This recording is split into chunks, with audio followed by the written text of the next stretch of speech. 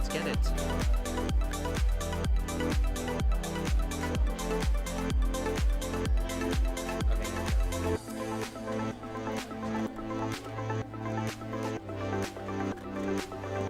Alright.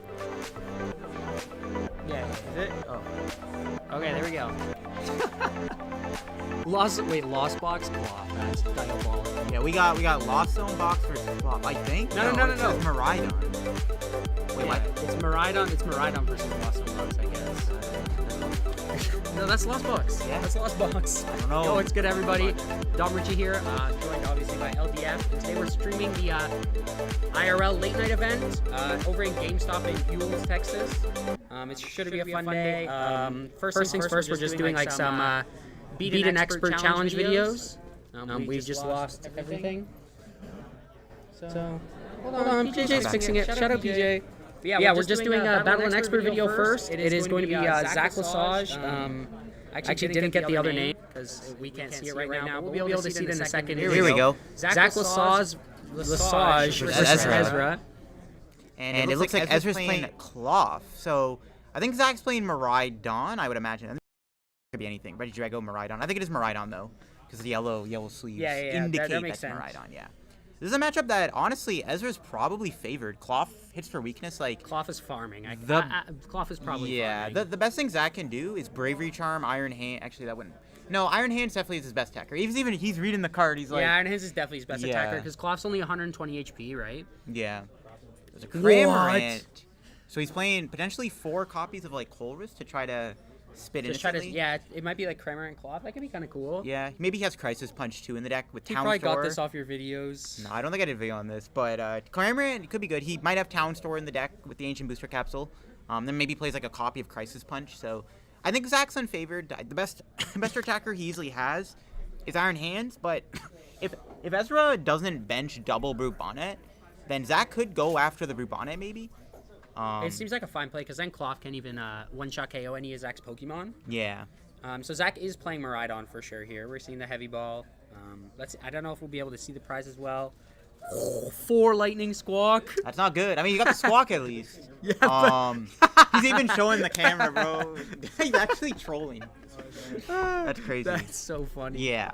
So for Zach here, I think his best play is to, I guess, kill the Klawf. Actually, Ezra, I mean, kind of got a lot of basics, but didn't look like Ezra got another Klawf. Doesn't have a pivot currently, so... Only 2 in hand as well. We have to remember that, right? Honestly, if Zach can get an amp knockout this turn, I think there's a good chance Zach could just take win a this huge game. lead. Yeah. He gets an early amp here, he might be chilling. Yeah, I think the biggest thing is Zach establishing that early lead. I think that's definitely the most important thing, is because he's not going to win the prize trade later on in the game. Yeah. And Miraidon is definitely one of those swing early, swing hard decks. And especially like with stuff like Babarrel, obviously we are going to see Babarrels come into play. Those are also able to be hit with that Ampy very much. Yeah. And something like a Bravery Charm does not save those. No. So there's always going to be Iron Hands targets, even if Klawf does get something like a Bravery Charm. Yeah, Zach did prize 4 lightning, and that does mean he has a decent chance that his generators are not going to be hitting. But if Zach can get the attack with hands this turn, I mean, if Ezra can't KO in return, there's a good chance Zach could take like 4 prizes before Ezra even gets a knockout. Yeah. However, if Zach whiffs here, might get a little awkward. I think if Zach whiffs, depending on how he plays his turn out, like if he cannot KO that Klawf, Zach might have to leave Mew in the active. Mew can't get one-shot by Klawf. It has resistance to fighting. It is poisoned. Ezra could play like a Radiant Sneasler, potentially to reach a KO. But I even think just with poison, though, I think Mew does take that knockout because Klawf swings 160 after resistance. Yeah. So after these next 2 turns of poison, Mew EX will be knocked out. Mm-hmm. He's praying. Here we go. Huge no energy. There it is. Oh. Throws the cards. You have a good deck.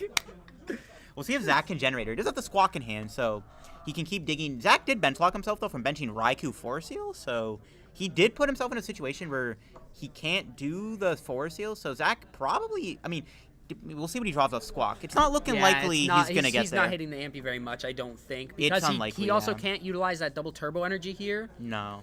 Well, if Zach draws Generator double turbo, then maybe. We'll have to see, though. Yeah. Okay, never mind. I was going to say, I'm not really sure what I'm looking at right now, but... Yeah. Oh, okay. he actually did draw the DT, but no Generator. The DT doesn't really... it doesn't even do him too much good unless he finds a prime catcher, though. He didn't get he didn't get a generator though. It looks like. Yeah. His hand's Knight Academy. The GT. He's got Academy and Knight to bump Artisan's not a bad play, though. Yeah, because now Ezra can't get double Klawf. But Zach, I mean, he's in the pass, right? Yeah, and Ezra still only does have 2 cards in hand, 3 after the draw for turn. So even if we see something like a Colress, the judge is going to come down here, which is probably Zach's best play. Yeah, we'll see if Zach can get the generator off the judge. Only 4 cards. Again, can't utilize Raikou. Does have Mew. I mean, Zach could use Mew. If Zach gets enough cards, I guess he can still Mew to try to draw generator. So yeah. We'll see if Zach can draw the electric generator here too. Yeah, maybe we do see like something like a generator. He's already attached that DT for turn. Maybe it's like generator bravery charm, and then we can maybe find something like another generator off that restart. It's unlikely. Yep, I think for Zach, yeah, we'll see what he gets with the 4 cards. Oh, I do not see a generator. I see Thorns. That's not a great hand. Not a great hand in the slightest. He can't even play Mew, which is unfortunate. Now the question is Zach gonna stay in the active or he's gonna pass by retreating into Zapdos, because retreat to Zapdos is probably the correct play, right? Klawf can't KO Mew here, like I said, as easily without like a modifier. Ezra did draw 4 cards, so like he doesn't have a Bibarel out yet. Zach might be safe. I mean, 4 double turbo, there's a good chance Ezra could whiff one. Don't know if Ezra prized a double turbo, but there could be one prized. So there's a good chance Ezra could whiff the knockout, but it looks like Zach's debating retreating. Klawf does swing at 190, so everything dies here. It would be doing 170, right? Yeah. Minus 30 to Mew. No, it'd be, yeah, 170. Double turbo, so after 170. After poison, Mew is going to be knocked out here. No, minus 30 resistance too, though, right? I know it's 190 minus 30, though. Yeah. So no, double 160. turbo, 170. Oh, yeah, minus 50. Yeah, I guess Zach has to stay in the active. And, he draws a Colress's Experiment. We'll see if Ezra can draw the double turbo here. There's only 5 cards. Doesn't get it. I see a Prime Catcher and a bunch of Ultra Balls. He has Bibarel, though, so I'm assuming Ezra's going to go grab a couple Bibs and try to dig a little bit through the deck to find the double turbo. Let's see what we put in the lost one here. It looks like a Boss's Orders and something else. I didn't see what else. The Prime Catcher has to come to hand, though. Yeah, definitely grab the Prime Catcher. There's no way he didn't. But, the next question is, can he find the double turbo? I think Ezra had a couple Ultra Balls. Look like the Crown Zenith ones. So yeah, there's one Ultra Ball. Getting rid of Counter Catcher and something else. I don't know if I like getting rid of Counter Catcher, especially against a deck like Miraidon, where like we could potentially, let's say they go Iron Hands play, we could potentially Counter Catcher, something else is trying to attack. Yeah. Because like Zach could, with that double turbo energy, Zach cannot KO Klawf. It cannot KO Bidoof.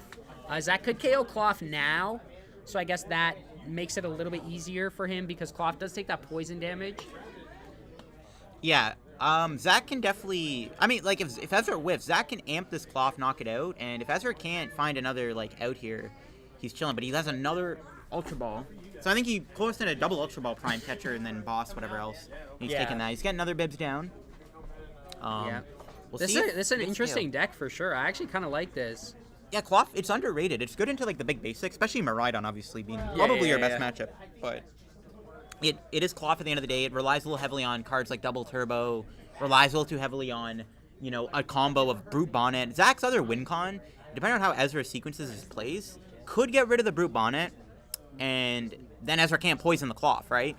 And if Ezra can't poison Klawf, Ezra can't really do much other than Spit, but like Spit under Iron Hands pressure is not going to be enough. Yeah, no, especially like Cramorant is just being knocked out. And even with the double turbo energy, Cramorant's weak to lightning. Yeah, that's the thing with this matchup. I think Ezra just has he has a lot of weaknesses.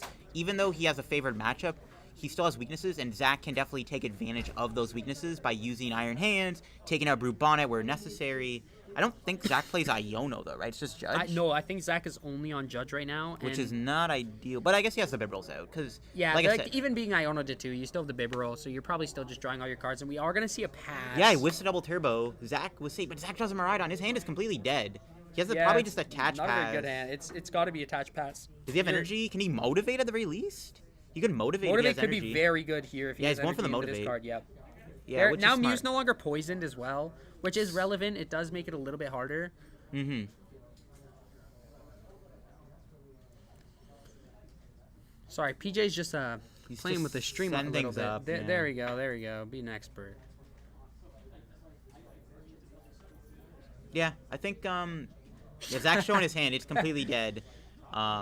Everything in Zach's deck is weak to basically fighting. So even the Blood Moon's not very good, which is not great. So it's kind of unfortunate for Zach. But yeah, it looks like Zach's motivating Or just, motivated the energy on the Iron Hands. I mean, if Ezra doesn't find a double turbo this turn, Zach is Iron Handsing this Klawf. Yep. And actually, Ezra can't knock out Squawk either. Squawk is also resistant to fighting, so it has essentially 190 HP. Klawf does 170 with the double turbo, minus 30, so it's 140. So, not like Ezra can't even kill Klawf. Like, actually, Zach might win this prize trade if Ezra doesn't knock out the thing. Now we know he Ezra does find the double turbo though. but we know Ezra does have Prime Catcher in hand. Yeah, that Prime Catcher could be huge here. Don't know if I enjoy seeing the Prime Prime Catcher was judged. I was gonna say I don't know if I enjoy seeing that Klawf come down. Oh yeah. Yeah. Prime Catcher was judged. I think was it? Yeah, for sure. I think so at least. Okay, if it was judged, it's not very good. But I think Zach does need to get amped this turn and then work towards another Iron Hand. Zach's hand is not very good though, so Zach's looking for like an Arvin or something to keep him in the game. Yeah, it may be very difficult here if Zach... Well, Zach does have the guaranteed MP very much at least. That's something we have to remember is that, like, as bad as it might look, it's like, yeah, Zach is still drawing 2 prizes next turn.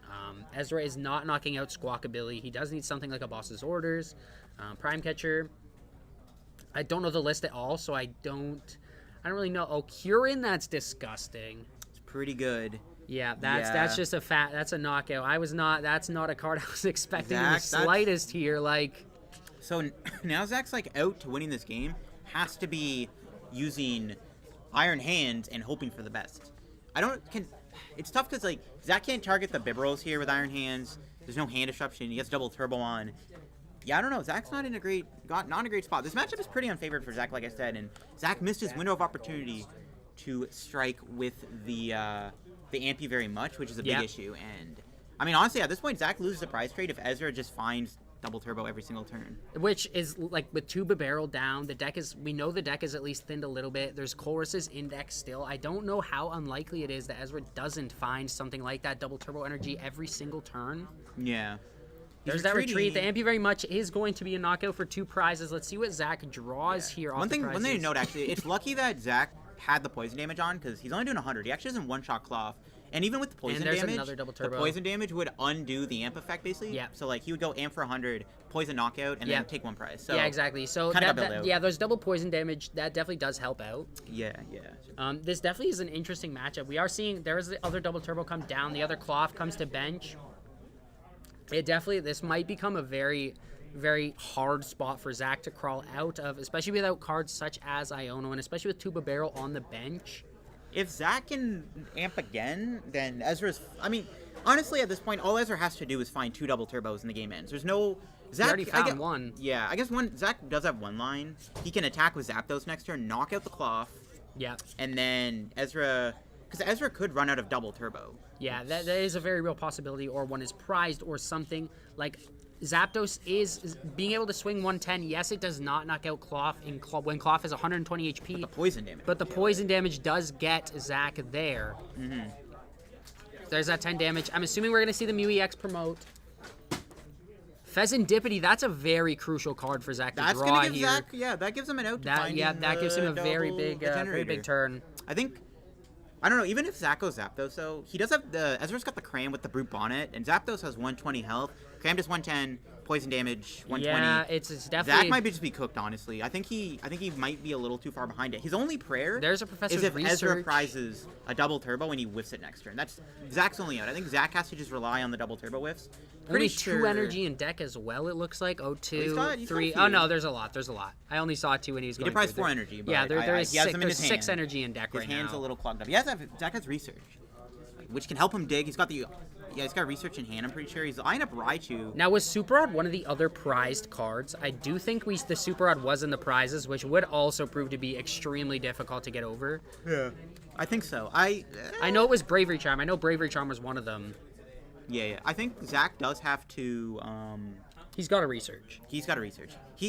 Like I said, I think Zach's best play this turn, and really his only out to winning this game at this point, go Iron Hands, knockout, and pray that Ezra doesn't have double turbo. He could, I guess, in theory, he could go Zapdos, knockout Klawf, force the Cram, and then go Prime Catcher the Klawf, knock it out with Iron Hands. Yep. But, Zach needs to basically just draw so hot off these generators. He needs literally each generator to get 2 energy. Oh, yeah. I just don't think that's happening. It just might be cooked for Zach. We'll see if Zach can pull his way out. He is one of the best players in Canada for a reason, so I'm sure he's cooking something up here. It just sucks that most of Zach's deck is weak to fighting. The only card not weak to fighting is the Mew, but the Mew can't even do anything against Klawf anyways. No, like, the Mew, you could get 3 energy on the Mew, but even then it's like, yeah, I'm knocking out a Klawf, and that's it. Yeah, and how do you even, like, the problem is you can't build Mew up fast enough. You have, No, like, exactly motivate right. to it. It's not like we have, well, I don't know if there's a Heavy Baton in the deck, but by the time Heavy Baton procs, that Mew EX is knocked out. There's a double Yeah, I think lightning energy. Yeah, Zach's committed now to the Iron Hand. He has DT in hand, I'm pretty sure. Yeah, but the DTE does not take those 2 prizes with Klawf, is what we have to Oh, he's got remember. Zapdos. He does have Zapdos. That is right. He could. No, he has to KO active. I'm like, Yeah, he's the he prime has to catcher. KO. Yeah, you No, gotta he KO has to active. KO active. The only other play Zach could do here that made sense was to KO that Brew Bonnet and hope Ezra does not find Brew Bonnet. Lost Ancient Booster Capsule. With Artisan in play Just don't and like the his barrels. odds. Yeah, it's just, we'll see. Let's see if there is that other double turbo. Oh, and there's there's a double DT. turbo energy. So that does And mean Zach Ezra does go wins. down. I'm not sure if they're playing in game. Yeah, I don't know if they're doing best of 3 or not, but Zach does lose. Pretty bad matchup. Yeah. Yeah, nothing you can do. Just very unfortunate matchup for Zach. The hand was looking all right after that, though. Come on, there's that generator. Zach got the Miraidon draws. You get bad hands. Like, Zach had the pretty bad luck. He judged into, like, no playable cards. Yeah, it was like, what, Thorns and then the Bear? Like, that's just bad. And even, like, Bear is weak. Like, Ursaluna is also weak to fighting. Yeah, he basically got the worst luck he could get against his potential worst matchup. So there is a what it pack is. for Ezra there, so that's pretty sweet. Pen. I'm gonna doodle with it. Anyways, yeah, Zach does take an L there. I don't know. I didn't look if they're doing best of 3. They're packing it up. So Yeah, no, I don't think so. I don't know if we're gonna be doing another game or not. I guess we just wait and see if there's gonna be another stream game going on right now.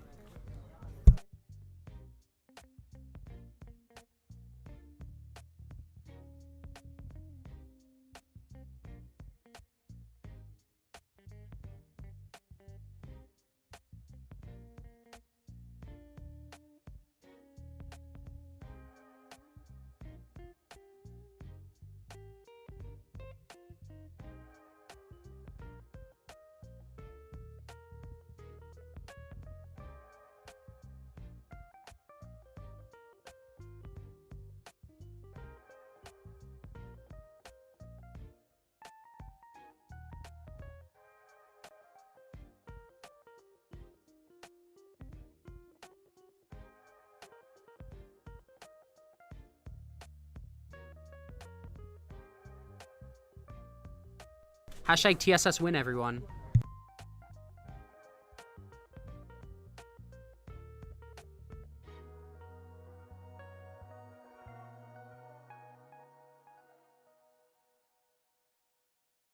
There we go. So we did see Zach unfortunately lose that stream game, but it Not much you happens, can do, right? yeah.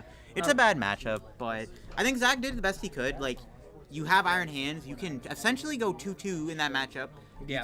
You have the prize trade, but it went as bad as it could. Like I said, Zach prized the 4 energy, judged into a dead hand, generator whiff, playing against a fighting deck. Like, Zach basically, in order to win that game, Zach had to just get super lucky. He had to high roll the energy, and unfortunately just was not in Zach's favor. He could have maybe attacked with Mew. So I guess you can use Mew against Klawf. Mew can't get one-shot by Klawf without Sneasler. Mew doesn't one-shot Klawf, though. The problem is, if Mew's not poisoned, you're not killing the Klawf. Yeah, because Klawf's second attack only does do that 60 damage, Yeah. which I guess does knock out Klawf after weak. Oh no, Klawf is weak to grass. Mm-hmm. Yeah, so Mew EX doesn't even get there, though. So that is unfortunate. We are going to see a second viewer battle here. Well, I guess. No. Not sure what deck we're going to be seeing. Some pretty neat looking sleeves, though. Tinkaton. Yeah, so it's looking like some sort of Tinkaton something. Yo, Tinkaton versus Yeah, it is Tinkaton EX versus Charizard. What an interesting match. Let's go, baby. Tinkaton's weak to metal, though, I think, so I don't think the Charizard's, like, Honestly, Burning Darkness is going to swing it for weakness. If Zach plays unfair stamp, he's probably, like, fine, right? Because Tinkaton can one-shot Charizard, but Zach can just go Iono unfair stamp. Is it? Yeah. Is it Tinkaton? Yeah, it is Tinkaton EX. Trying to see, like, looking through the deck. Now, what does Tinkaton needs 11 in hand to KO a Charizard EX, which is a lot of cards in hand. It does 30 for each card in the hand with double turbos, so... Yeah, so he needs needs 12, a lot. actually. You need Yeah. 12 energy to get that knockout, which is... After you're being unfair stamped, 10 cards is... what's the best way to put that? Not the easiest task of your life. But that being said, Charizard is not one-shotting you until very late in the game, so if you do have to take a 2-turn knockout, that's also okay. Yeah, I think I will see how it goes. I think Zach, with Charizard, his game plan maybe is to just set up his board. Charizard can one-shot a Tinkaton at the end of the game. I don't know if Zach's playing Dusknoir or not. I'm not sure. I don't know. If it is Tinkaton, if Zach's playing Dusknoir, Ash is playing, the Dunsparce or whatever draw engine he's got in the deck. It's probably not good. Yeah, if she has like a draw engine, Zach could go after the draw engine with like Unfair Stamp, fall behind a little bit, counter catcher, Unfair Stamp, go after the draw engine, and then Zach can kind of just like overwhelm Ashlet. I don't know what spec Zach's playing. It's most likely Stamp. I'm assuming this is Charizard, not Miraidon. Yeah, I'm assuming so. I know we do only use Ultimate Guard product here, but... Yeah. It's yellow sleeves. But Miraidon versus Tinkaton is interesting. I feel like Miraidon probably gets farmed, right? I feel like it's probably similar to the Charizard matchup where Tinkaton's just knocking you out at the end of the game. Zach, I think, Charizard is, right? Zach just uses Iron Hands, I think, in this matchup and just kind of... I'm assuming this is Miraidon. We'll see. It says Charizard... I think it is Charizard because, like, I'm Why assuming. would they change it for it to not be Charizard? Yeah, it looks like we're going to see the coin flip. And it was a heads, I think. Not sure who's going first, not sure who's going second. Yeah, we'll see.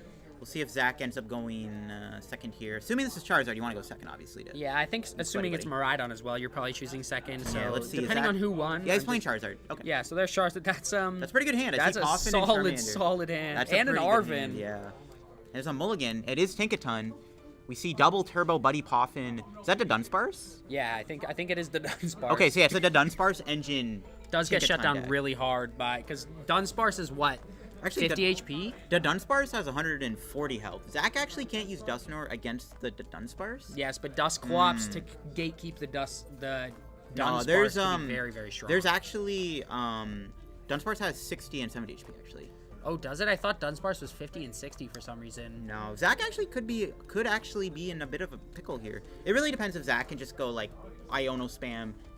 I think Zach's best play, fall behind, start hand up, go after the draw engine, and go from there. Yeah, we'll see what else. There's a top deck Charizard with rare candy Buddy Poffin in hand. Pretty good hand, yep.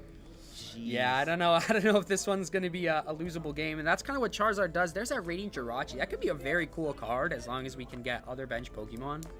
Actually, funny thing, it looks like that's going second. If that goes Charizard here, Ashley could just go double turbo, Jirachi, KO Charizard, flip double heads, knockout. It's actually an attack. There's a double turbo on the Jirachi. I want to see the rolls on this though. That'd be hilarious.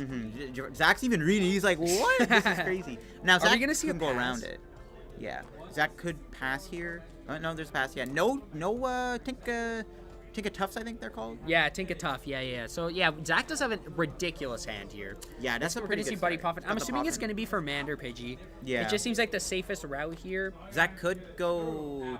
Duskull Pidgey also isn't the worst play. He's got a Pidgey in his hand, I think.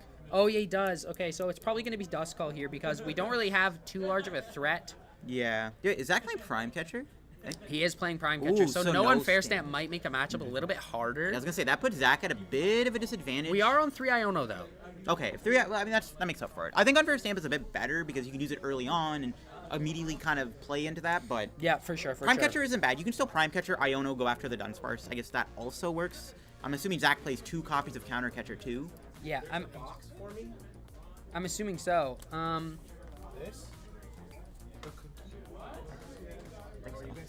Yes. Sorry, say hello to Josh Frink, everybody. Josh Frink is here collecting cookies. What's up? There we go. TSS win. Yeah, TSS win. Shout out Josh.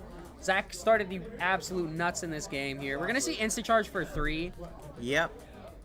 I want to see Zach just go Charizard and just Ashla try to go for the Jirachi attack. I want to see it. I think that'd be legendary. 100%. I'm not sure what card was played. It's just kind of white. Yeah. Oh yeah, that's a very that card is. It looks like it's a Buddy Poffin. Is it? It's a gold Poffin, I think. How can you make that out? That's crazy. That's definitely a bit of a glare. I'm pretty sure it's Poffin because you can see she's grabbing a Tinkatuff. So it's either Nest Ball or Poffin. It's either Nest Ball or Poffin.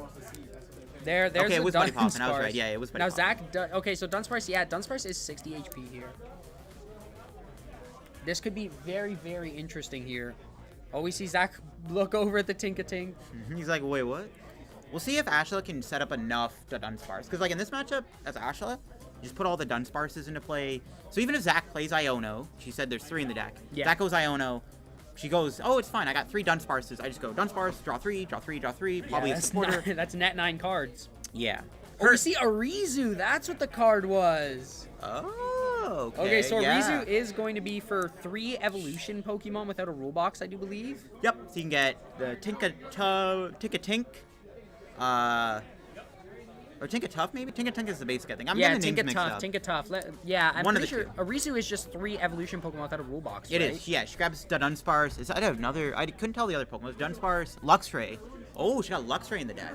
Luxray could be very, very cool here, especially if we have something such as like a Defiance Belt. If Zach could go, like, let's say Zach KOs this Jirachi here, and we go Luxray, Reversal, Defiance Belt on the Rotom. Well, That could actually, I be a can play. also use Luxray against Pidgeot.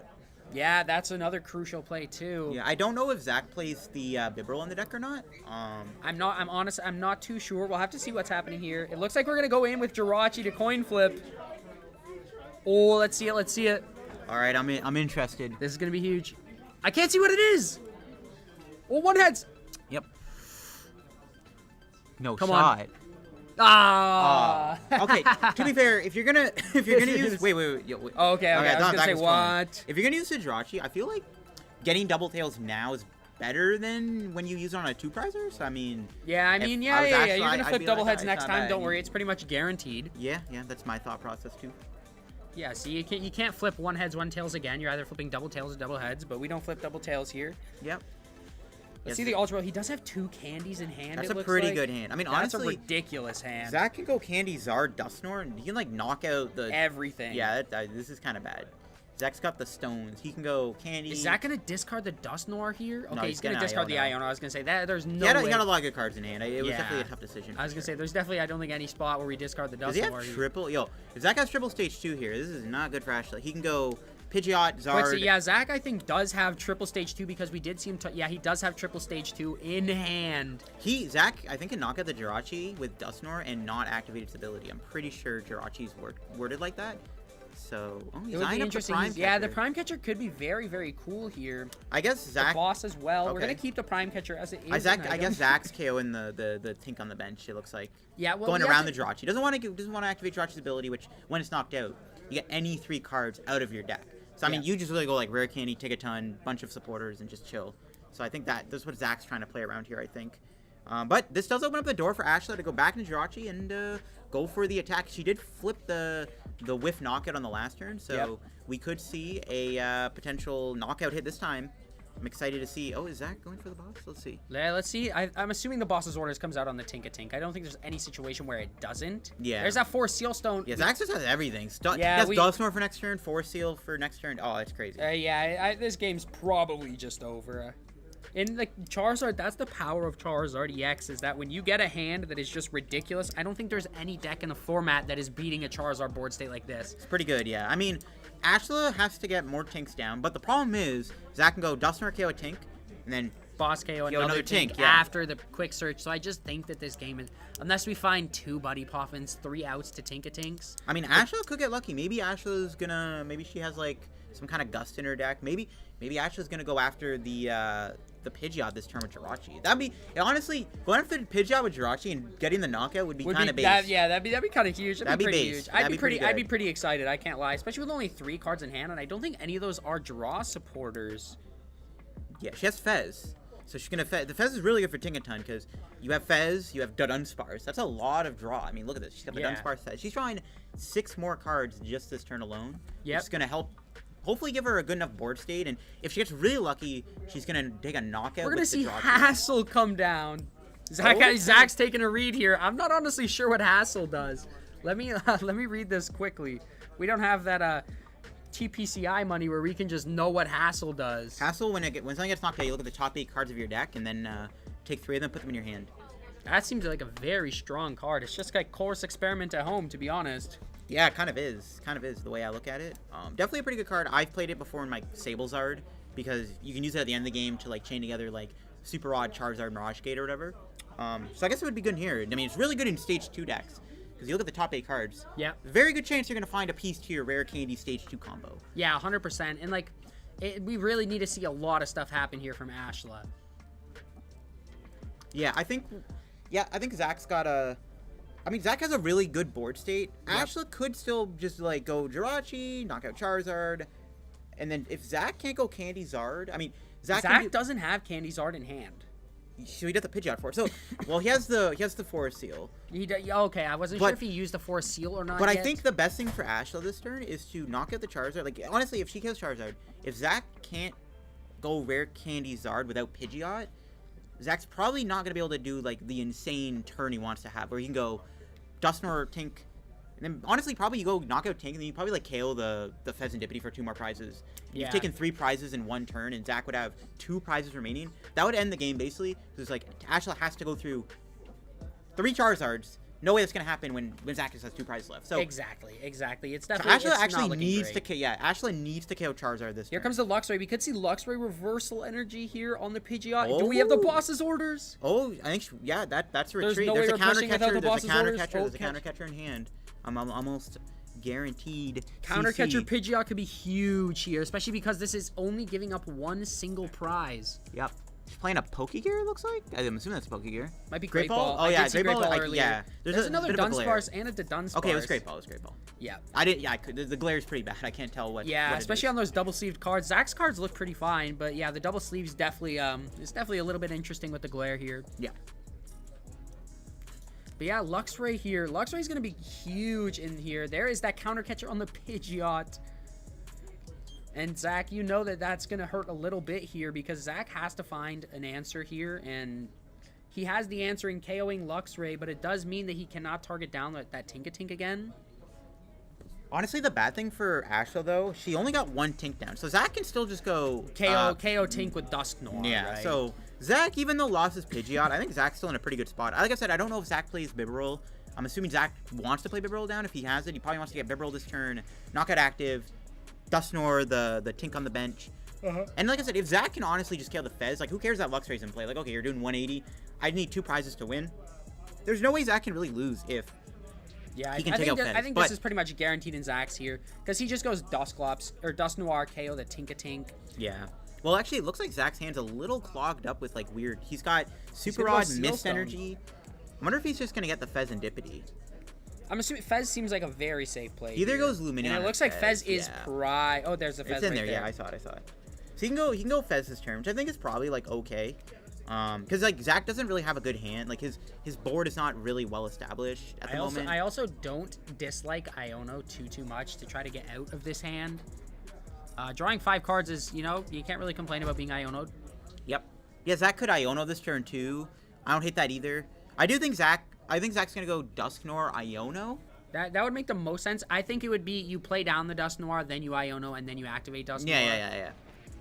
That seems like what Zach's eyeing up here. Or maybe you Dusknoir before the Iono. And pretty much what that is going to do is that is only going to give Ashla 3 cards to draw. We're going to go Counter Catcher Fez. Yeah, this is pretty good too. Yeah. Because Zach goes to, Zach goes down to 2 prizes now. This one's kind of brutal here. We're going to go pop that, and then we're going to KO that Pheasantipity. Yeah. Double Super Rod in hand plus Mist it's a hand of all time. Yeah, plus Night Stretcher. Night Stretcher here for Duskull. I don't hate that play either. Yeah, Zach could get the Duskull back. He could save Night Stretcher. Yeah. I was thinking maybe get Pidgey back, but, I mean, at this point, you probably can't get another Pidgeot out. No, especially not with the threat of Luxray, because we're not KOing Luxray. I think Pidgeot is probably a scary card to put down, as it is just a sitting 2-prizer. Because Luxray, let's face it, isn't that big of a threat to Charizard. It is only doing that 160 damage, I do believe, which is 3-shotting Charizard. So I think that this game is probably just wrapped up. It looks like Ashla is probably losing this game, which is good because Zach got walloped last game. Yeah, well, Zach's even got the Mist Energy. Or the Mist Energy to stop Jirachi. That's actually, yeah, I mean, at this point, Zach's, like, super, like, it's not looking good. Like, Ashla can go 180 the Charizard. Really, all Zach needs to do is set up a second Charizard, and it's basically checkmate. Zach's hand is, I don't know what he got off the prizes. We know his hand has a Dusclops in it and, like, I think something else, but I don't know if the rest of Zach's hand is, like, very good. So we'll have to see if Zach can, like, piece together. Okay, so he has Charizard energy. Charizard Fire Energy. Like, yeah, if Zach can set up another Charizard, I think he's in a good spot. I guess if Ashla can go hit the Charizard, and Zach can't win with, like, a Dusknoir play next turn, Ashla could maybe set up another Tinkaton. She gets a Tinkaton out, kills Charizard. If Zach can't find that rare candy Charizard in time, Zach his technically can still lose. I mean, Ashla needs 3 prizes to win.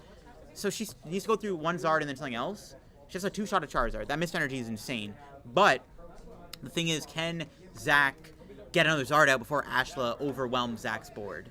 Exactly right. And if we didn't see that missed energy, this could have been a very different board state. Like I would have said, okay, well, maybe Radiant Jirachi is just cool here. We're gonna go retreat into Jirachi instead. Well, we can't attack because we are up, or no, we're down on prizes.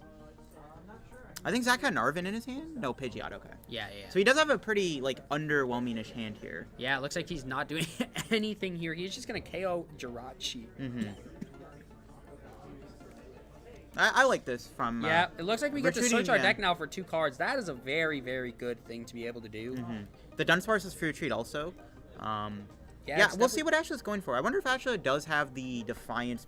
Well, I don't know if that was actually.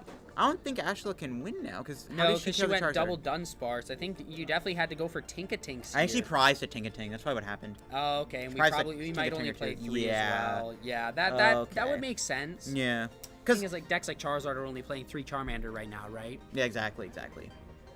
Yeah, I think Ashla might have prized Tink. I don't know if Ashla has a win con now because the Mist Energy's on. She can't go like Night Stretch or Jirachi double turbo because the Mist Energy's on the Charizard.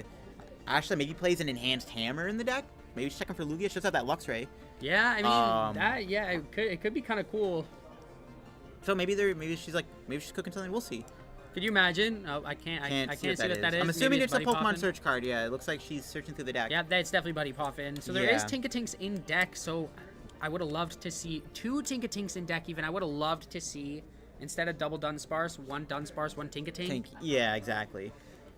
Right. I think then maybe we're still in this game because like we have like a 15 card hand. We're knocking out Charizard either way. Yeah, exactly. But I do think that Zach is just really far ahead. Yeah. I think here there's no chance that Zach can possibly lose this game. Yeah, it's looking pretty good for Zach. Here we go. Oh, there's the bear. Now I don't know what bear is going to really benefit from here because Charizard just KOs the bear after this. I guess she's kind of just going out and like I get to. I'll take 5 prizes. Yeah. I got there. I got close. Yeah. Maybe that's what we're looking at right now. Yeah, I think that's probably what Ashla is just going for because like it's checkmate. She KOs Rotom. And then Charizard comes up. Maybe she's gonna sit on the Rotom though. She could. I don't know. I guess you could go knockout Rotom. Okay, never mind. Yeah, and then it's just knockout with Charizard here. Yeah, it's just game. Oh, maybe Zach's what's he cooking? Yeah. yeah. I was gonna say I'm not overly sure what's happening right now. Yeah, but it looks like that's game. I mean, yeah, the one Charizard swept the entire board. We saw how deadly Dusknoir is. Ashla couldn't set up a good enough board in time, and it just made it so that it was super easy for the Charizard to just kind of run over Ashla. She couldn't really set up a good enough board. She never even got a Tinkaton EX out. That's what I'm saying, and it was down to 1-1. Imagine if Tinkaton did come out. Maybe it would have been pretty good. Maybe it could have been close. Because we know Zach's not playing the unfair stamp, which does give Ashla like a bit of an advantage. I mean, she took out the Pidgeot pretty quickly and stuff, but yeah, the Mist Energy kind of just was pretty like sealed the deal. Like if Zach didn't play Mist, maybe Ashla had an out. Because Zach was bricking. So in a perfect world, if Zach couldn't get a Charizard out and the Mist Energy wasn't on, Ashla goes double heads, knockout Charizard. Zach technically could lose because I don't think Zach had a way to deal with the last thing. So that actually got super close. That Mist Energy was clutch. Yeah, 100%. Now we are going to go to break just as the late night is starting. We are going to get loud in here, so we will be back in probably 5 to 10-ish minutes would be my guess. Yeah, we should be back in like 10, 15 minutes or something, so. Yeah, so we will catch you guys then, and until then, just stay tuned and hop on the Be Right Back screen. TSS win.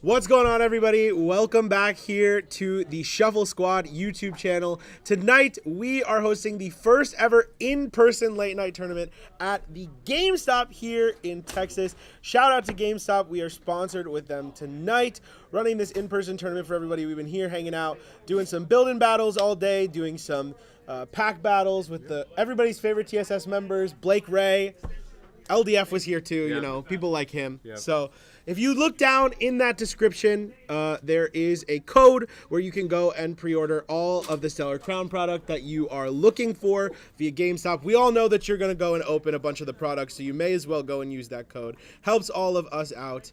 But anyway, we're going to be getting into the first round. We have Regidrago V-Star versus Giratina V-Star. So yeah, let's head over to the stream cam and we'll see who we got playing. Looks like we got Ashla on Regidrago, Oro on Lost Box, Giratina. Hopefully it'll be a clean match. I haven't seen Giratina do anything in a long time, to be honest. So I'm not quite sure how the matchup goes, but I'm sure it'll be entertaining as always. Obviously, Kyurem is a card that punishes Colress pretty hard. Badly. Yeah, Blake is over here crying. For those of you who are wondering why Blake's not talking too much, it's because he's mourning the loss of his beloved Comfy decks.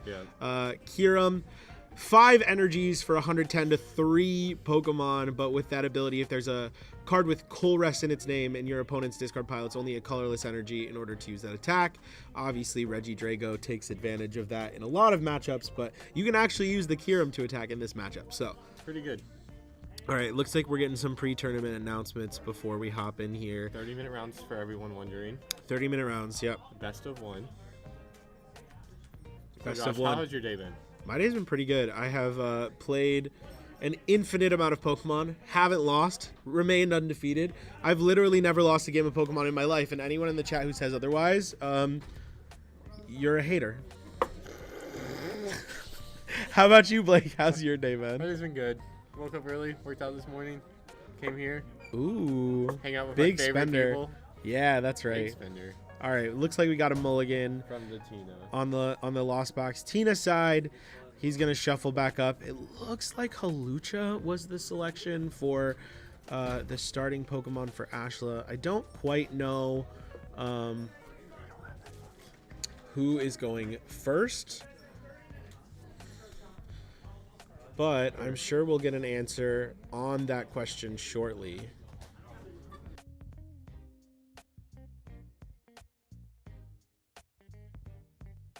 So yeah, it looks like we're getting set up here. Oro got a basic Pokemon, so we're gonna get started as soon as the timer starts. Just waiting to see. All right, here we go. Round 1. The first match here. Let's see it. Comfy versus Halucha. Got that beautiful shiny Halucha as well from Taldean Fates? Question mark? Yes.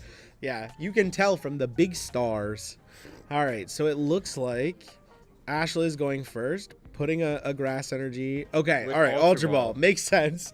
I was like, not sure what the effect of that would be if it's played by itself, but getting the play stamp Regidrago V, pretty good. Noted. It is play stamp. It's important to know. It's pretty. Everybody knows that if you use the play stamp ones instead of the regular ones, that you do better. Oh, It's a okay, buff. Cool. I'm gonna start using those over my. That's other why they're cards. more expensive. Why else would they be? Okay, maybe changing their mind here. Looks like they're going through their deck. Probably prize checking just a little bit.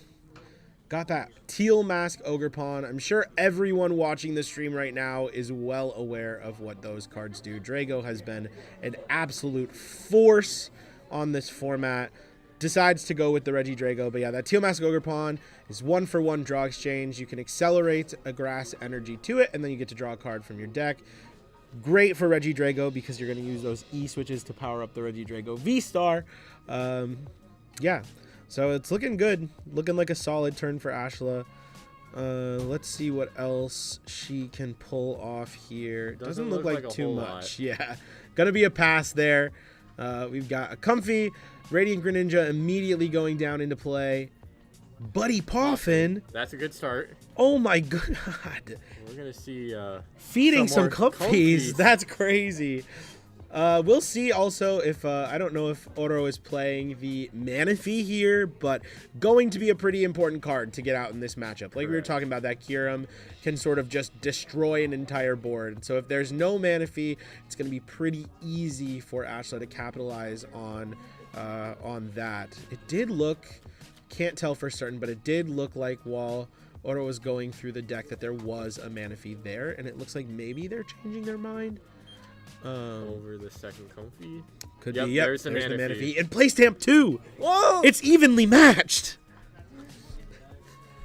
All right, let's see. Gonna get some flower selectings. Start to see Tina do what Tina does. Here it is. Greninja first. Proper sequencing. We love to see it. That's what we like to see. Proper sequencing here on the Shuffle Squad YouTube channel. It's our favorite thing. The Pokegear as well, eventually. Yeah. Ooh, that is not the kind of flower selecting you want to see first. Makes sense to get rid of that Mirage Gate, but man, does it feel bad. Let's see what else they can pull off. It does. Oh, wait, they've got 2 Mirage Gates already in their hands. Yeah, Maybe they don't care too much. Looks like they've got a Switch cart. I'm curious if they're going to use it first. Perfect. Yeah, that's what I was going to say. I'm curious if they're going to use it first or go for the Pokegear. I do think this is correct. Here going for the Pokegear now. Colress. Oh. No. Ooh. Tough. It's not what you like to Is see. that a Roxanne or yeah? Yeah, it's Roxanne or Boss. I mean, the one positive thing about this situation is, you know, if you don't get the Colress early, it's probably correct to use it early if you get it. But if you don't get it, and then you can kind of just get yourself to that 7 number, yeah, without the Colress, it does sort of make it a little bit more difficult for Ashla to find a 6 prize route to winning the game. Gonna have a little bit slower of a start from Oro, but that's okay because Ashla doesn't actually have any energy in play yet, so she's gonna need to find a lot of stuff to get started.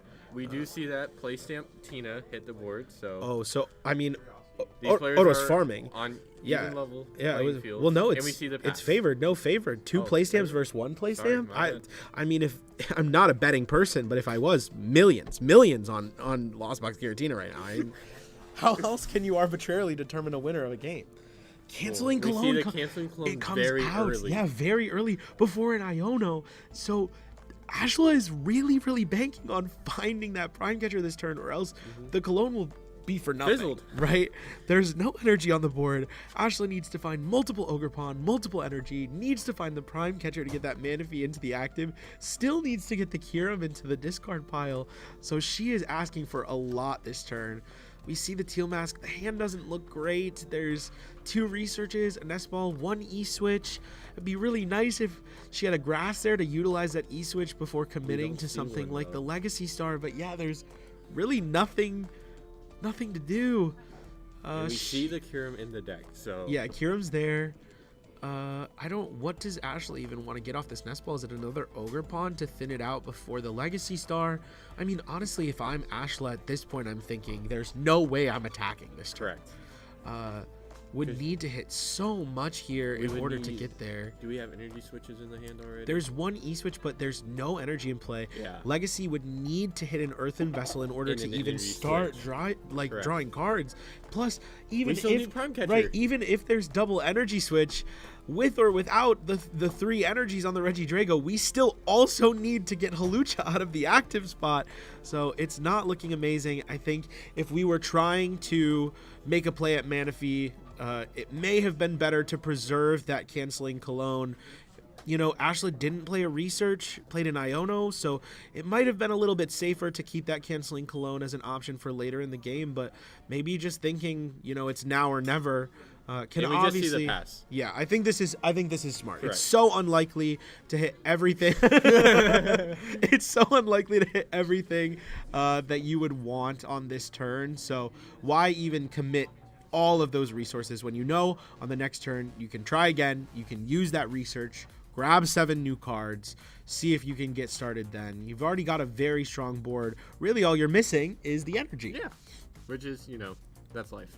Yeah, that's life. If we had infinite energy, who knows where we'd be. Exactly. Somebody get this Regidrago deck some Starbucks so that they can start actually using some of that. Let's see. Okay, so we see a Chorus. Yeah, there's the Chorus. The best card ever printed. It is pretty good. I cannot deny that fact.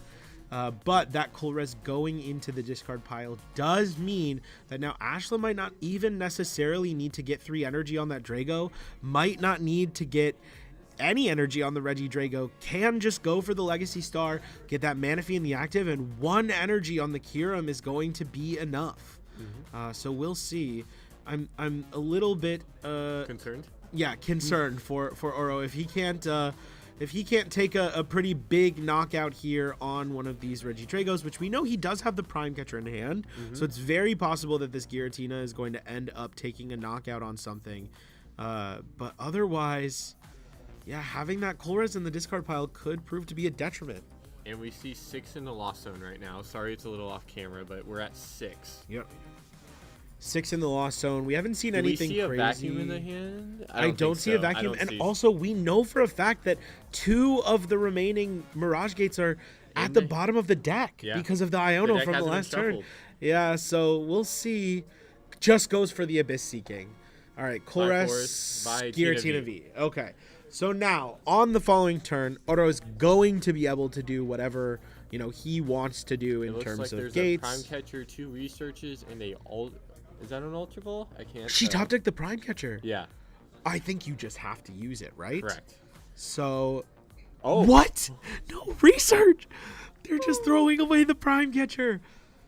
That's so interesting because now you're kind of guaranteeing that you have to use Legacy Star for Prime Catcher Cologne. Unless you don't want to go for Kira. We don't see any way to search a Pokemon yet. Yeah, literally none. Teal Mask. All right, let's see. Draw a card. E-Switch. It's not too bad. That's 1 piece, but... Okay, 1 more. All right, let's see. Another Drago V. Oh, it's Gudra. Okay. That's not terrible in this matchup, right? You can stop the 280 from being enough, but it's looking more and more like Oro is going to be able to get that V-Star attack off next turn anyways, so... I think we're just going to have to see a Legacy Star here. Let's see. Legacy Star? Pass? No, okay, we're just looking through the discard. Okay, let's see it. Let's see it. Is there enough energy in the discard pile for Ashla to even attack this turn anyways? We just need a fire energy here and an energy switch. Right, which we can, well, we can't guarantee because the Prime Catcher is gone. So we can't guarantee it and try and go for the Kyurem play. Okay, so we see the V-Star. Let's see it. 1, 2. Ultra Ball. Second Cologne! All right, well, some things are starting to make a little more sense. Second Cologne was probably not a great thing to discard there. And honestly, it doesn't look like Ashla discarded anything helpful. There's no way to search out the fire energy. The second Cologne is gone, so we can't even really utilize. Right, no vessel. Okay, so we take one of the Colognes. Oh, there is a vessel. Okay, it was one of the reverse holo cards we couldn't see. Okay, so it's definitely got to be. I mean, it has to be Cologne E-Switch, but you don't have the fire energy, right? Yeah. It's got to be. And we're gonna leave the Prime. Right, I think leaving the Prime is acceptable. You can always boss the Manaphy. It's enough, right? That's good enough.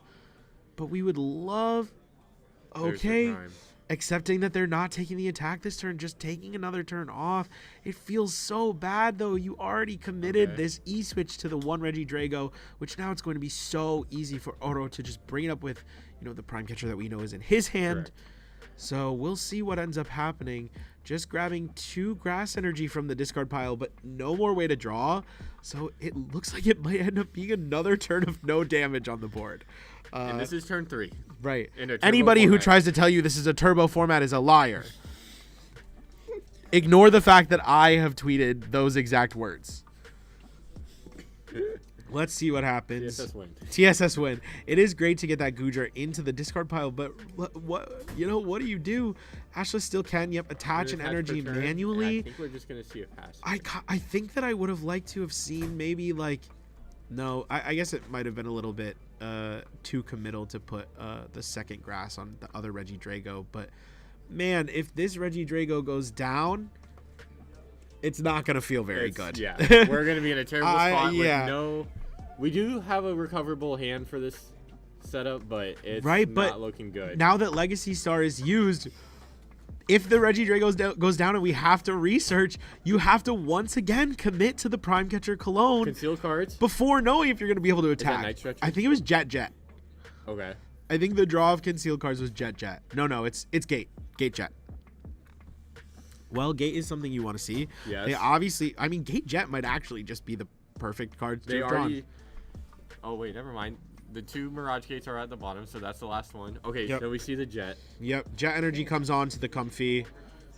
Goes for the Mirage Gate. Before the Flower Select, we like the sequencing. Yes, we love to see good sequencing here on the Shuffle Squad YouTube channel. Applause for Oro on that one, getting a Psychic and a Grass, exactly what you like to see. Let's see if it doesn't. Correct me if I'm wrong. I thought the Prime Catcher was in the hand for Oro, but I don't see a pink card there. So I think it was before the Iono. Oh, okay, before the Iono. So still will need to find a way to bring Flower that Select. Regidrago. It's Is that another Mirage Gate. And is that a Fez? Oh no. Gate and Vacuum, it looks Vacuum. like. Okay. Wait, right? They got rid of the Gate.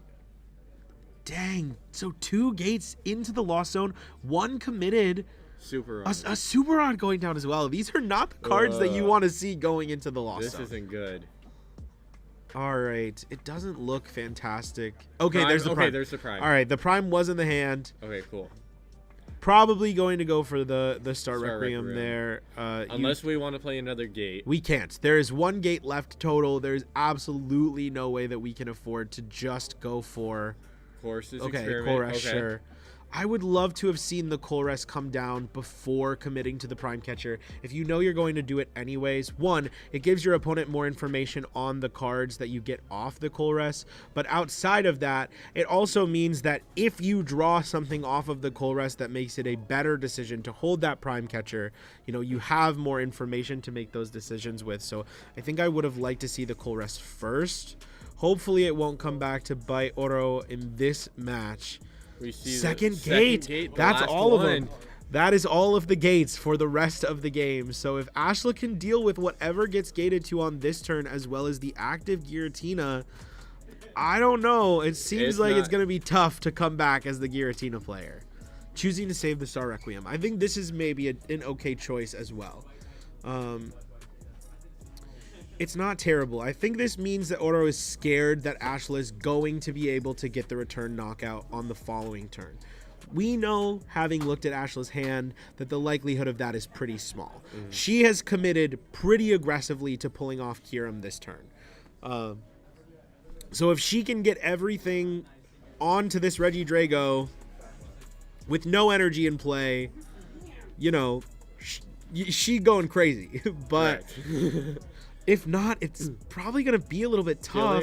Okay, Vessel is a really, really great start. So I'd like to see the Vessel before the second Teal Dance here. Try and thin. Just to thin out. Okay, let's see. We see the Teal Dance. Not punished. For the Mew. No punish. No punish. If she had drawn the fire, maybe a little bit. But we still have access to the fire here. It doesn't look like there's anything great to discard from her hand, though. Correct. There is Iono, so at least, you know, if you don't go for Prime Cologne this turn, that's okay. You can put it on the bottom, go for it on a following turn. But yeah, you can Vessel away maybe we the need Temple. to see it this turn, though. Yeah, I don't... If there's any shot of staying in this game. I feel like if I'm Ashla, after seeing what Oro committed to on this previous turn, you have to kill the Giratina. Correct. Yes. I think you have to. And that's so, number 1, but if we can't get there, Manaphy, canceling Cologne, Kyurem. Not even using that Vessel, going for the fire energy, you're going to draw into the fire energy more likely now. It's not something you want to see. Oh, this is not looking great. And that Regidrago is the Pokemon in the active. So if she doesn't draw a way to attack this turn, it's going to be a Or sitting even duck. retreat. Yeah, it's basically impossible to see. And so many fire energies. Immediately receiving those consequences for not playing the Vessel before going for the Iono. There's no E-switches in the hand. It does look like maybe We do away have a Teal Mask and 1 Grass Energy. But is 1 card ever going to be enough to fix this hand? I don't think it is. Yeah, I don't think so. What And could just- be no, drawn? I Maybe don't- like Switch? Ultra Ball? Well, Switch doesn't help fire. that much. Never mind. We already attached for Going for the Celestial Roar. Oh, and we Discarding. see all our Vessels. Oh, no. 2 Vessels down. E-switch down. It's not looking good. Oh, okay, so we see the end of the turn now. And this is what happens when you have fewer play stamp cards than your opponent. Your deck refuses to function. You lose round 1 of the TSS Late Night IRL tournament, sponsored by GameStop. And what do you do from there? All right, let's see. Going for the comfy into that lost zone and immediately Star Requiem. There are absolutely no Regidragos in play, so unless Ashla has the secret Thornton tech, it is not looking great. How many energy? So we are doing 120 naturally. It's 180 with the energy on that Giratina V-Star right now. We need a lot of grass energy on this active Ogre Pawn in order to take a knockout. We see the Fez. The Fezandipity! Can Ashla flip the script hard enough to make a comeback in this game? We're gonna find out. We're gonna find out, but we need it's a miracle not looking here. great. We need a miracle. You know that song, I Need a Hero? It was written about this situation. We need to get 4 more energy on this Ogre Pawn in order to take a KO on the opposing Giratina V-Star. Right now, we are doing, it would be 120 with the 3 energy, plus 60 from the 2 on Giratina, and then we will need an additional 4 grass energy in order to KO this Giratina. We see the Iono off the Teal Dance. Iono off Teal Dance is not terrible, good card, though. but it doesn't get us anywhere. All Oro needs off of this Iono is a single energy and the game is over. We need Teal Dance attach, energy switch to knock I wonder, it out. I wonder if Ashla knows that attaching a fire energy here will still stack the damage. What is the likelihood, actually, of us even ever getting to the knockout? Because maybe it's not worth it to attach. Maybe you do just go for the 180 hit, play the Iono. And pray we don't draw any. Right, pray. I mean... Oh, we see the boss. Interesting, okay. So if you do attach the fire energy here, you'll be an E-switch away from the knockout. Correct. Right, you're doing 180 with the attachment of the fire energy. It's not in hand. Okay. But with the attachment of the fire... Oh, not even going for the Iono! Yeah, that's it. There's the energy in hand.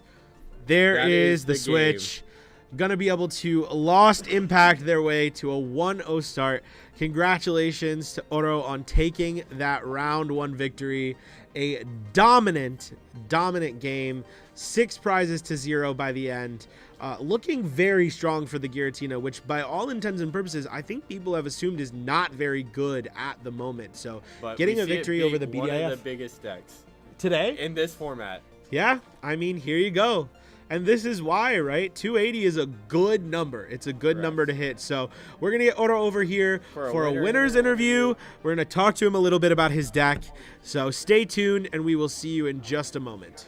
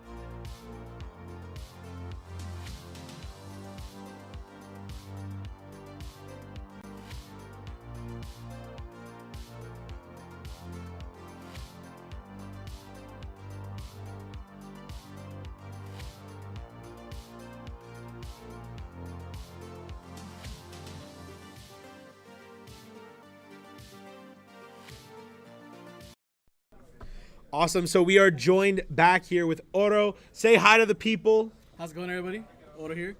The winner of round 1, playing a deck that, you know, if you had asked people 6 months ago, they would have said was the most dominant deck that we had in a long time. Since then, has not seen too much success, but taking down the best deck in format here in the first round of the late night tournament. Oro, what made you decide to play Giratina V-Star to the tournament tonight? It's a comfort pick. I've been playing Lost Box for probably since, I think, Knoxville. I picked up Giratina, had some coaching done by Andrew Estrada, and learned it well. I didn't do too hot at Knoxville, unfortunately, I've been playing Lost Box since, and it just felt like a comfortable pick for today. I think it's good into current meta. It's a bit of a surprise sometimes. So. Yeah. Yeah. a good call. Yeah, and it worked out. That 280 number turns out to be really good into the Regidrago V-Star, which, Perfect you know, number. if you into something like the Charizard, you might need maybe an Iron Leaves or something like that. But when you're hitting Regidrago, 280 is exactly what you got to do. Exactly. Yeah. Yeah. Does it scare you going into a format with Regidrago when you're playing a deck that obviously revolves around that Colress's Experiment? You know that they have access to that Kyurem, and so is that why you chose to include the Manaphy in your list tonight? Is that something that you're really wary of, or is it something that doesn't bother you too much? I've definitely fallen victim to the Kyurem before, and Manaphy's in there for that reason. I did get a little scared whenever she had the canceling clone of the V-Star and the that Prime Catcher, and I mean, luckily I had Roxanne in my hand at that moment, but you know, obviously it didn't come through for her, unfortunately. But no, it is definitely a fear. I mean, that puts him gives him a huge advantage. Yeah, did your heart sink a little bit when she flipped over that second canceling clone off the Legacy Star? I didn't expect the second one. I mean, I know she has Legacy Star, obviously, but she needed too many pieces, I think. So I got really lucky there for sure. Yeah, a little bit lucky, but also I would like to say we were talking about it during the cast as well. Your sequencing with the deck was immaculate, using those Greninjas before you were going for the Comfies, using all of your draw power before you go for that Pokegear. It was great to see you handle the deck so masterfully. You think you're going to be able to take it all the way? Oh, that's a tough one. I'm feeling confident. I mean, that's round one. I can't really, say yes so far, but I feel confident. The sequencing. Thank you so much for that there. I appreciate it. Yeah. We'll see if I can sequence myself to top. Hopefully at least top 8. Yeah, absolutely. Thank you so much for the interview, man. Do you want to give any shout outs before we wrap up the interview? Yeah, shout out to the Austin crew, everybody out in Austin that helped me, be as decent as I am today, and everybody that's helped me kind of learn along the way. I appreciate everybody that helps out. So thank you. Shout out Austin. Yeah. All right, Oro, thank you, bro. We'll see you soon. Thank you so much. Yeah. TSS win. All right, everybody. We're going to be taking a break, and we will see you back for round 2.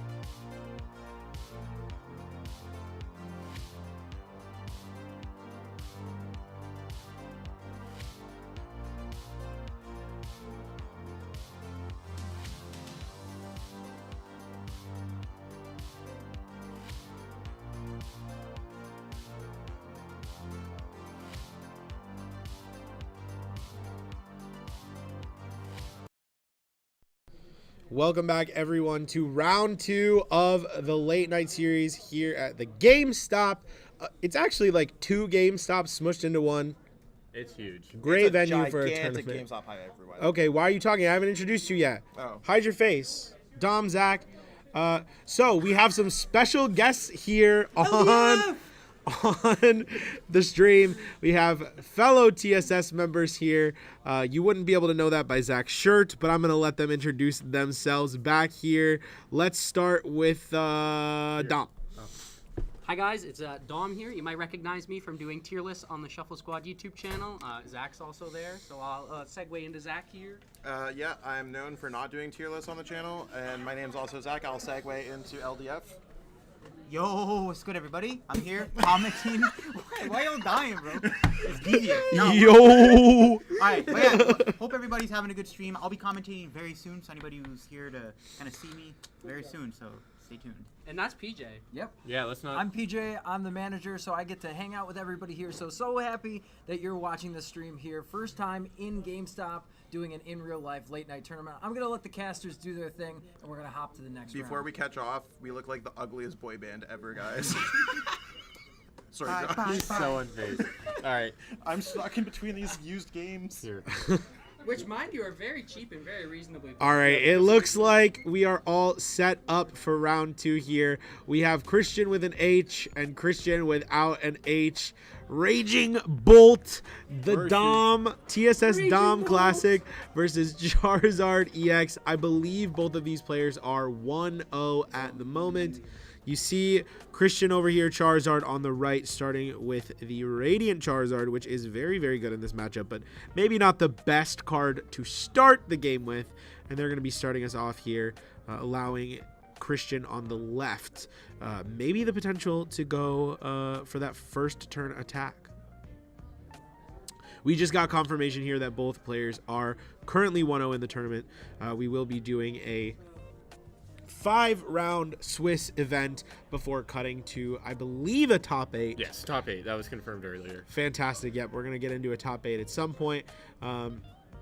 It's really sad, you know, to see Christian on Christian violence this early in the tournament. There's only 2 Christians here, and they both have M as their last initial, and they are hitting each other immediately. You would think that they would That's have crazy. coordinated their decks a little bit better for what it is, but either way, we see the Charizard player over there prize checking, going ahead and grabbing that Pidgey. I don't know what they played to get it. We Nest can't ball. actually see their discard pile here. So I'm actually, give me 1 second here.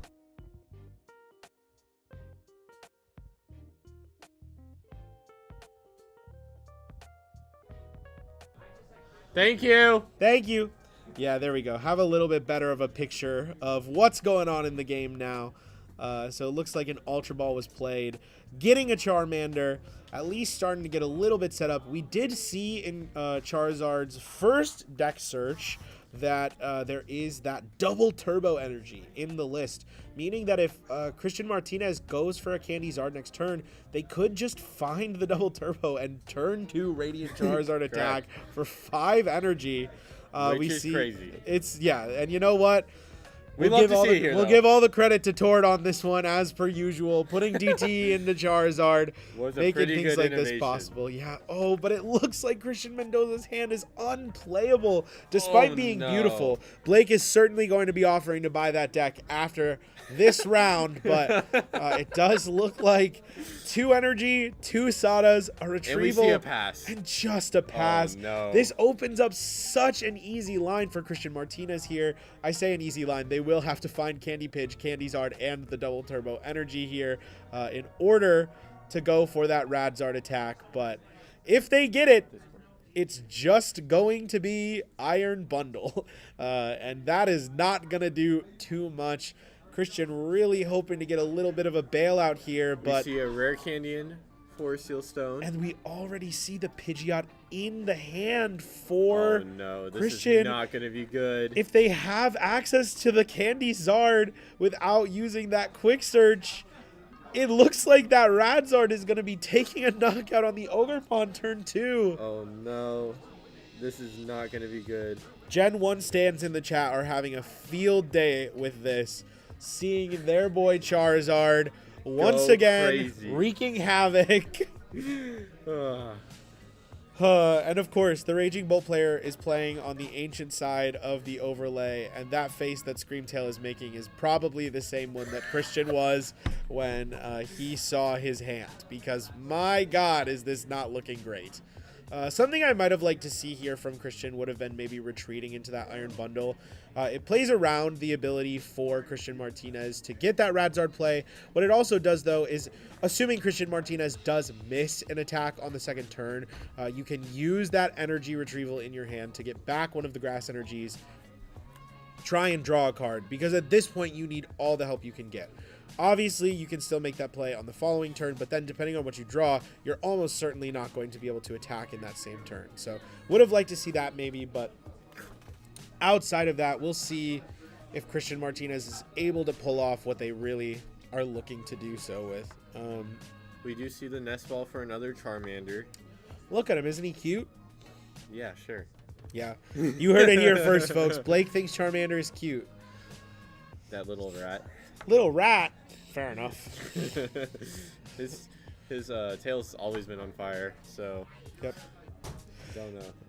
It is great to see so much Gen 1 representation in a single deck archetype, staring down our most recent legendary in Ogerpon. My God. Okay, it looks like Trekking no shoes. attack here, just going for the Charmeleon. We get Let's the see. trekking shoe. Fighting energy. Gone. Yeah, discard that. Nest ball! Let's go! Let's go. He's going to be able to play the game. This Radiant Charizard will not be long for this world.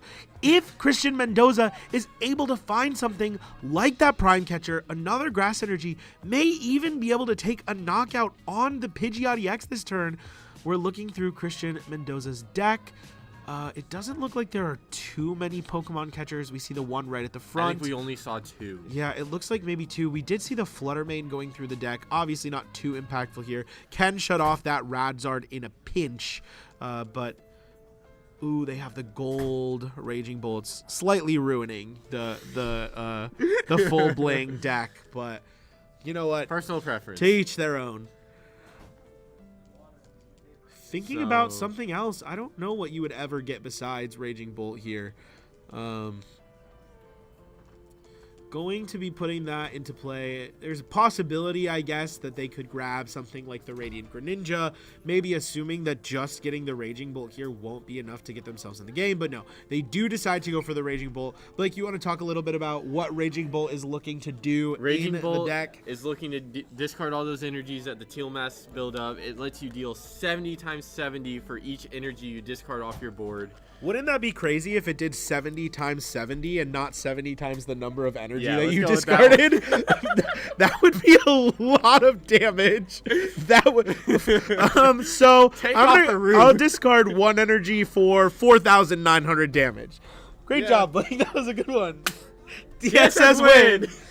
And ultimately, We for see those the of you, for those of you who are not too familiar with the Pokemon trading card game, it's a game of numbers, and my God, sometimes it's a losing game. We see that Hisuian Heavy Ball come out, looking to see if there's any basic Pokemon hanging out there in the prizes. We do see the Fez. Pheasantipity. Oh, and the Sandy Ooh, Shocks. Sandy Shocks. Okay, so what I would have maybe liked to see is if he knew that Sandy Shocks was in the prize cards, something that he could have done here was use the Iron Bundle before the Hisuian Heavy Ball to bait Christian Martinez into promoting that Charmander, then could have retreated into the Sandy Shocks, putting a 1-prizer into the active, and so you're not really risking having Christian Martinez take a 2-prize Is knockout Power on the Gym 4 following or 3 turn. energies? It's 1 energy, okay. 1 energy for the attack, 3 energy Okay, in cool, play in cool. order to do the 90 damage. So Sorry, I didn't if know Christian, it was 3 or 4. right. So if Christian pushes up either that Charmeleon or the Charmander, you can stick a 1-prizer in the active, force Christian Martinez to have even more resources on the following turn in order to take a 2-prize knockout, because right now it is looking just a little bit too easy to pull off for comfort. Correct. We'll see what ends up happening here, though. We could see something like Mendoza retreating into that Raging Bolt, getting a Grass Energy into the discard pile. But discarding all our energies from play is not looking like the best play. No, I don't think that is likely to happen. We could see a retreat. If I see a retreat here, I think I would like to see it into the Iron Bundle. I think taking the knockout here is a bit of a risk. We don't know if Christian Martinez has access to that Defiance Band in hand. No. This is what I was talking about earlier. We haven't Teal Danced yet, Going for that Teal Dance. But if he hits the Prime Catcher now, he's not going to be able to KO the Pidgeot. It has to be Pokemon Catcher. Pokemon Catcher! If he flips head, a game that we thought was practically over at this point is going to change quite a bit. If he flips heads on this Pokemon Catcher, going to be able to KO that Pidgeot. Let's see it. Uh-oh. Here we go. Oh, it's a Tails. That's a Tails. No. All of that hard work just to flip a Tails, and it's looking like Christian Mendoza is going to just take a KO on that Raging Bolt EX. It's going to be a little bit sad to see, but because the Radiant Charizard is the attacker that you most often want to use in this matchup, it's going to force Christian Martinez to try and find a way back into that Radiant Charizard, using that one prizer once again in order to take a knockout. See the bundle. He goes for the bundle. I'm not sure that I love that play here. We do get to see the one energy compared to all of them in play except for one, though. That's true. I do think that it's so likely, though, that the Raging Bolt just gets return knocked out. Correct. So, I do, too. All we need here is an Arvin. Right. We need an Arvin. One Arvin. And we don't even necessarily need that if Christian Martinez has Charizard EX in hand. Correct. You can just quick search for the Defiance Band. Do we know if Defiance Band is in the deck? I didn't see it on a deck search. Unfortunately, it's a little bit difficult to see Christian Martinez's deck at the moment. But I'm sure we will see soon enough. We do see the Defiance Band. Grabbing the Arvin, Candy, and the rare Candy. Defiance Band. You don't need Candy because there's a Charmeleon already in play. So just going to evolve right into the Play Stamp. We do see a near 100% favored rate in these matchups for the deck that has the most Play Stamp cards in play. Unfortunately for Christian Mendoza, there are no Play Stamp Raging Bolts or Ogre Pawns, so it was almost destined that this game was going to end I think Raging in Bolt tragedy. Has a new Play Stamp from the new Pot Pack 5. Oh, does it? I think so. Well, Christian Mendoza really needed to get those before coming here tonight, because if not, the double attach from Charizard onto Radiant Charizard. Oh, interesting. I wonder if this means that Christian Martinez has that double turbo in hand. Unfair stamp. Unfair. This feels a little risky to me. The quick search has been used, hasn't it? No, it was not. Arvin. Arvin got exactly, the Candy and the Defiance Band. Oh, we need to see the shuffle. Okay, cool. We're good. Honestly, this unfair stamp might help Christian Mendoza, to be honest, because that hand was practically as useful as two random cards because none of them were doing anything.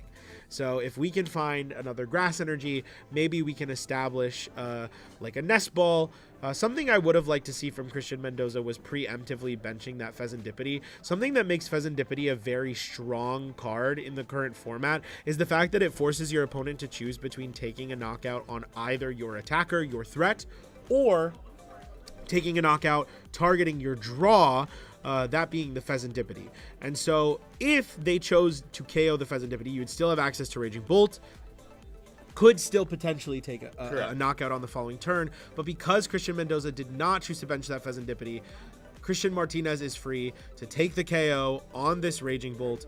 Nothing is going to stop that from happening. And from that point, it's going to be an uphill climb for Christian Mendoza to get back into this game, especially when we look at his hand and see an Ogre Pawn and a Raging Bolt.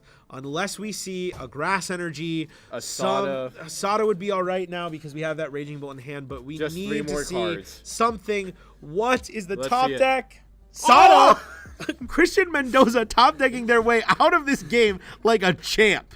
They did get the tails on the Pokemon catcher that might have saved them some heartbreak, but man, the top of that deck is fire for Christian Mendoza here.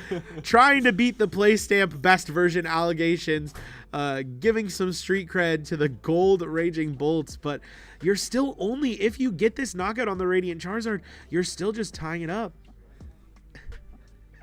Still just tying it up with a knockout here. And then you give the Charizard EX access to more damage all Christian Martinez would need is a single fire energy. There's the energy retrieval, so we are going to be able to attack. We're still in it. We're still in it.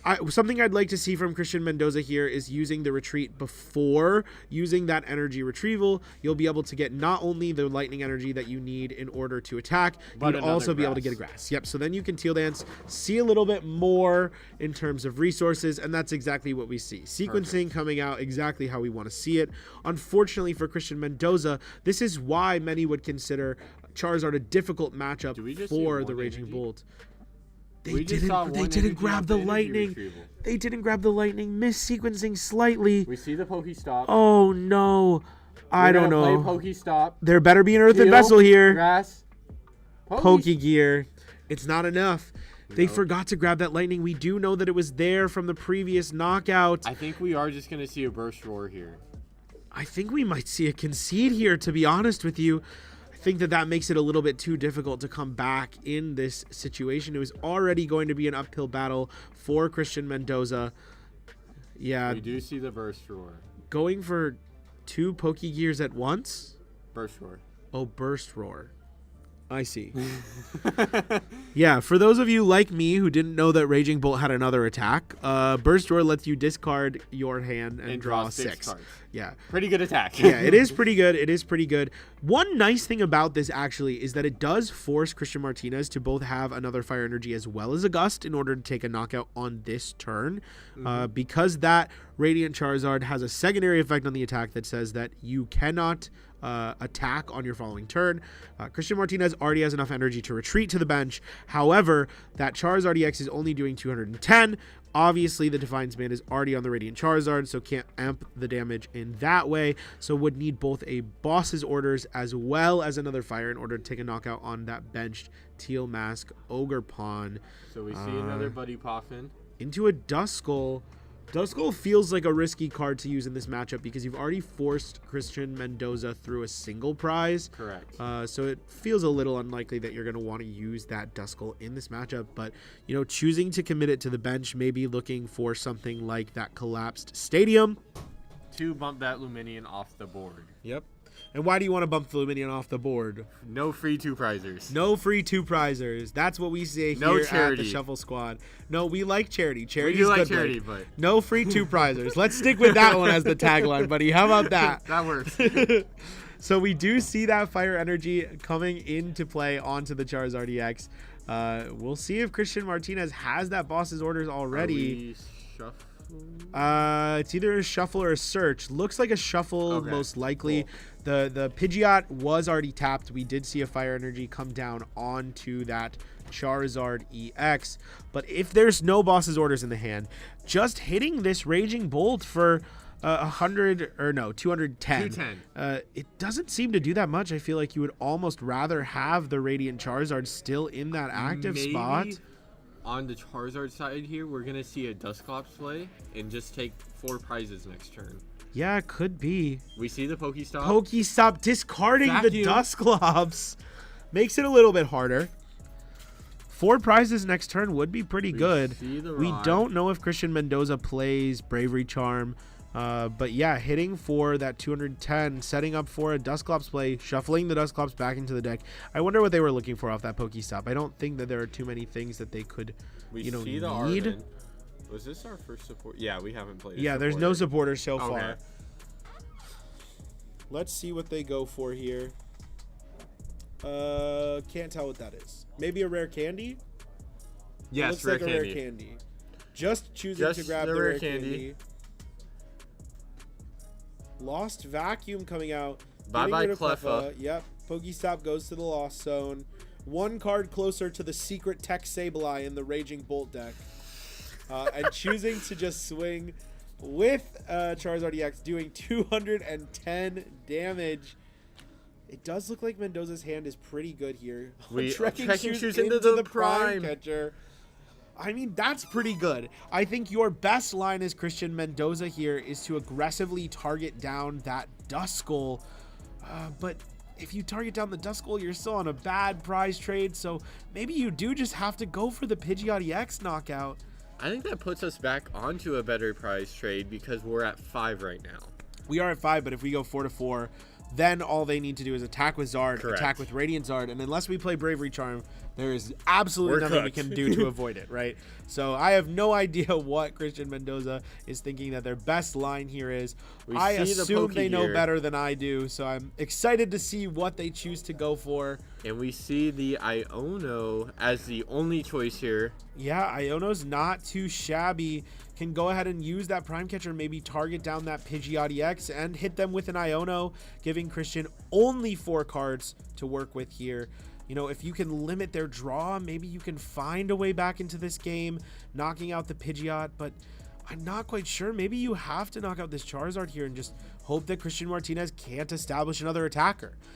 Maybe that is your best line. Kill the Charizard. You know, they'll take a response KO with their Radiant Charizard, but if you can just knock both of those out and they're not able to find another way to take a KO on one of your bulky Pokemon, it might end up all right. Are we okay? So we see the Earthern Vessel. Yep, looking for probably a Lightning so that they can Yeah. attack this turn. That'd be good. Maybe a Grass for that second Teal Dance as well. Even their coins are gold. Christian Mendoza is Baller. King Midas over here. Those do look like the Charizard UPC coins, which are indeed pretty fire. Yeah, and in case you didn't know this, quoted straight from the best players in the world, both Tort and Azul GG agree that the best coins to have are the Charizard Premium Collection ones. Just optimal. It's just optimal. Oh, okay. I'm spreading misinformation. Very interesting to see Christian Mendoza go for that Fighting Energy. Please don't attach it.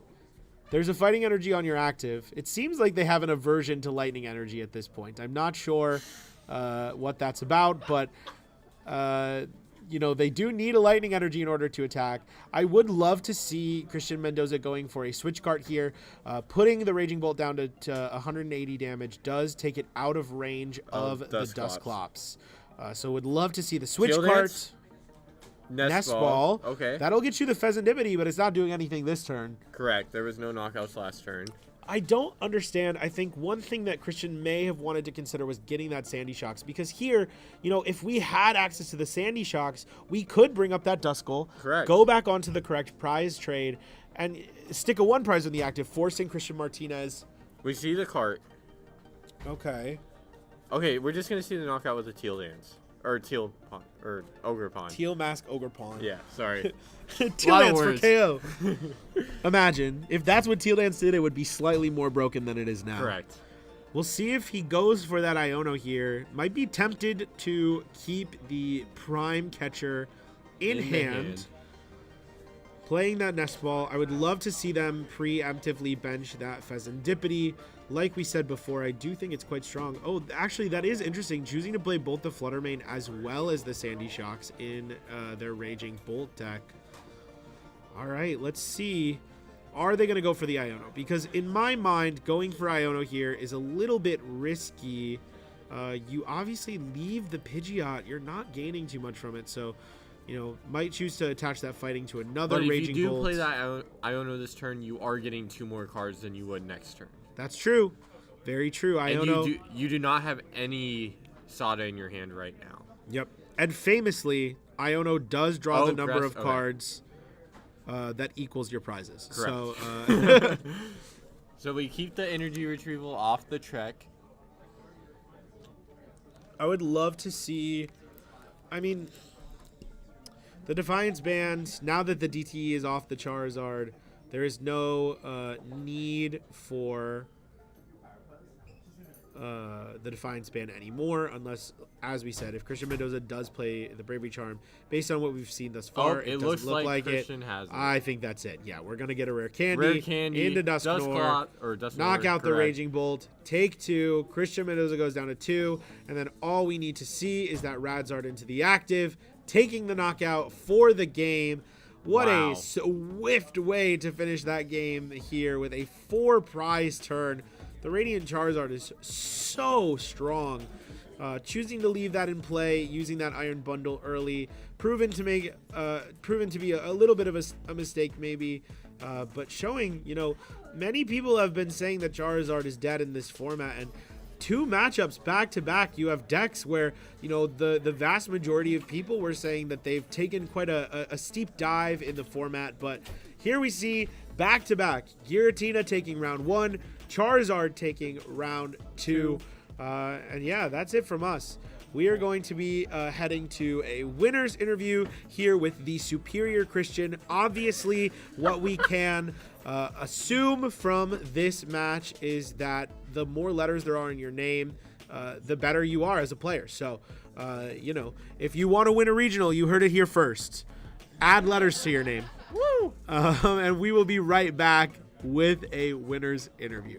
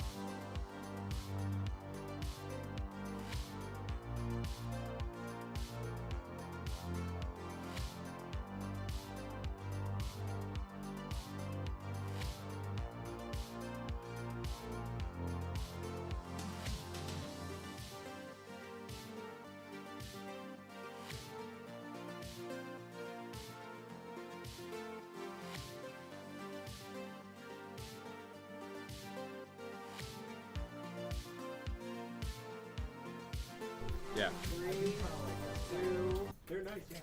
What's up, guys? Welcome back. We got our winner. How do you feel? Pretty good. I mean, Cool. yeah, just the 2-0? same old matchup. Just same old, same yeah, old? it's like Zard against Raging Bull. If you just set up, you just win. Mm-hmm. The Dustnor play was insane. Oh, Thoughts yeah. behind that? Anything? So I kind of had it planned because I was like, the way I like to play is always like, I don't play really to win. I play to not lose. So I was just like, That's how do one I way to play Pokemon. Yeah, so I'm like, how do I not lose here? And I was like, well, if I can only swing into this Raging Bolt, I can't kill. I have no way to Gust because I don't play Prime. I play Samp. It's better. We saw that super early, which was good. Yeah, the thing. Yeah, because I was like, oh, you have Pheasantipity off Heavy Ball in hand. You didn't bench it. Oh, cool. I'm gonna Stamp you, and good luck. But yeah, just if I just set up, it's just a rough Charizard's matchup. that- Especially because like DTE DTE makes the deck so good. into Zard. It's like the DTE is like, I feel it's mostly good against. It gives you a decent-ish chance against Regidrago, but if it also just like kind of screws over any Ogre Everything Pond else, decks. yeah. Yeah. No, Anything you want to shout out while you're here? no, not really. Yeah, Just- TSS. Late night, first ever in-person event. I've actually never played in a late night. I just came here. Honestly, me too. But Yeah, But- like yeah. Zach kicked me out of the one I did play in. Damn. I'm kidding. That's rough. No, we're kidding here. We will be right back after a short intermission. We're getting a switch up of the casters. We have LDF and Dom, I believe. Right? Yep. Okay, cool. We will see you guys shortly.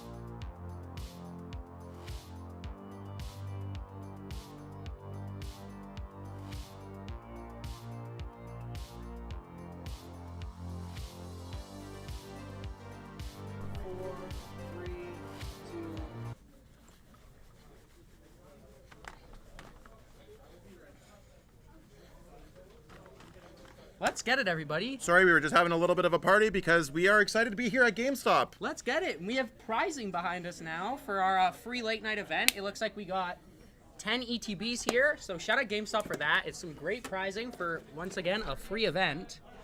It's actually a fire ETB. They just came out. Also, by the way, if people don't know who we are the most dynamic duo of Exactly. TSS.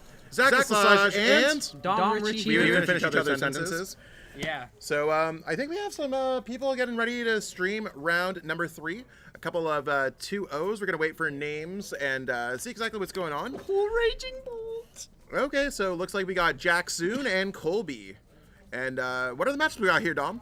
We got Raging Bull versus Regidrago V-Star, which, for those of you that know me at all, or have seen me on Twitter at all, you know that Raging Bold is my son, so I'm hoping Raging Bolt gets there. I'm not being, like, biased or anything, but it's a favorable matchup, and Raging Bolt's pretty gangster. So. But you want to know what? If a player ever misses anything, it could always turn the tides. I think Regidrago it's the best deck in format. Has 100%. a lot of opportunities to make it through. Yeah. Yeah, I don't think there's any deck, like, in recent memory, right? If I look at decks, I'm like, kind of like, yeah, we're playing rock, paper, scissors for first and second, maybe? Looks like we're waiting for the players to set up, so we'll let them get set up over there. And, I mean, I don't know. Do they do a coin flip yet, Dom? Did you see that yet? I don't know. I just watched them play rock, paper, scissors, and it looked like Colby won, so I don't know if that means anything, but... I don't know if we're doing rock, paper, scissors here. I don't think that's necessarily anything, but, you want to know what? We're going to see exactly what happens. I do have to appreciate how centered Colby's card is to that. That's insane. Oh, not locked in. And we Raging Bolt locked in. Okay, so we have a card that's being played. The glare's a little bit tough on that one. Some cards are shinier than others. It's allowing Colby to search through their deck. And, Yep. okay. Oh, it looks like it's definitely an S-ball, I think. That would make a lot of sense that it's an S-ball. I think going for the squawkabilly play is fine because we're not really worried about having any 2 prizers on the bench. Really, this matchup's going to go with who takes the first 2 prize cards or does Colby use Radiant Charizard as a defensive, offensive maneuver? All right, so we do see a Cologne, and I can't tell what other cards are discarded. One of them looks like an Iono, potentially. I'm just going to assume they're all Dragon-type Pokemon that Regidrago can... It looked like Iono Counter Catcher, so that's at least okay. It looks For a like second, I was about to say, is there a Dunsparce on that bench? That's just Squawkabilly. Yeah, with a nice little Dunsparce ability marker. So we get that Teal Dance here. Obviously, Regidrago, it's not attacking turn 1. It just wants to get its Pokemon partially set up, whether that's with an energy switch, whether that's with just manually attaching, whatever we need to do, hopefully we get done as Regidrago. As we are a deck that, well, we're just not doing a lot turn 1. We want to wait to evolve into that Regidrago V-Star, which does copy the attacks of any Dragon-type Pokemon we do have in our discard. So that could be Dragapult EX, it could be Giratina V-Star, or even the new Kyurem from Shrouded Fable, which does snipe 3 for 110. It's not really great in this matchup, but it is a relevant card in this meta for sure. All right, so we're seeing Colby pass with a 2-prizer in the active spot. So really what Jacksoon's looking to do is play a Professor Sada's Vitality and build up multiple energies in play. This is looking like a pretty good start for Raging Bull. Oh my goodness. But you want to know what? We've seen starts like this, and sometimes you get a card short. I think, we don't see looks like we're about to see a Squawkabilly discarding a pair of Boss's Orders. And Unfortunate. it's a lot of valuable resources, right? That might help Jackson get back into the game. But anything could happen. We're looking for that Professor Sada's, some energies. I think there's at least 1 lightning in the discard pile. Yeah, and like the thing is if we KO this Ogerpon here, it is the only Ogerpon that is currently in play, which is it could be troublesome, right? We don't have a fire energy on our Regidrago yet. We have 1 Ogerpon. If it gets knocked out, and all we need is 3 energy here, so we just need 1 Professor Sada's Vitality. It could get in a sticky situation here for Colby. There's that Ogerpon coming to the bench. But we're really waiting to There's see. the Earthen Vessel on the Lightning. So I think what Jackson's looking for here is a fighting energy. And another Grass so we can Teal Dance again. Hopefully going into that Sada. I'm not sure if it's in hand. I have not seen the hand yet. So Really just trying to see if the Professor Setas is... Yeah, really looking to see if that Professor Seta is going to come out to play here. And... I mean, here's a Pokegear. We probably got good odds of finding a Sada. We haven't discarded any yet. It is still turn 1. It looks like we've turbo through a good amount of our deck, which is exactly what Raging Bolt wants to do. And it's not looking like the Sada is there. That's unfortunate. We do have the ability to Burst Roar and discard our hand to draw 6 cards for 1 energy. It could potentially be difficult for Regidrago to get a knockout efficiently on Raging Bolt, at least, especially with just that one Ogre Pawn in play. And we see the Radiant Greninja. This is something where I think sequencing could really take in. If the Radiant Greninja used its Concealed Cards ability, we could have maybe seen more cards, which would have allowed Pokegear to go a little bit deeper. But maybe Pokemon Catcher is going to be played here defensively to bring up a Pokemon with a large amount of retreat costs. Or Squawkabilly. I mean, I think I would have rather seen the Regidrago V that has no energy attached. Just that 3 retreat cost is really fat. We could have also seen Radzard potentially. I just don't think Squawkabilly is it here, especially with that 1 retreat cost. Motivate also is something that, like, if we're whiffing an attack next turn, Motivate is not whiffing into a bad... Motivate, getting a couple energies, not the worst play. That's what I'm saying, right? Like, that can be a very solid path to going forward if we've got some energy in the discard, right? The other thing that should be noted is we do not see the Professor Sada as being played. That was an Iono, meaning that attacking for this turn looks like it's off the table for Jack soon. Putting it right back into Colby's turn, being able to potentially get a 2 prize card knockout and really keep the pressure on in this matchup. I don't know. With the Squawkabilly going up in the active position, Dom, do you think... Oh, wow. Oh, we do see Prime Catcher on the Regidrago V. And what I'm assuming is a Burst Roar. Now, one thing that we do have to take into account is that this Raging Bolt does have Bravery Charm, so that does put it outside of Giratina V-Star's Lost Impact attack, where Raging Bolt does now have 290 HP, and Lost Impact does only do 280, so we are likely going to have to see something like a Rolling Iron, something like a, what's Dragapult's attack? Phantom Dive, putting those damage counters on. Phantom Dive is also a great attack in this matchup. We can put 1 damage counter on each Ogre Pawn, 4 on the other Raging Bolt, and we're setting each of them up to just chain our attacks with stuff like Phantom Dive and stuff such as our Rolling Iron with Goodra. I mean, the other thing that we could be seeing is a Prime Catcher from Colby on their side, so yeah, that might just be able to knock out something else on the bench. I think either way, we need to see this Regidrago out of the active spot or some energy switches next turn to be able to attack here. Yeah, now it all depends on what is in Colby's hand here, because Colby could have a really good hand or a really bad hand. We do have 6 in hand, so it's not too bad.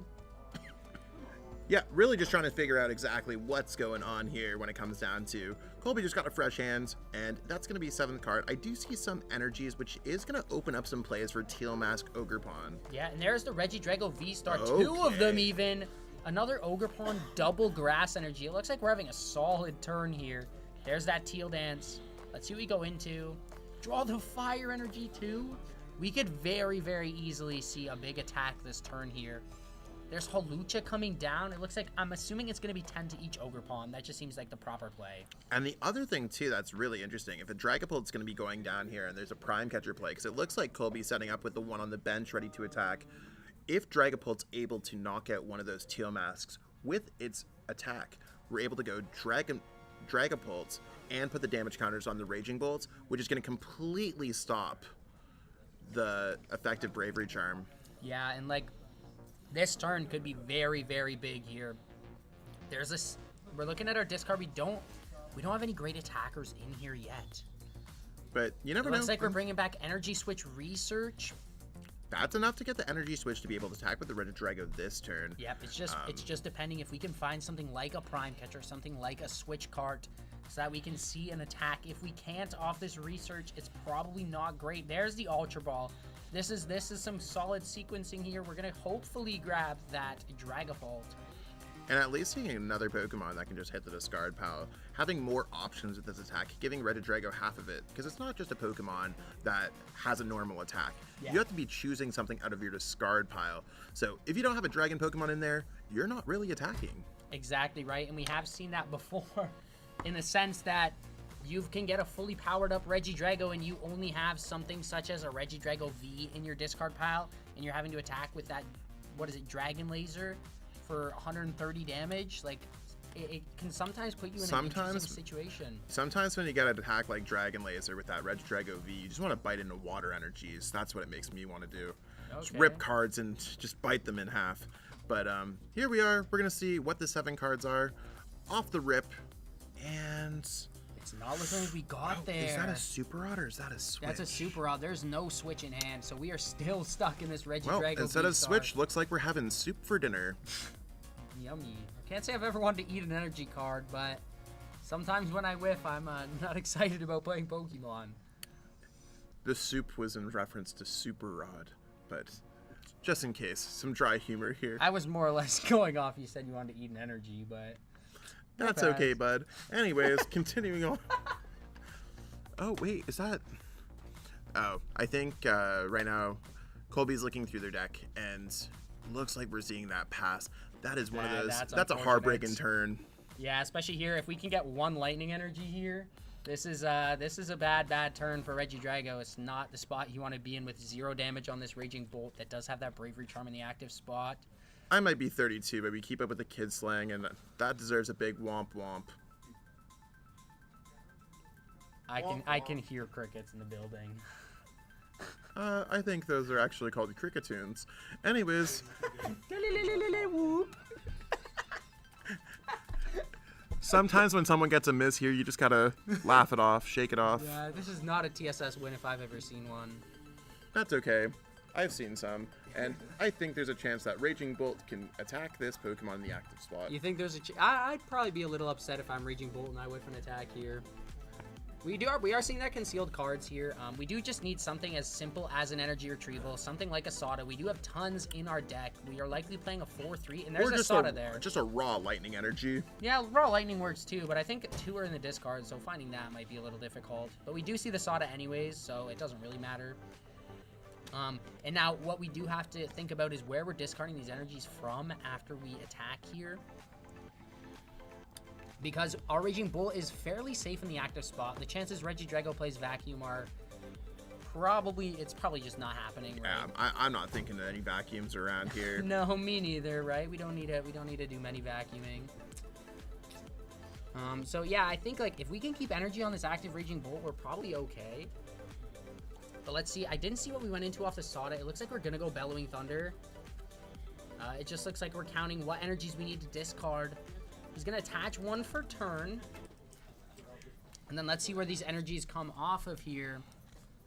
So it's going to be 2 off of an Ogerpon, 3 off all 3 off the Ogerpons, and then are we going to see 1 off that benched Raging Bolt? Just that lightning.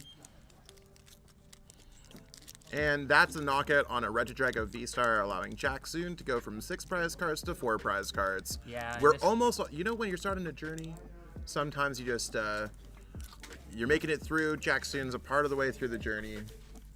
Those prize cards, very fulfilling as a player. It's those small victories.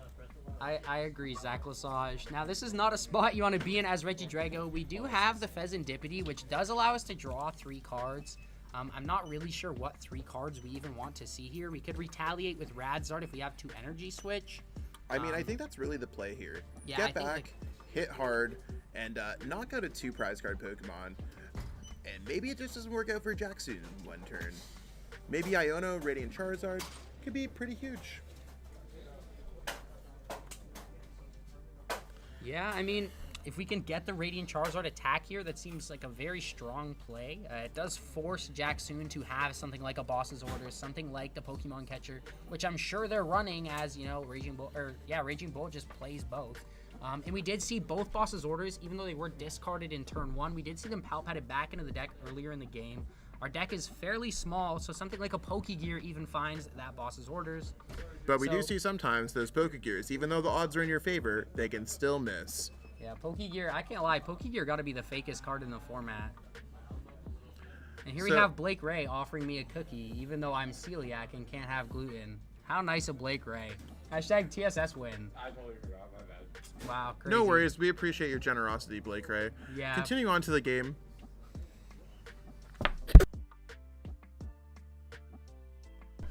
All right. Now, we see the Festivity's drawn some cards, but we don't exactly know what we've drawn.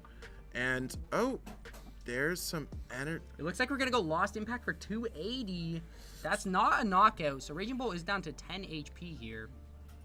Okay. I don't know if that's the correct play to make here. You want to know what? Maybe there's a way to draw multiple prize cards later on. Maybe there's a way to draw multiple prize cards later on in the game. Maybe I mean, it looks like this Regidrago is going to get knocked out, so I think there's no way to draw multiple prize cards. So it looks like it's Radiant Charizard going to try to go to a 6-2 prize card comeback. Yeah, I mean, like, I don't know. The Lost Impact, I feel like, just wasn't the correct attack here, and, like, our Regidrago's probably knocked out. I would have liked to potentially see an energy come off the Regidrago so we could keep them on our Ogre Pawn in case we find something like an energy switch. We could potentially see ourselves power up another Regidrago.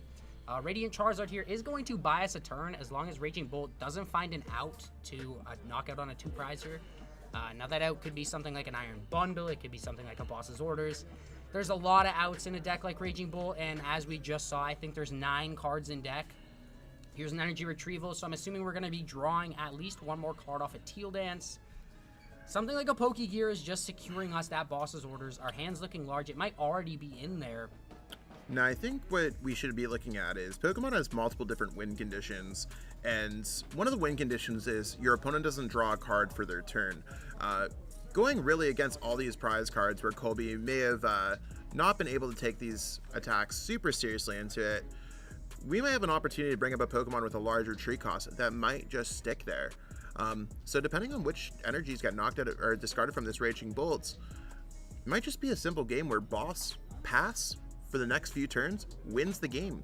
Yeah, it's a very real possibility. That being said, we only do need to discard 4 energy off our board, and we are seeing an attach for turn. So even if we discard all of our energies off of one of our Raging Bolts, it's really just Sada and Energy Retrieval to get another knockout. We only have to discard 4 energies here for a knockout on that Regidrago V-Star, putting us to 2 prizes. Both our Raging Bolts are pretty well ready to attack, so even if Radzard takes a prize here... Oh, Jamming Tower! Oh, we were thinking Lost Vacuum. No, Jamming Tower does very well work to knock out that Raging Bolt. This could be a very good turn here. And if you're Colby right now, you're jamming out to that Jamming Tower, taking those 2 prize cards. Yeah, I mean, I was not expecting the Jamming Tower play. That is absolutely huge. I don't think Jack Soon was expecting it either. I also doubt Jack Soon was expecting the Jamming Tower play. But that's okay. That's what makes Pokemon very interesting. Unique decks and unique players. I couldn't agree more, Zach. So this actually puts Colby in a very interesting spot to knock out the active. Then there's no more Raging Bolts in play. We could also pair this with an Iono card, allowing for a situation where Jack Soon doesn't have a Pheasantipity, no cards really in hand, and dealing with a single prize card Pokemon in the active spot. And there's the Iono. Now, I think, honestly, if it were me playing Raging Bull last turn, I think one of the plays that maybe could have lost us this game here is going with that Switch Cart last turn. We did heal 30 off of our active Raging Bull, yes, which does make it a little bit harder to take that knockout with a card like Hawlucha, with a card like, and there's Pheasantipity Energy Retrieval. The Skibbity always makes it to the hands. Of course, that's so crazy. But that wasting that Switch card there, it does mean that both our Raging Bolts are knocked out here, where we could have just sat in the and the top deck Pokegear. Jack Soon's running crazy right now. Raging Bolt. The comeback into the insane. comeback. Yeah, Colby probably feels very good going into this turn, and I'm not so sure I would at this point. It's okay. You want to know what? Plot armor both sides this game. Yeah. It looks like we're gonna see there's Raging Bolt off the Pheasantipity, so if we can find a Professor Sada's Vitality, maybe a Pokemon catcher, we're looking very, very good here. Here's a Teal Dance on the bench, Teal Mask Ogre Pawn EX. We're gonna see Teal Dance from the active here. That's already 3 energy in play. And yeah, we're only looking at a Teal Mask Ogre Pawn EX, but with no Regidrago in play, we used our Super Rod last turn as well, so we can't even recycle the Radiant Charizard. If we discard energies off of something like our active Raging Bolt, Teal Mask Ogre Pawn is not going to be doing enough damage to KO it. The other thing that we got to watch out for, with both players having Teal Mask Ogerpons with a handful of energies, they could attack into themselves. And there's the boss's orders, but what are we bossing? Oh, we're just grabbing the Pokegear, I think.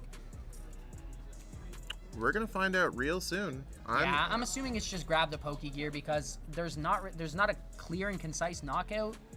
So okay, boss's orders does just come to hand, which is probably better.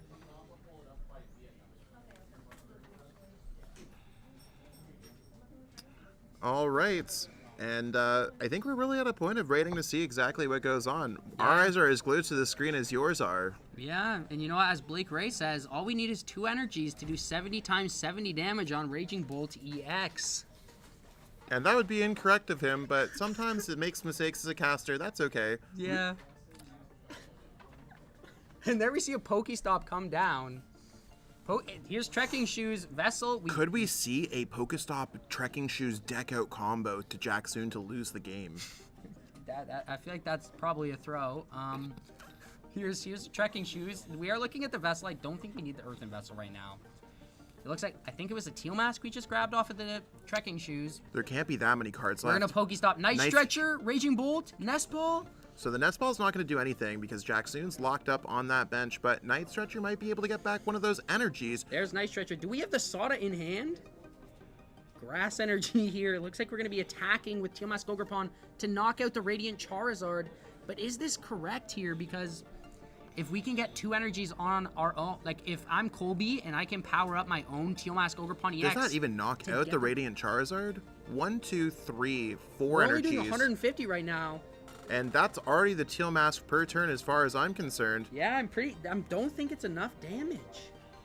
It's a very interesting game, but we saw how sometimes when you're left with 10 HP, Jamming Tower can come out of nowhere to take prize cards. Yep, I mean, yep. The Radiant Charizard, we do have to remember, Radiant Charizard does have the fat 3 retreat cost. And it also can't attack during our next turn because it did knock out the Raging Bolts. Yeah. So Radiant Charizard here getting stuck in the active spot is another very real scenario. I potentially think it might have been better for us to just go grab like maybe a basic Lightning Energy off of that. We're gonna go switch cart here, heal the damage off our Ogerpon. Are we sacking the Greninja here? Do you think, Zach? I think the Greninja is an interesting choice, but it could also get stuck. That looks like it's the last switching card that Jacksoon has. It does, yes, which does mean we don't get an attach for turn. So that means if Colby plays a Boss's Orders or a Prime Catcher on that Raging Bolt on the bench, looks like it's game over. Not necessarily. We could still see something like a Professor Sada's Vitality to power up that Raging Bolt. I mean, that's also true. Don't ever count yourself out. Right?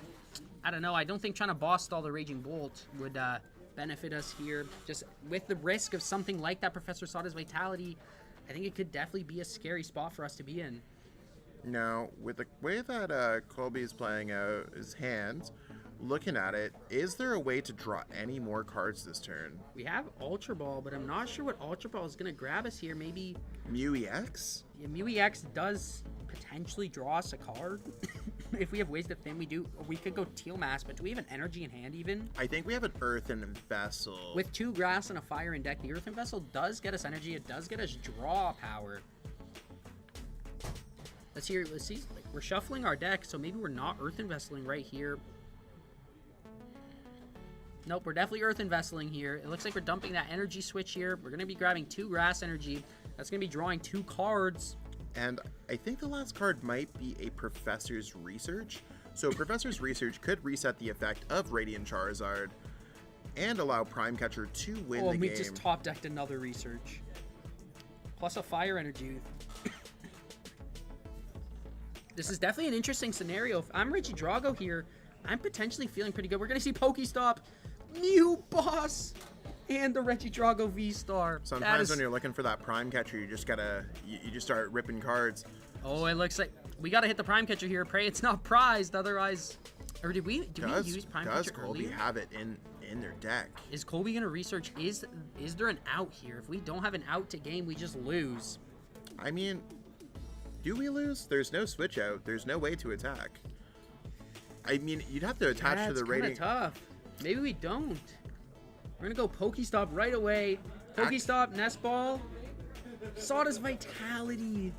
So we need to attach an energy to this Radiant Greninja. And now for doing Teal Mask versus Teal Mask, 1, 2, 3 energies, 1, 2, 3 on the bench. That's 6, 180 plus the base 30. That's going to be 210 for a knockout. Yeah, so we just need to energy. simply attach and play the boss that's in our hand, and that is the dub. Yeah, it's definitely. But do we have an energy in hand, Dom? I don't think You're we the one who do. can see their hand. Tell me about it. I actually can't see their hand, but I was just going off assumptions. I was a little excited there. In that case, we'll just see how it gets played.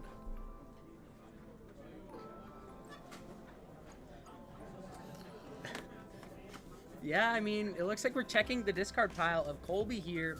We might have played ourselves as Raging Bolt and decked ourselves out. It looks like we only have 2 cards in deck, which is not a spot I want to be in with a Radiant Greninja stuck in my active spot. But you want to know what? Maybe next turn you just top deck that energy and go energy boss game. Maybe, I don't know. What do you know, Dom?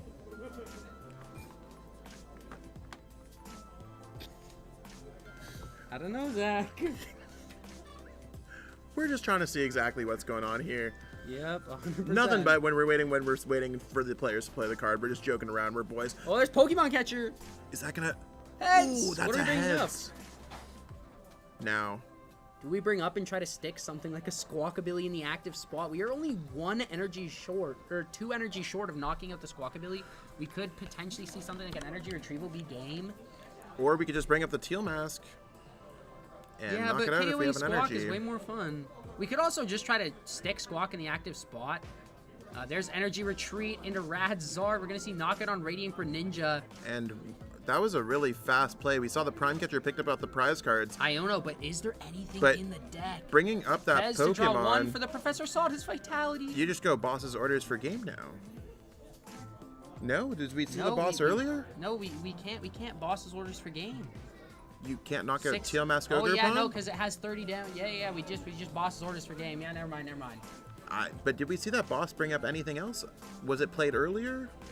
I don't know, because we would have seen it last. We would have seen it last turn instead of the Pokemon Catcher, I think. Yeah, it is. It is knockout on a Teal Mask Ogre Pond. We're Trying just to do some counting final here. We have the calculations boss in hand. here. There's the boss's orders on the Teal Mask Ogre Pond. That's gonna So be the I game. think knocking out that Pokemon definitely. Prime Catcher. I think knocking out that Pokemon was actually a mistake. We would have decked out, and that would have been the win. But you want to know what? You win some, you lose some. Sometimes you just knock things out with Teal Mask Ogre Pond. Yeah. We'll be grabbing Jack soon for a player's interview. I'll let Dom do the interview here. Yeah, 100%. Seems And like a then- good choice. Yeah, and then we'll catch you guys in a couple of minutes with that player interview. Yeah, overall it was a solid game. We saw Raging Bolt do Raging Bolt things, such as almost deck itself out. We saw Regidrago do Regidrago things, such It was as... a game, like, it's one of those things where, do I think the game was perfect in any way, any measure? Not at all. Was it an entertaining game to watch as someone who is casting it? Of course. So I'm really excited to go grab Jack soon for that player interview with Dom. And looks like they might have just punched their ticket for top cut here at the GameStop events. Yeah, it should be as simple as an ID, and then you're in. There we go. We'll be back in 1 second.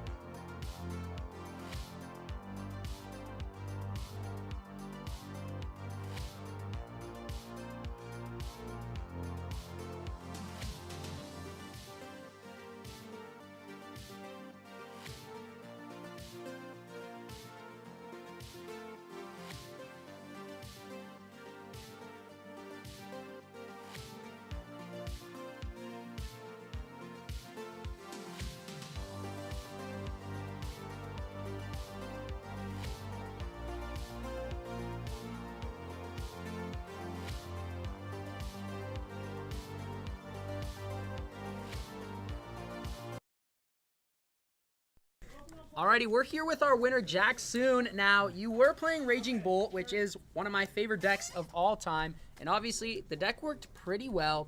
How'd you feel about that game? My body is still shaking, to be honest. I was not quite ready for this. Yep. Granted, Regidrago is a favorable matchup for Raging Bolt. However, this player is an amazing one. Shout out to him. Forgot his name already, but that jamming tower play, fun fact, Yep. that was actually my jamming tower I lent him before this tournament. Oh, so you knew it was in there? I my. forgot it was him I gave it to. Okay, see, Zach and I were confused. We're like, jamming tower? Yeah, the jamming tower play definitely caught us off guard. It was very good. Hitting off that, what was it, Iono to 2? You Yes. hit the best 3 cards of, like, Pokegear, Retrieval, Pheasantipity. We're like, oh, okay, well, that makes sense. I right? have Tord Reklev level of plot armor. Yeah, now at the end of that game there, when you had that Radiant Greninja in the active spot, if they didn't KO that Greninja, did you have an out to get out of that active spot? I'll be honest, yes, I had that boss in hand the whole time. Yeah. But however, I just forgot how to do math and just forgot I could do that. Okay, like, yeah, we just weren't sure, like, when Radiant Greninja was in the active, we're like, oh, is there an energy to retreat? Because we couldn't really see your hand too much, we're like, is it there? Did we use the boss already? I saw you pad the bosses in earlier. I thought that was a really smart play. Obviously, Raging Bull worked really well. Do you like your chances to win the event now that you're pretty much locked in for top cut? Well, I would more than happy to win one of these, so Yeah. I'm probably going to go ahead and do a double ID to be able to go ahead and make sure to guarantee my place in top 8.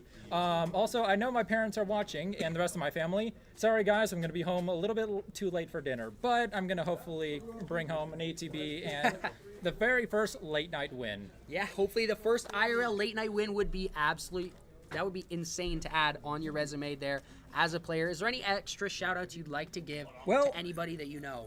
First of all, shout out to myself, Jack Soon on Team Thundercats. You guys may have seen me on Limitless. I am chronically online on there. I do playmats, as you can see here. I do a lot of my own art. And I do have a great general fun time, but also big shout out. There's another YouTube podcast group that I highly, highly recommend, Metapod Podcast. Check them out. They do amazing. They just released episode number 200, and they are doing an amazing job. Shout out to those guys. Highly recommend checking them out. All right, sounds good. It was great having you on stream, and obviously for the interview, and good luck with the next round. Absolutely. We'll catch you in a bit.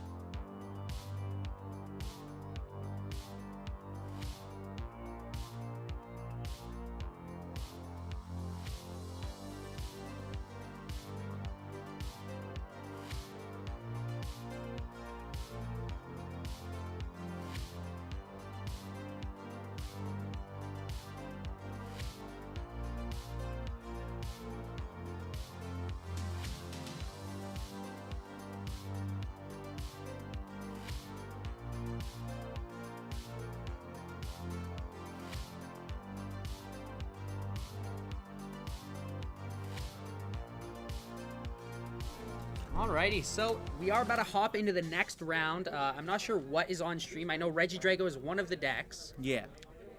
I'm pretty excited. Last round was an exciting game for sure, where we have seen Regidrago. It didn't quite do what it needed to do. It didn't quite get there, but that is a-okay. It looks like we're going to be seeing Greg versus Colby. So that's going to be an interesting game here. Charizard versus Drago? Charizard versus Drago, I do believe. So that'll be a very interesting matchup. I think it's a little bit favored for Drago here. I saw Greg's list. He does have Hero's Cape, which is huge in that matchup, and he does have, I think, double. It was like double Bibarel or something. So Greg's list definitely has stuff in it that can answer Drago, and the matchup definitely can be close if Charizard goes first and actually can get a Pidgeot and Charizard out. Like, you know, it's not guaranteed. Yeah. But if Charizard gets with the Pidgeot and the Charizard turn 2 going first against Regidrago, Drago can actually struggle a little bit. Yeah. And also, sure. you know, Drago is, you know, it can brick sometimes. So maybe the RNG might not be on Drago's side. But I do think that we are going to see hopefully a good match here.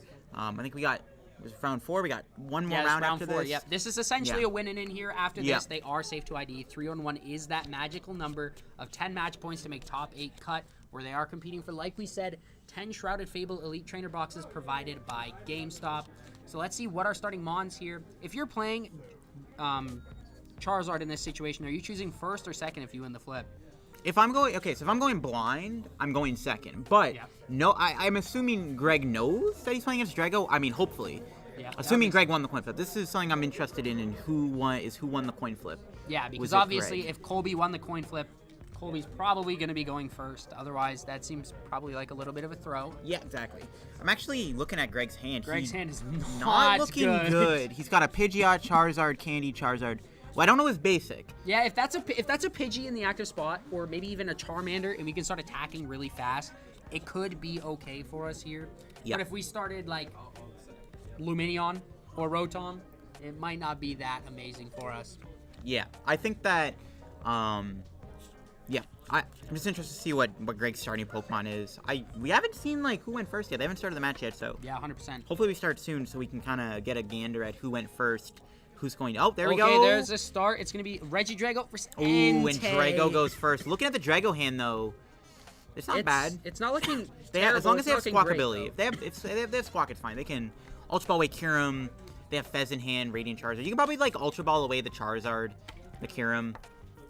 Grab Squawk ability. Oh, going for Ogerpon. Is there no Squawk? Colby needs to get a Squawk here. Yeah, Squawk is definitely the only play, and we're gonna grab an Ogerpon. Maybe the Squawk's prized?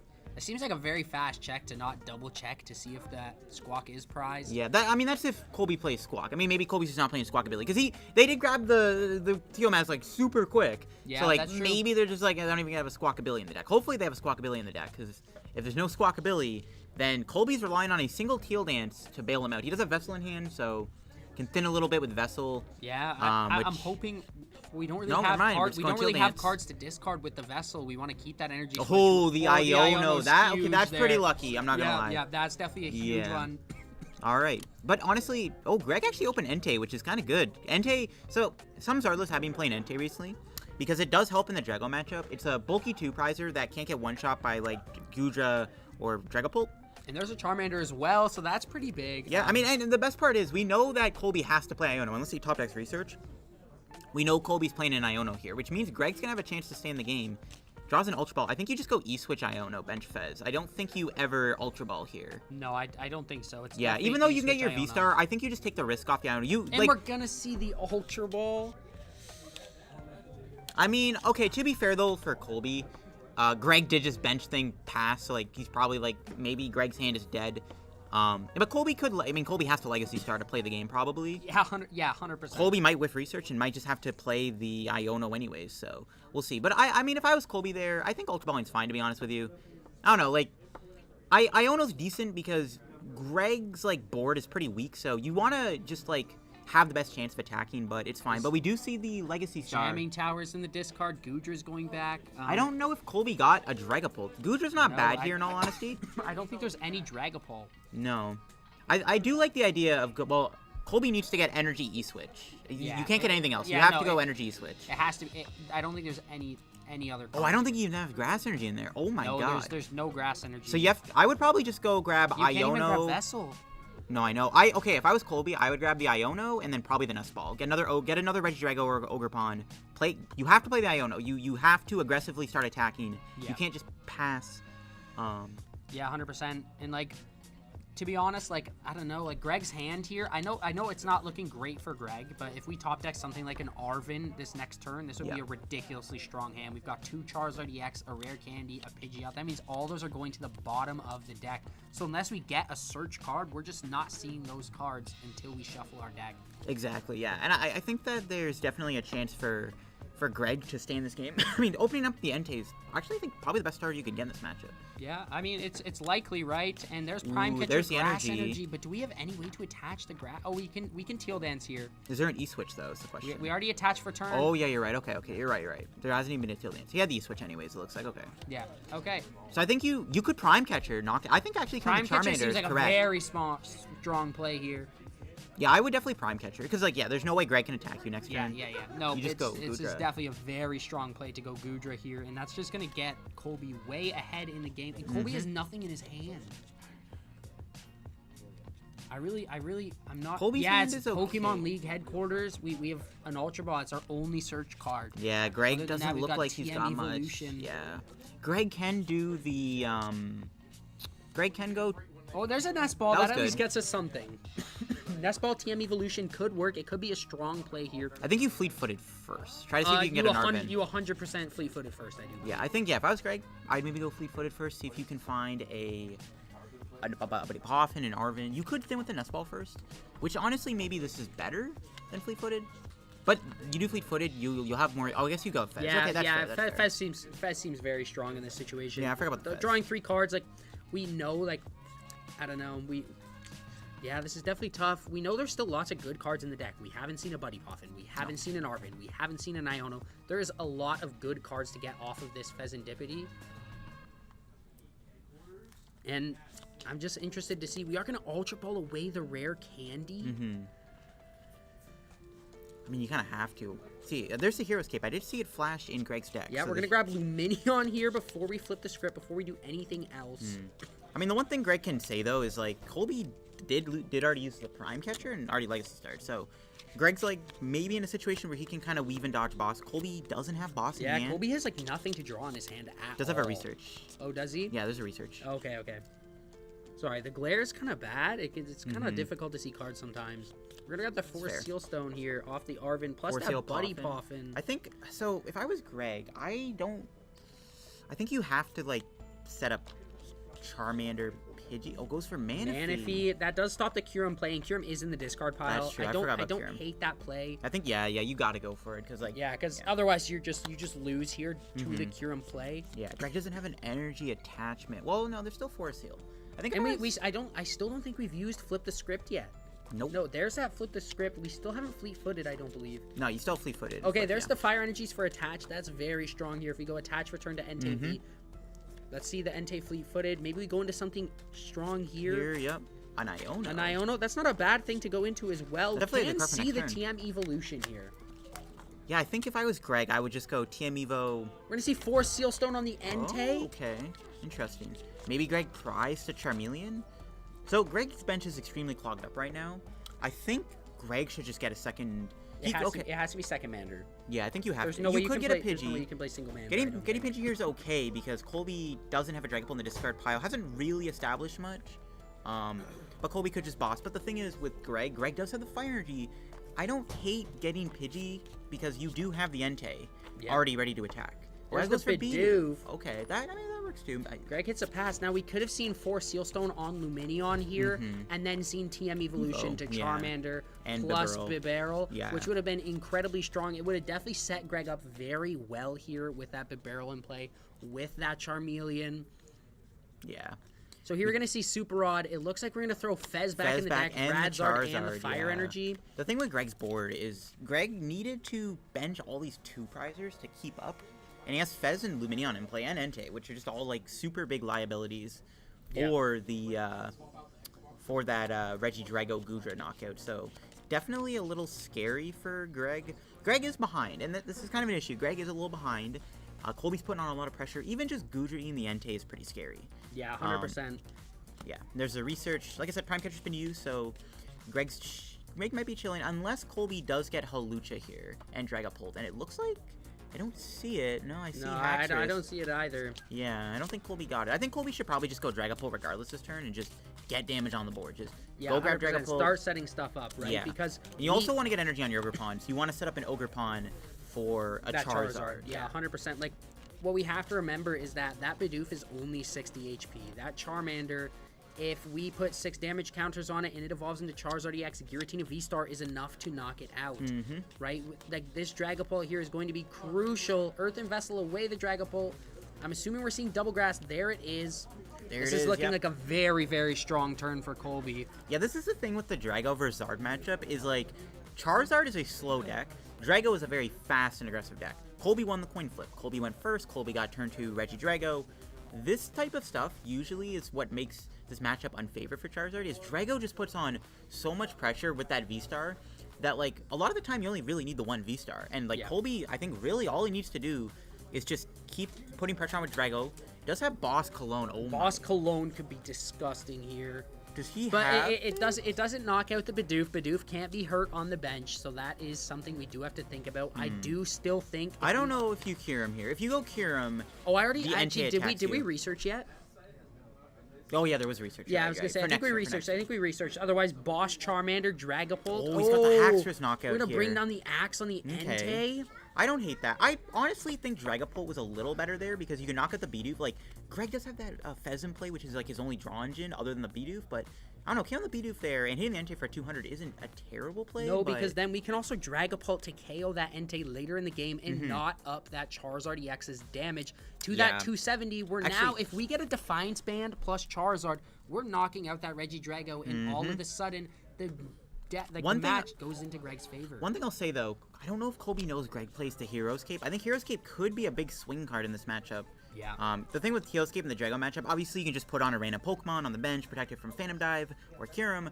But in this situation, you can also put Hero's Cape onto your Charizard EX, and then Ogre Pawn can't do a knockout with 3 grass energy. So Ogre Pawn has to, I think, needs 5 energy or something to knock out the Charizard with the Hero's Cape. Yep. So now we do see Super Rod for... pretty good. Yeah, we see Super Rod for that Entei V plus Fire Energy. I'm not sure if I want to do that before I'm potentially drawing more cards. I mean, one thing I'll say with Greg here, though, I think with Greg, he needs to focus now, I think, on getting a Charizard out with a Hero's Cape on it, and he needs to try to work towards getting rid of his liabilities on the bench. He has 2 prizers in play, and that's not good. And we do see Penny in hand, too, so that is a card that can get that out. We are going to see Iono. I do like the Iono here. You probably should disrupt Colby's hand. He does have the Pheasant Mew in play, which is kind of annoying, but you just don't want to... You need more cards. And I think Greg acknowledges that. There's Bibarel. Pretty good. And Charizard. Oh, there's Charizard. We just need a rare candy here. Now, I think he's close. Yeah, he's close. Now, we do know there's a rare candy in the discard. There's a rare candy on the bottom of the deck. So there's only 2 possible rare candies for us to draw. And we are only drawing... We are going to Ultra Ball away pretty much our whole hand just down to that Charizard EX. So hopefully we can find that rare candy. This also shuffles up the deck. Puts that rare candy that was on the bottom of the deck up anywhere it could. Like, it can go anywhere now. It's being randomized. It's not in those bottom 3 cards. We're gonna grab Entei off of the Ultra Ball. Actually, I'm not sure I like that play. That just means we're only drawing 3 cards. Yes, it thins the deck, but I think we maybe leave Entei in the deck and we just risk drawing it. Yeah. Let's see the bib for 3 here. Could Hyrule the rare candy. There's Here's Cape. Jet. And Boss's orders, none of those are getting us there. It's a pretty bad whiff. I think Greg's such on the back foot now. It looks like Colby does have Hawlucha in hand, which is terrible. Colby can just take 2 prizes here. Hero's Cape on the Radzard. I'm not sure I do that. I think you just pass. I don't think you play Hero's Cape. Colby's in a pretty good spot. I think Colby just goes bench Hawlucha, put damage on Manaphy, Dragapult KO Manaphy, and the guy. Yeah, I mean, it's pretty good. It's this match. I'm pretty sure this match is as good as over, to be honest. I don't think there's any scenario where Greg comes back from being down this hard. Oh, it's the scoop. Greg is going to scoop here. There's just nothing he can do. Yeah, it's unfortunate, it's but it happens, right? And Regidrago, it does that, right? We saw it at Worlds. We saw it, like, it's a high roll deck. If you hit everything you hit, then you're just winning, right? And it happens, right? And Greg just unfortunately saw the bad side of that today. Yeah, it's a bad matchup. I don't think Greg's playing the Rabska. The Rabska's obviously one of the best cards in the Charizard deck that you can play right now for the Drago matchup. Yep. But even then, it didn't work out as well. I mean, we saw Greg, like, the unfortunate thing, too, is Greg didn't really bench much Pokemon. He was bricking a bit, wasn't able to establish a board, and that's bad. Like, again, with a Charizard, if you're not finding your buddy Poffins turn 1 against Drago, you're probably going to lose the game, because Drago just runs you over. It goes too far ahead, and with the Ogre Pawns, the Fez, the Mew, it's really easy for Drago to just set up, like, a really big checkmate point, where even with a few, Charizard stamp combos, you still probably can't make a comeback. And that's just kind of where Charizard is right now in the format. It beats up on all the big basic decks, but Charizard, it just struggles really badly into Regidrago. We saw that there. Drago just did what Drago did. Even though Drago, I would say, had like a bit of a suboptimal start. Kind of had to rely on Iono. Didn't even Drago pull. Just kind of went Gudra the entire game, and that was enough to really put Greg on the back foot. I mean, that just shows how awkward the matchup can be. Yeah, 100%. Especially when we have to go second and we just don't start anything at all, right? If we go first, we can go, well, you know what? It happens. Sometimes we don't get there. But you know what? Going second, whiffing any supporter, whiffing any buddy popping, that just feels bad because Drago is evolving. They're setting up. You're just not having a good time in that turn 2. Now, we will be back in 30 seconds with our winner interview. So we'll see you real soon. I'll catch you in 1 second. Let's get it.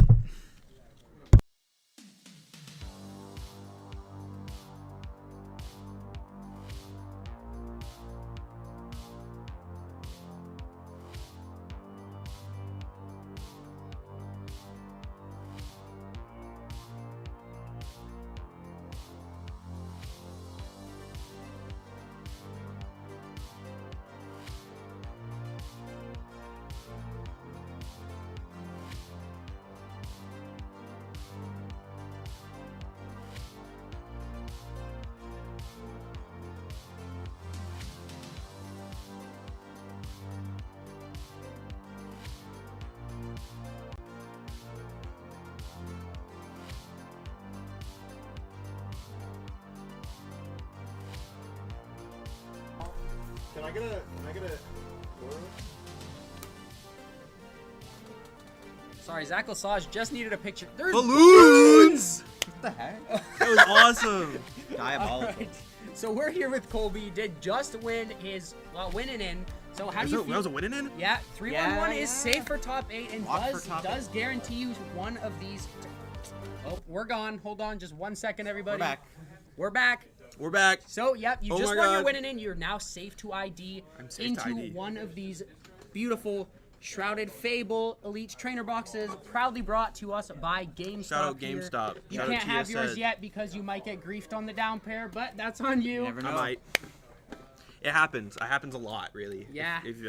Just how things go. Yeah. So I guess kind of explain how that match went and kind of talk us through what went through your mind when playing against Greg. Did you know Greg's list? Did you know what he had in the deck? He plays a very interesting ace spec that I don't think you might have been He tried to attach Max Belt. Was it a Max Belt? No, it's Hero's Cave. Hero's Cave. Yeah. Which I do think swings that matchup a little bit in Charizard favor a little bit. Yeah, if he would have been able to set up at all, that would have been a problem. Yeah, which that was kind of the issue. He opens Entei, Charmander pass, and I'm like, time to go.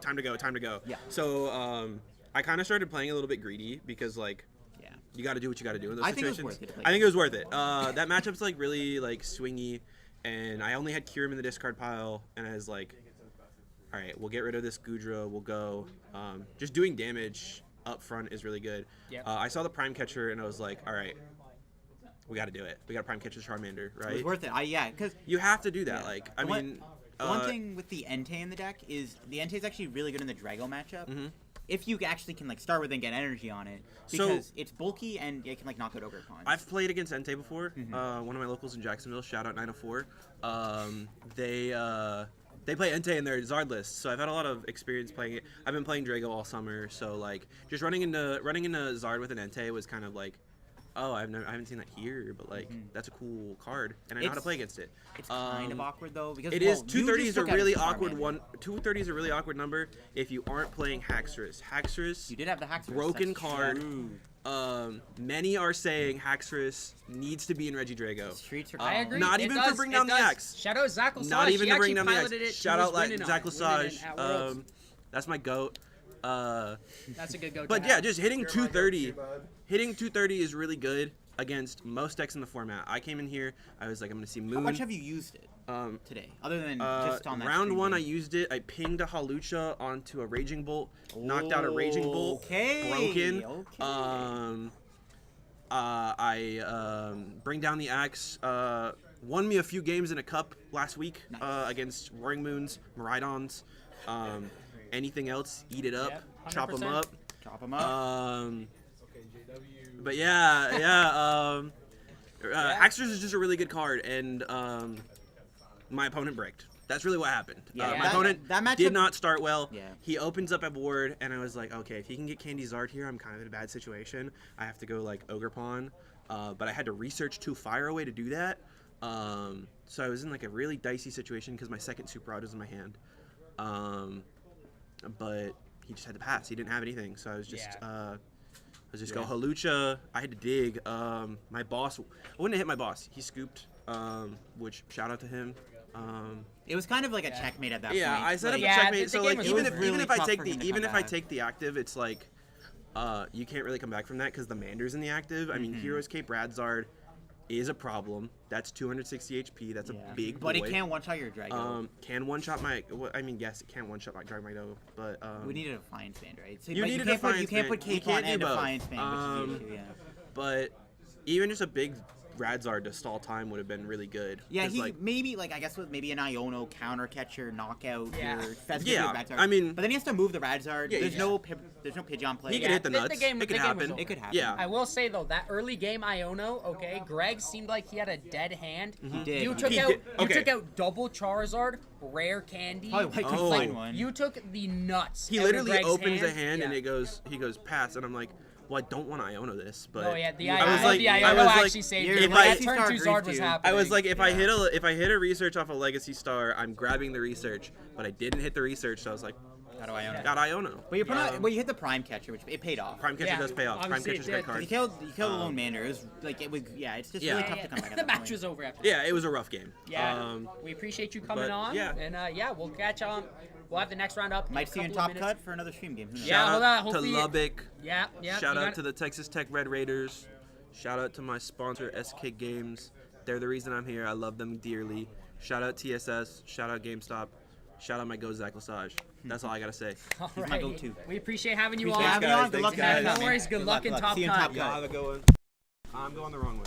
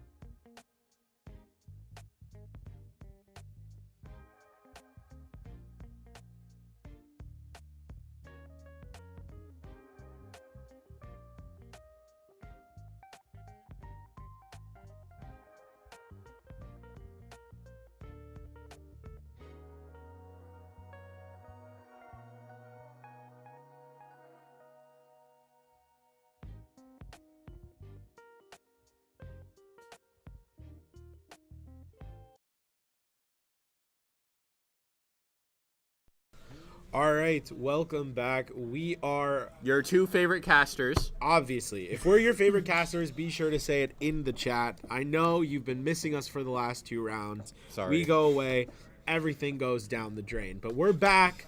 We're here with you for the most important round of the tournament thus far. Round number 5. Exactly. Look at us, in sync, just like that. We have 2 fantastic players for you on their winning in to the top 8 of this event. So, on the left side, once we get over there, we've got Reed, who is playing Lugia. And on the right, we've got Ron on Charizard. The age-old matchup, 2 of the best decks to have ever existed in the Pokemon trading card game. And redrop some cards. You know, And put them upside down. Lugia player versus shuffling cards is a 100-0 matchup. What can we say? Here we go, Wolves. Luckily for us, we are about to see some fantastic action here. Ignore the graphic here for a second. We are going to be updating that for y'all in a moment. But in the meantime, while we're waiting for those things to get changed, Reed is on our left. Yeah, Reed is on the left. Lugia, I think we said that. Ron on the right playing Yep. Charizard. Let's see what they got for us in these opening hands. I don't know who's going first, but I would We're say... about to find out. Oh, well, that was, maybe a little bit missequenced. Supposed to determine who goes first or second before drawing the cards. So for those of you at home who are... for this exact reason, well, it's okay. So we're going to see a mulligan here on Reed's side. And then It looks like Reed has a mulligan. We are getting confirmation, I think. I see a lot of Archeops in that hand. Yeah, there's 3. If only Archeops was a basic Pokemon, right? Maybe then Lugia would be consistent. Jet, Archeops, Iono is what I saw. So we're going to see Reed going ahead and shuffling back up. Obviously, Ron will get a extra draw, which honestly, depending on the list that Ron is choosing to run to this tournament, might be needed. Ron is 4-0. Wow. Let's go, Ron. Okay, so I lied. It's not a win and in. These players are both guaranteed top 8, I believe. I think 3-1-1 is guaranteed. I could be wrong. Should be. So we're just seeing a nice little show match here before we go into the top 8. Reed has started with either Lumineon or Iron Bundle. Those are not the cards that you are hoping to see. Did we if see you what- are the Lugia player here. Did Ron mulligan as well? It didn't look like Okay. it. It's unclear, a little unclear to me whether or not he did, but either way, looks like we're going to get started here. I would imagine Reed chose to start with that Iron Bundle in the active as opposed to Lumineon, giving your opponent a 2-prizer right in the active. Bam. There's that Iron Bundle, and on the right side is Pheasantipity. Yep. Great. Sorry about Pheasantipity. the glare, guys. Yes, just a little bit of glare, a little bit of tilt on that Pheasantipity as well. We're just spicing things up for you, and the dice goes flying. We're starting with some action here in round number 5. That Pheasantipity might be dabbing, but he was not looking out for a projectile coming straight across the table at him. We have no idea what kind of Pokemon that Reed is looking for right now. I would imagine that he was hopeful. Thank you so much. He gets a Tails, gets that play stamp. Lugia! We already know who's winning! The Lugia comes into play. A second capturing okay. aroma? Heads! Heads, okay. Okay. I mean, Dang, that's that what hand you looks like to really see. good. That's what you like to see is Reed. I mean, my goodness, you get a heads there. We get a chops. Now all you I have think to we do get is a get chops. Archeops. Oh my god. Have you seen this strategy before, Blake? I don't think I've Never. ever seen somebody Never. utilize Archeops in a Lugia deck. Incredible gameplay here. I will say this Iron Bundle is a tech that has recently been popping up in quite a few decks. It is an incredibly powerful 1 prize Pokemon, so you can always push it into the active if you're Correct. trying to offset your opponent's prize trade. And in Lugia, it's got a really good attack. Yeah, in Lugia, its attack is great. You can use that Legacy Energy to make it a 0 prizer, and it stops opposing evolution Pokemon from being able to attack. Correct. Just the one that you hit, Yep. not all opposing Yep. evolution Pokemon. It'd be way more broken. But its primary utility is as what we would call a pseudo gust card. You don't get to pick what Pokemon your opponent brings up, but if Iron Bundle's on your bench, we you did not discard see it. the Luminion for Carmine from Reed. Yeah, I think that's correct. He does. I do too. He has the Ultra Ball in his hand. Correct. So he can wait for next turn pretty reasonably. He can Ultra Ball for an Archeops, then use that Luminion to get get a research, research, which will yep. make it a little bit more likely that Yep. he'll hit that Lugia V-Star to then Summoning Star, right?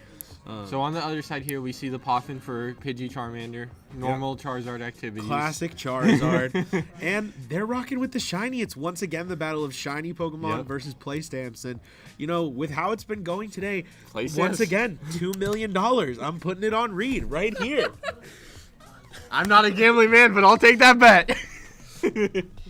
All right, we see the classic Arvin. Without even having to Arvin, we got that Buddy Poffin. Now we're going to see a Nest Ball, the Forest Seal Stone. Probably going for a into the Rotom hand. if I had to guess. Yeah, it might be Rotom. We'll see. It might be a Depends what- Cleffa, who knows. Could be Cleffa, could be Manaphy, even We if see he's the trying to play Rotom. around the Water Ogerpon. But we'll see. Okay, Rotom comes down. And right now, I bet Reed is really wishing that Iron Bundle was a Klefki. Unfortunately, that would also shut off his Luminion. Yeah. So maybe not so much. So we see the Forest Seal Stone. We do not see it activate yet. Well, it might be. I don't see Ron's deck. He did not flip over the V-Star marker. Does he have a V-Star marker? Yeah, up corner. Oh, I see it. I see Yep. it. Thank you. See, when you get to be as old as I am, Chad, it gets harder and harder to read. Us young Reed! guns.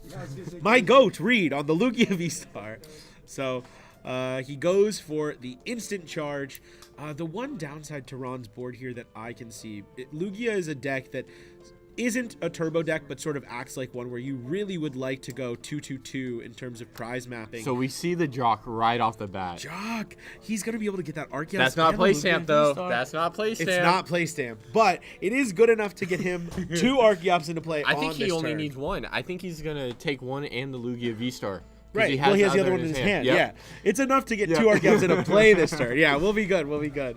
But yeah, now that there are 2 prizers on Ron's side of the board, it's easy enough for Reed to take 2 on Fez, 2 on on Rotom, Rotom. and then he can use Iron Hands or Chinchino to get those last 2 prizes. Correct. So let's see what he does Did from he here. not get a Lugia V-Star? No, he took double Archeops. Interesting. Okay. Oh, he took double Archeops, or 1 Archeops and a Chinchino. Okay. I wonder if that means he's going to go for the Iono this turn instead of the research off that Luminion. He Could can't. be. He just jocked. He did jog. See, you know what? When you get to be as old as I... Minchino comes out. Does he have Lugia V-Star? He does. He does. Oh, he does. okay. It The was panic behind setting into the my... Chinchino. Okay. All right. We see the Pop Pack Lugia V-Star, Josh. I mean, what can I even say? He's about to take 2 prizes on the opposing Pheasantipity. He's about to accelerate energy to his board. He has Minchino. He's got Chinchino as a follow-up off the Jacques. It's His looking board's great for Reed. Yeah. You can't ask for much better from this. You cannot, but as we all know, Lugia V-Star can always find a way to lose. Yeah. Trust me, it can. There is a reason why Lugia starts with the letter L.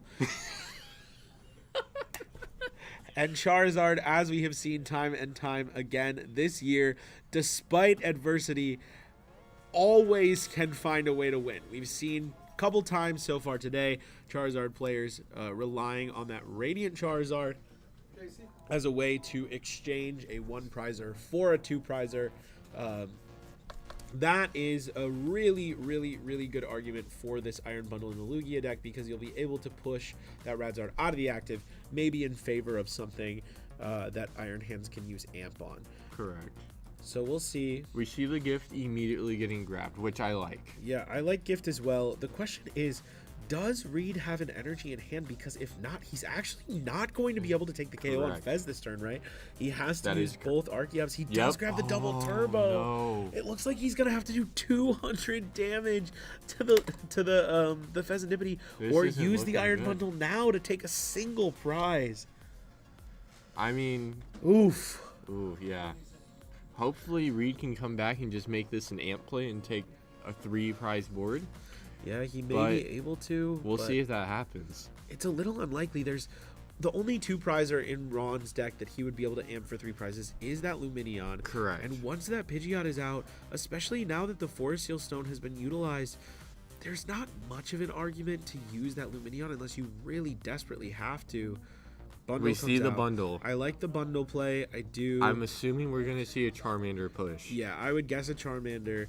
Wouldn't Unless be we see the surprised. Lugia here. Oh my god. Rotom. No, no, He's no, no, no. giving Rotom. Okay, we see Charmander. the Charmander. Okay, all right. We were getting a little bit nervous Yeah. there for Ron. Pushing up that Rotom All these might have been shiny cards, a you bit know. detrimental, yeah. So we do see the Charmander come into the active. We're gonna see Lugia going for the KO. The on Tempest dive. The Charmander. One thing I might have liked to see here from Reed was instead of committing that gift energy to the Lugia V-Star, it's pretty unlikely that Ron is going to knock out this Lugia this turn. Something you can do instead of that is commit like the V-Guard energy to it, right? It doesn't Correct. have much use other places in the matchup, whereas gift energy can be really, really powerful on something like that Minccino. Correct. So if we're looking at Ron's board state here, right? Are you thinking what I'm thinking? He wants to kill an Archeops this turn. Of course. He wants to knock out an He Archeops. needs Pidgeot, he needs Charizard, and he needs Counter Catcher. Yeah, a boss would work too. We don't Yeah. know what ace Ron, spec he's yep. playing at the moment. Could Maybe be Prime Prime. Catcher.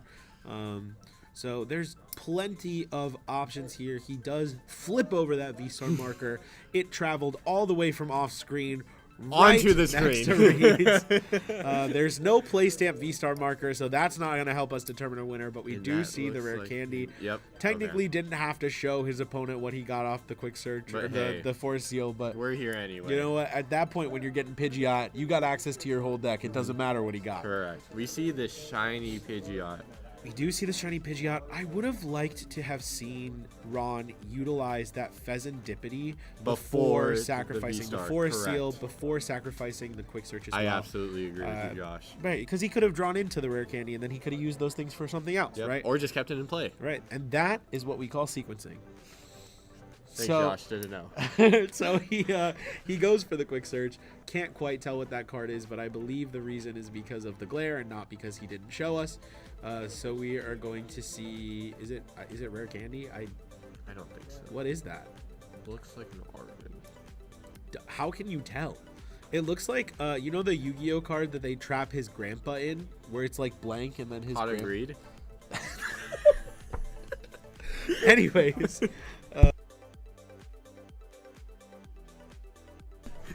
Okay, we do see Arvin. Arvin comes out. Okay. He grabs Candy. He grabs Defiance Band.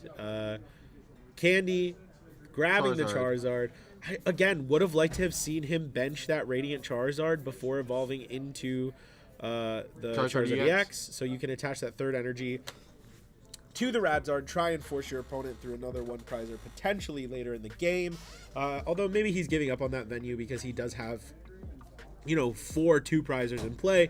Reed already took a knockout on a single prize Pokemon, so the likelihood of going for a Radiant Charizard strategy might be a little bit lower than typical.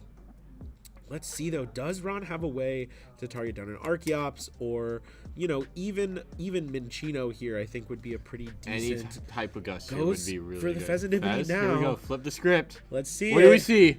Oh, we can't see. Does he have the counter catcher?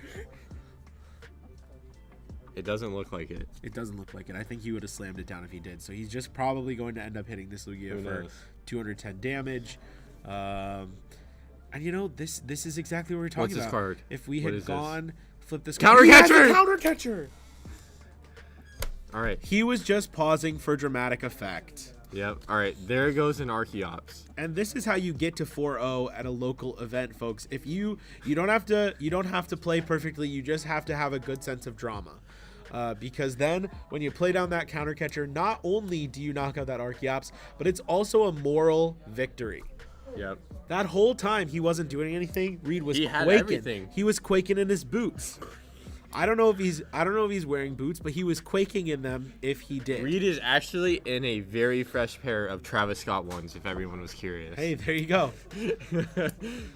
I don't know what that means, but I did like the Travis Scott meal at McDonald's. So Reed and I have something in common.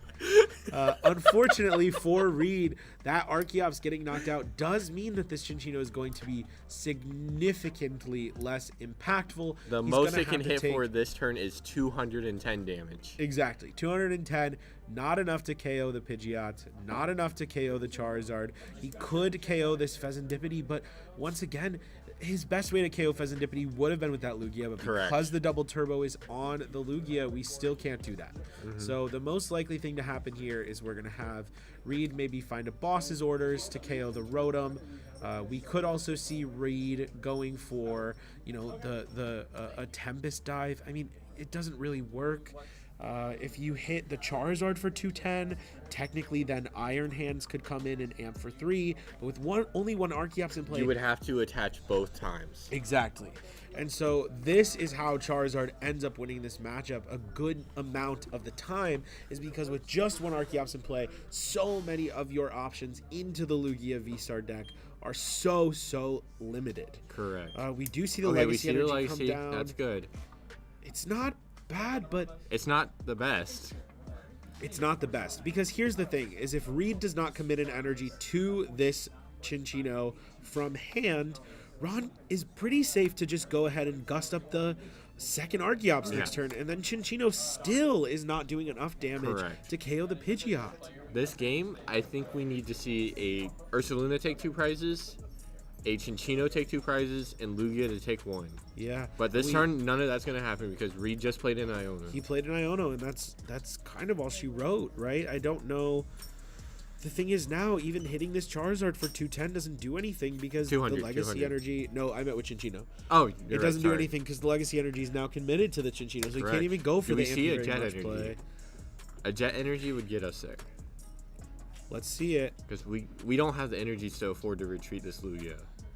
I would love to see Okay, we see Reed attack something. with Chinchino this turn.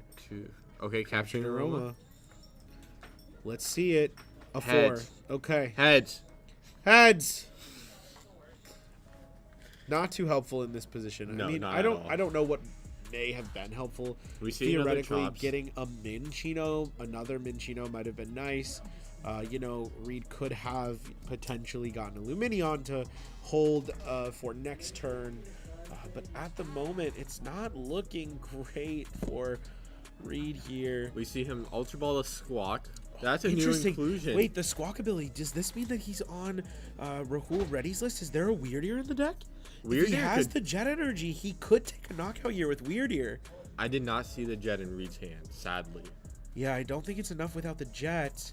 Even with the Jet, it might not be enough. He's only doing, it would be what, 60, 100, 180, 220, 240, 280. No, Yes. 260, 300. So he'd be 30 30 short. But that is okay. We see the Pheasantipity? Fez. We see the Okay. Fez. What are we We looking need this. for here? I think we're just looking for a Jet. Yeah, trying to attack with the Chinchino. We'd love to see another Minchino as well. Correct. Um, That would help us. But if we get 3 energy on this Chinchino, it will force Ron. We see the hand. Thank you. It would force Ron to KO the Chinchino on this turn, or else it Let's see. stays a Let's threat. see. Any energy is fine. Any energy? They play 17. There's a mist in hand. That's good enough. it's something. No, there is a Jet. There's a Jet. Okay, let's see. Does he he go go for for it? it? I think he has to, right? I think so. You want to, I mean, you don't want to make it easy for Ron to take a 2-prize knockout here. You really, I mean, on Reed's side, you want him to take out the Chinchino. You would prefer it. I guess you don't necessarily mind Okay, him we just see the swinging it to mist. Lugia. Yeah, it's okay. But we already know Ron has the Pidgeot. We do. So, but the issue now is you're getting absolutely no value out of this Chinchino. He's just gonna boss and knock it out. Correct. I think honestly, Ron here just kills the Archeops and just says, "Good luck with your energies in play." I don't think you can afford to. If you kill Archeops, what a fantastic hand from Ron. We do see that Ron is playing the double Charmeleon. It's very interesting here because if you do go after the Archeops here, right? Yes, it makes it absolutely. very easy for Reed to promote that Chinchino, attach a single energy from hand, and boss KO that Pidgeot. And that then looks like a great play to me. it does. So if Ron doesn't KO Chinchino here, I think Reed will be in a good spot, which means Ron probably does have to take it out. Yeah. It doesn't feel great to take a knockout Ron for 0 didn't have prizes. the Temple of Sinnoh in his hand, let alone we don't know if Ron plays a Temple. We don't. We have no idea if Ron plays any counter to Lugia, and since Worlds, Lugia has been falling off the map quite a bit, so it's very possible that Ron here is choosing not to respect the Lugia. Which is okay. Yeah, it's all right. We know that Ron doesn't have boss in hand. He has Yeah, correct. exclusively Charizard pieces and Ultra Balls. We have not seen a Luminion this game yet, so we could see an Ultra Ball for a boss or That's true. a Iono. We absolutely could see an Ultra Ball for a boss here, Or even a especially Turo. now that we've seen the Legacy Energy Okay, we committed. do see the boss. We see the boss. On the chops. I feel like this is such a risky play here. I I feel like this absolutely agree. I think this gives Reed a very, very easy path to winning this game now. He can promote that Chinchino, attach a single energy, and as long as he finds a way to gust up that Pidgeot, his prize race is significantly pretty better than easy. Ron's. Ron does not even have another Pidgey or something like a Barrel in play Correct. to try and supplement the amount of like lost search. Do we that know if Pidgeot- Reed? Do we know if Reed has a boss in hand? I don't think we know. Okay. He has Pheasantibity though. He top decks the boss. Oh He top decks the boss. There we see There's the the boss boss. immediately. The boss. The snap call of Doesn't the boss. even use the We see the Pheasantibity. jet. Goes for the jet. Use the Pheasantibity. We still need to see flip please the use script. the Pheasantibity. You have to use it.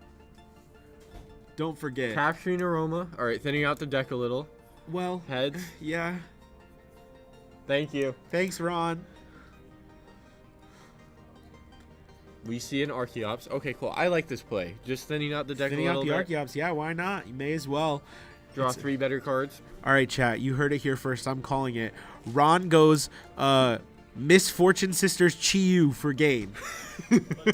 I'm calling it. It's actually Charizard Snorlax. Stop. All right, we see that flip the script. Okay. Generally, it's a good idea to use your draw cards before committing to a supporter like Boss. But this play was pretty obvious, I think, from the beginning. Right. I think the main reason why you would want to draw first is because it preserves information from your opponent, but I think there is literally not a better possible play for Reed on this turn. And so as a result, yeah, I okay, think cool, we're cool, at 3. cool. Yep, Yeah, yep, there we okay, go. cool. It went down to 2, and I was like, there's no way. He played He draws Briar. 3 He prizes. played Briar. Stellar Crown cards in a Twilight Mask. Oh, wait, what's the new set? Shrouded Fable. Shrouded Fable format. Oh my gosh, Late Night is going crazy. All right, let's see. I mean, honestly, I don't know that there's much that Ron can do. I think we're just going to have to see either.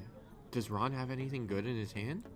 Yeah, maybe. The issue. So Ron can simply ignore this Chinchino, right? Correct. He can go knock out Pheasantipity, knock out Lugia, and assuming that he's able to find enough attackers. Right. Well, the issue is Boss alone doesn't get him there. He needs another attacker established. Otherwise, Chinchino is certainly going to KO. We see the flip. Do a backflip. Boss. I don't know. Show us the cards. Did you get the boss? He does still have Luminion in deck, assuming he plays it. We are assuming, but most Charizard lists will play the Luminion. I don't know why it wouldn't play Luminion, honestly, but to each their own. Some people are allergic to seafood, Blake. You're right. Even though, yeah, never mind. All right, let's see what happens here. He's He's really running around with the hand. You know, he has Ultra Ball. He could just go for the Luminion, and honestly, I think you have to. At this point, there's no world where Reed does not have to take at least 2 knockouts. I absolutely agree. In before Thornton for evolved Pokemon into Iron Hands, but you know, if he can Luminion here, you know, there's really no way. We see the Ultra Ball. Okay, Ultra Ball comes down. Charmeleon. Is that Charmeleon? Yeah. Kind of looks like a fighting type Pokemon. And an Ultra Ball. Okay. Probably going to grab that Luminion. Grab either... As long as it's not prized. It could be prized. It could be. We see 1 boss in the grave. Or We discard do. pile, sorry. It's my fault. I talked about Yu-Gi-Oh! Early. You're right. That does look like the fish. Yeah, it does. There we go. It is fish. Suboptimal fish art, but we'll accept it for this event. Probably going to grab that boss's orders. Although he did push the Charmander, so... He doesn't have to... Wait, I mean, that is Charmander, right? It's the one that's like peering through the window. Yep. Yeah, okay. Staring at Pidgey. Yep. What a fantastic Optimal artwork. art. Yeah, optimal art indeed. Sadly, it's not the optimal playability. Charmander, yeah. But Yeah, it happens to the best of us. So, the Luminion is going to grab the boss's orders most likely, probably take out that Pheasantipity, and we'll see. That looks Is like that a Professor Turo? Turo. Maybe he has the rare candy in hand. Okay. It's pretty reasonable. I mean, if he Turos Maybe the he bench, has Counter Catcher too. I mean, well, even just killing the Chinchino here would be okay. He Turos the Charizard. If you KO the Chinchino, you know, you force Reed to find a boss's orders to KO Rotom, and then a then another boss's boss. orders to KO Luminion. And if that's your best play for the event, for like, you know, finishing 5-0, it could be worse, Yeah. right? Yeah, absolutely. Make it a little bit harder here. Does he have the rare candy in hand? He's used Flip the Script. I feel like he would not have committed to this play if he didn't have it. Maybe thinking about whether or not to rebench the Charmander. I'm not a huge fan of that play because then Reed can guarantee, you know, one of Ron's best ways to stop the boss play would be to use a collapsed stadium. On the Fez or the... Whichever doesn't get Turo'd up. Right, so he can go Palpad, Turo, Correct. and then collapse stadium. Do we But know now- if Ron plays Palpad? No, I don't know. Okay. I don't know. I assume all lists are towards list, but obviously this is not towards Correct. list. Tord does... We've seen 3 Shout out commentators. my goat, Tord Reklev. Your goat? Undervalued player in the Pokemon community. I know many of you will not have heard of him, but he is my goat. But now that Charmander's in play, Reed can get back onto that even prize trade if he so chooses, right? Are we just going to see a Heat Tackle here? There's no way. I'm kidding. Why would you I'm kidding. There's no way. Why Turo? Why Turo? He Wait, passed! we saw a pass? No way. It's Okay. not looking good for Ron. It seems like the play pack hollows are just too powerful. They can't be stopped. Looking at the deck, Uh-oh. Reed has the Ursaluna. He has Blood 2 Moon. bosses I orders think in the we deck. just take the Blood Moon now to get it out. Maybe Well, attach an energy, right? it depends what energy he has. If he has a double turbo in hand, I would not hate the Ursaluna because you know, Ron can just gust it up, stall for as long as he needs because Reed will need 3 energy in order to attack. Correct. So if Reed has access to a double turbo this turn, I don't mind him bringing out that Ursaluna, but if not, I think I would rather just fail it, see what resources we have, and go from there. Because realistically, taking a 1 prize knockout here is good enough. If you were at 4, maybe this would feel a little bad, but because Reed took that single prize knockout on the first turn, Ron sticking a 1 prizer in the active just doesn't do that much.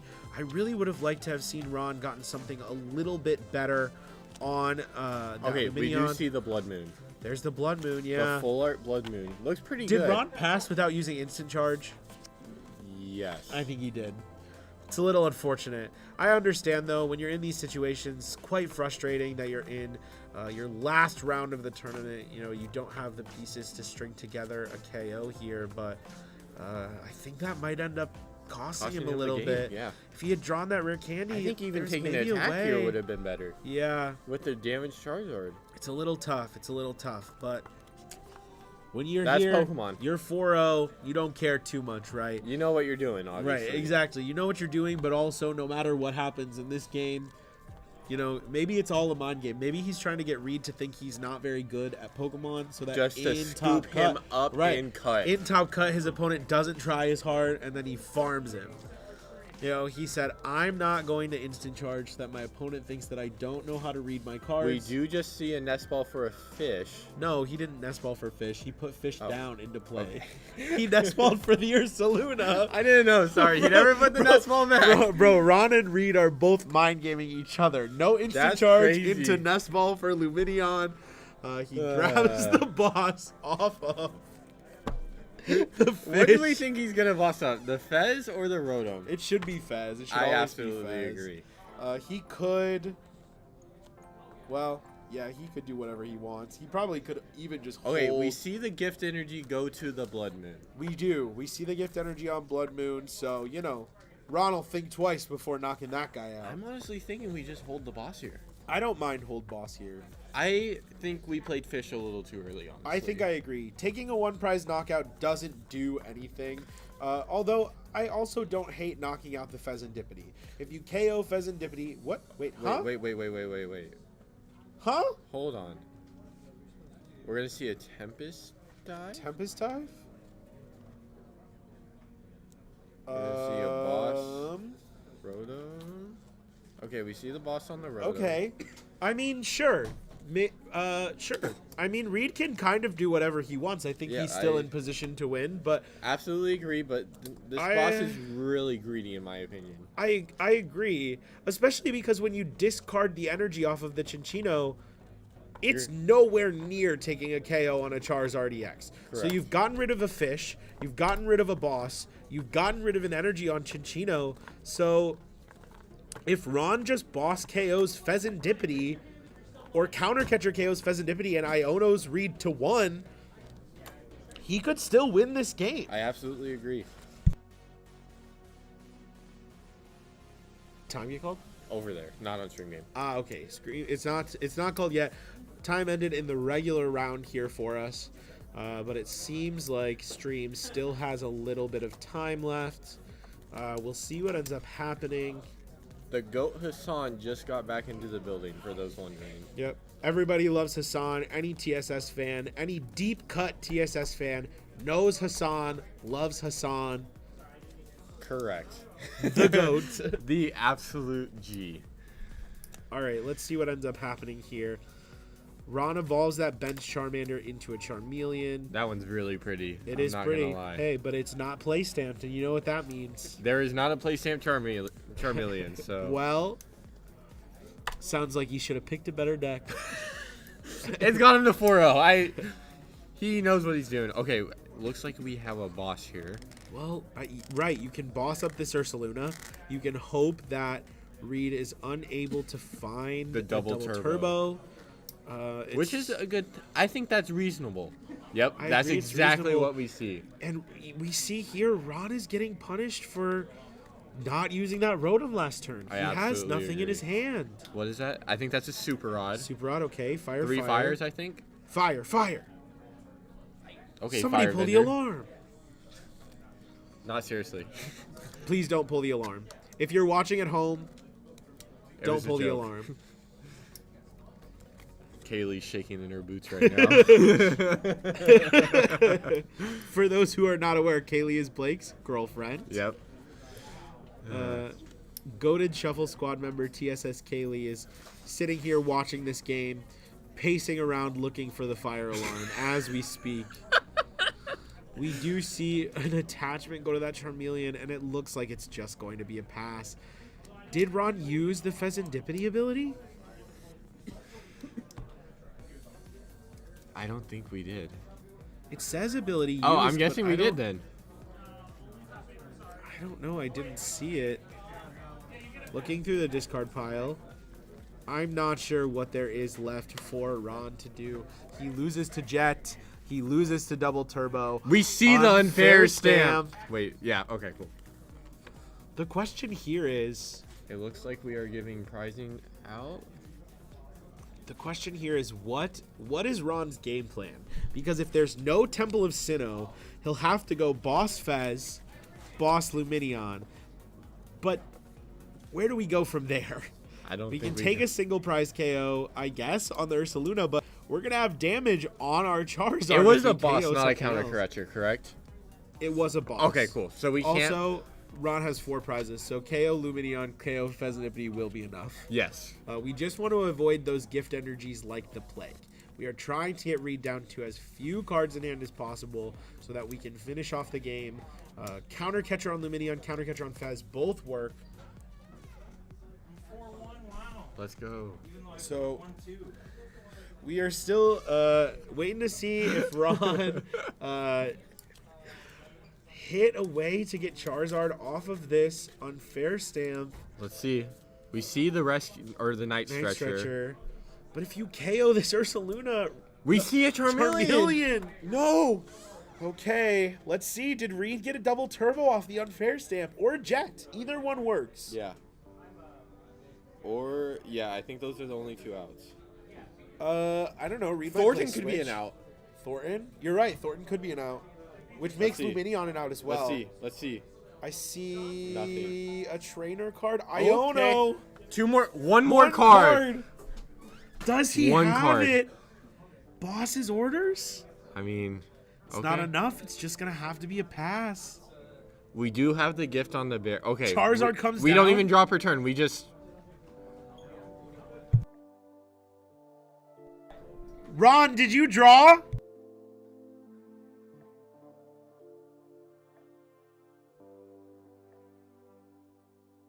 Wait.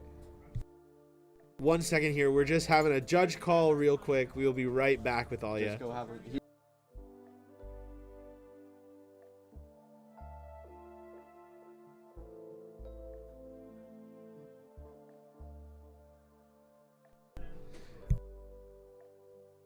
Interview.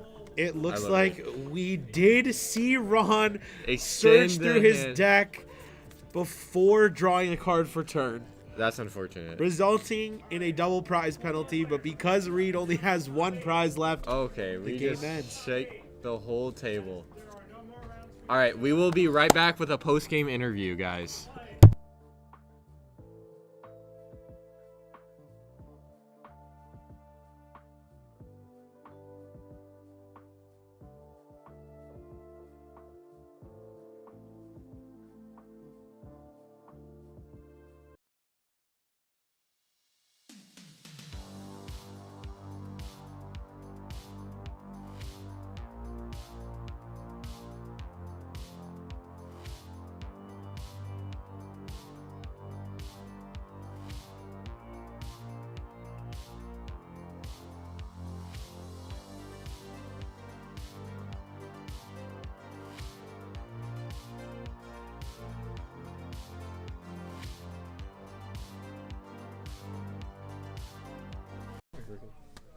Welcome back, guys. We have our winner, Reed. What's up, So, how was the game?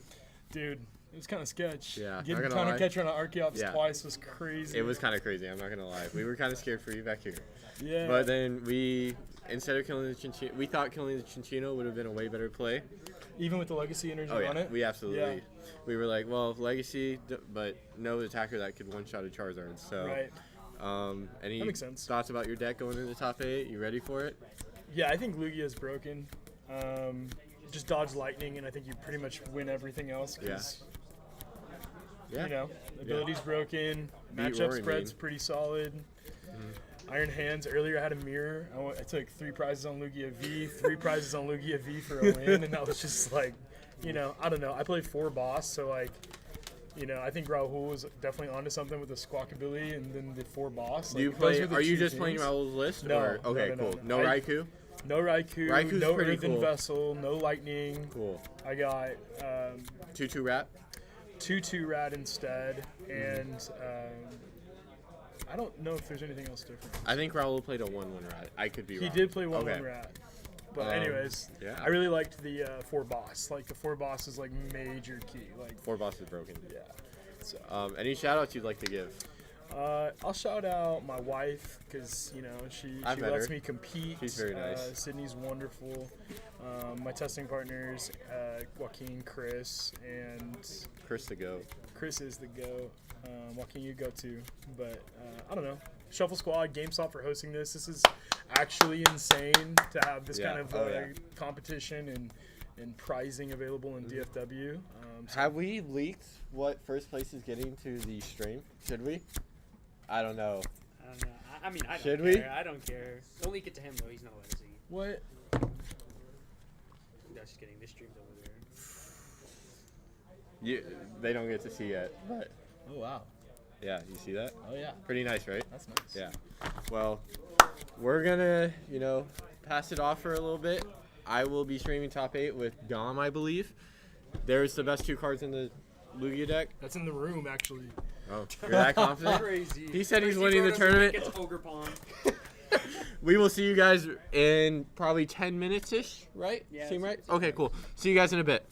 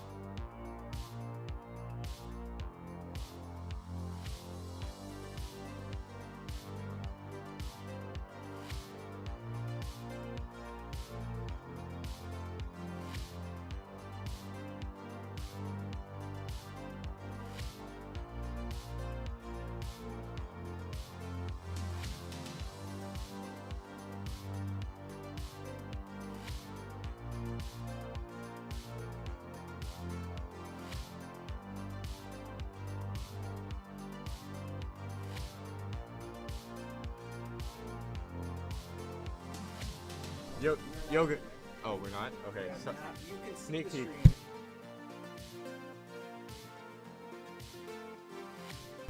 What's up, guys? We got great value LDF and home goods. Zach was PJ.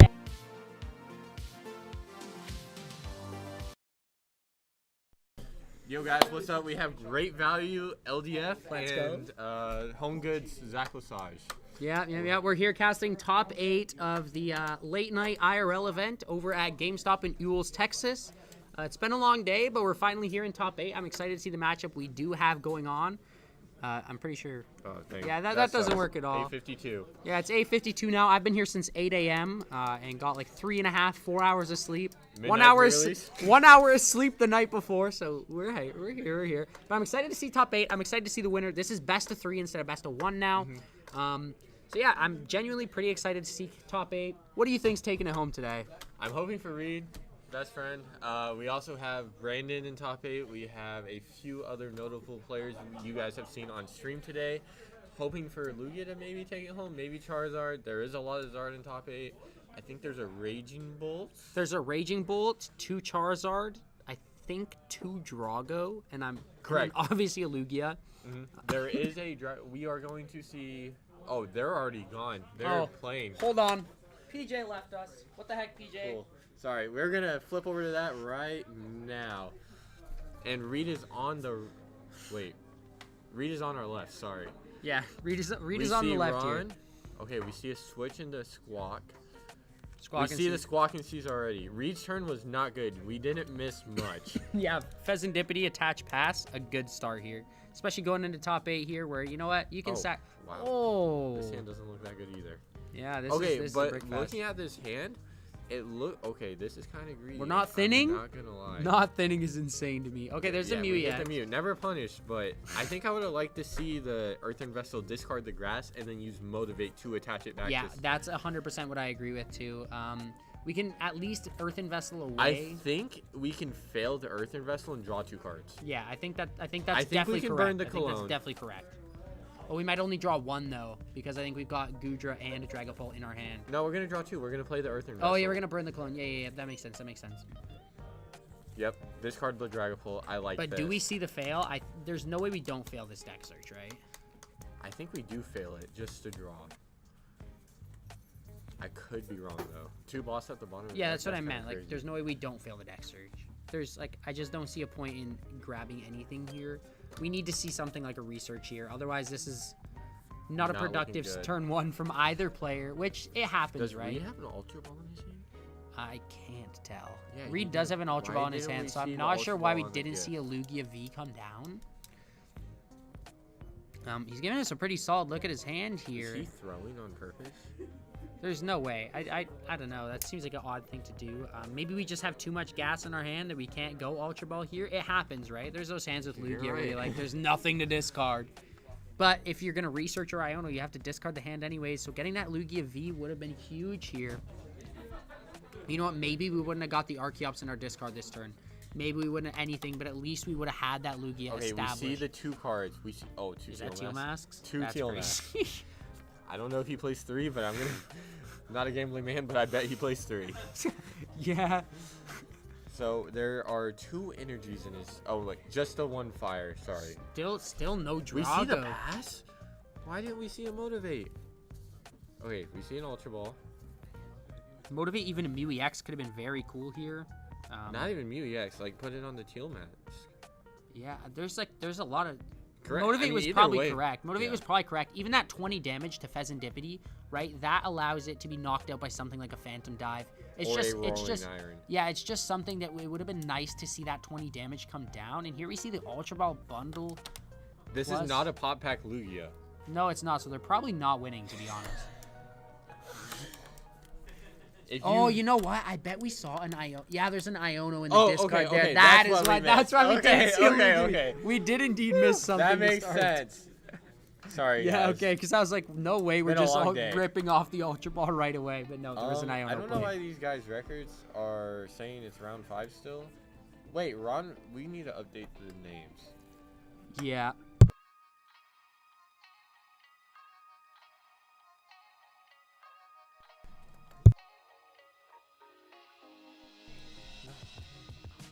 Okay, so yeah, we're just seeing. We're already back over to Ron's turn. He top decked the Drago, I think. That's a top deck, the top deck of all time. We jetted up to the Lugia. I don't know. Yeah, Read the Wind. Read the Wind's pretty good. Like that draw 3 if we've got nothing in our hand. Like we're losing this game if we don't see stuff right. Absolutely. It's a And tough the fly position. entered the battlefield for a second. Okay, we do see the The motivate 5, yeah, here. there's the 20 motivate. That's damage. 20 damage. That could be large here. It really depends. Okay, we see Capturing it Aroma capturing here. If we Aroma. have an Ultra Ball in hand, this could be Let's see. huge. That Tails, that's unfortunate. That's a Luminion, though. That is Luminion for Jacques. If we have Ultra Ball in hand, we're looking Okay, at. let's There's see. the Luminion. Let's see. Is that going to be for What a else Jacques? does he Do we have? have an Ultra Ball in hand? No, it doesn't. No Ultra Ball in hand is quite unfortunate. We already had a Luminion in. Oh no, Luminion we just put in hand. Yep. Not sure what supporter we're gonna grab. Could it potentially be an Iono or a research? I think a research here. Or there was a lot of energy. There's I a don't lot know. of energies in hand. I don't know I if I'm think Iono's researching that. looking Iono good. seems fine. Might help just- Samuel out, but Yeah. I think that's okay at this state. Yeah, I 100% agree. And you know what? If we have to play, we have to play. And there's a lot of situations where you're like, oh, I don't want to Iono because then my opponent gets cards. Correct. But Absolutely. you have to play the game ultimately. You're not going to win by not letting your opponent play, right? You're going to win Correct. because you get to play. So we do see that Iono come down. I do believe that is 100% correct.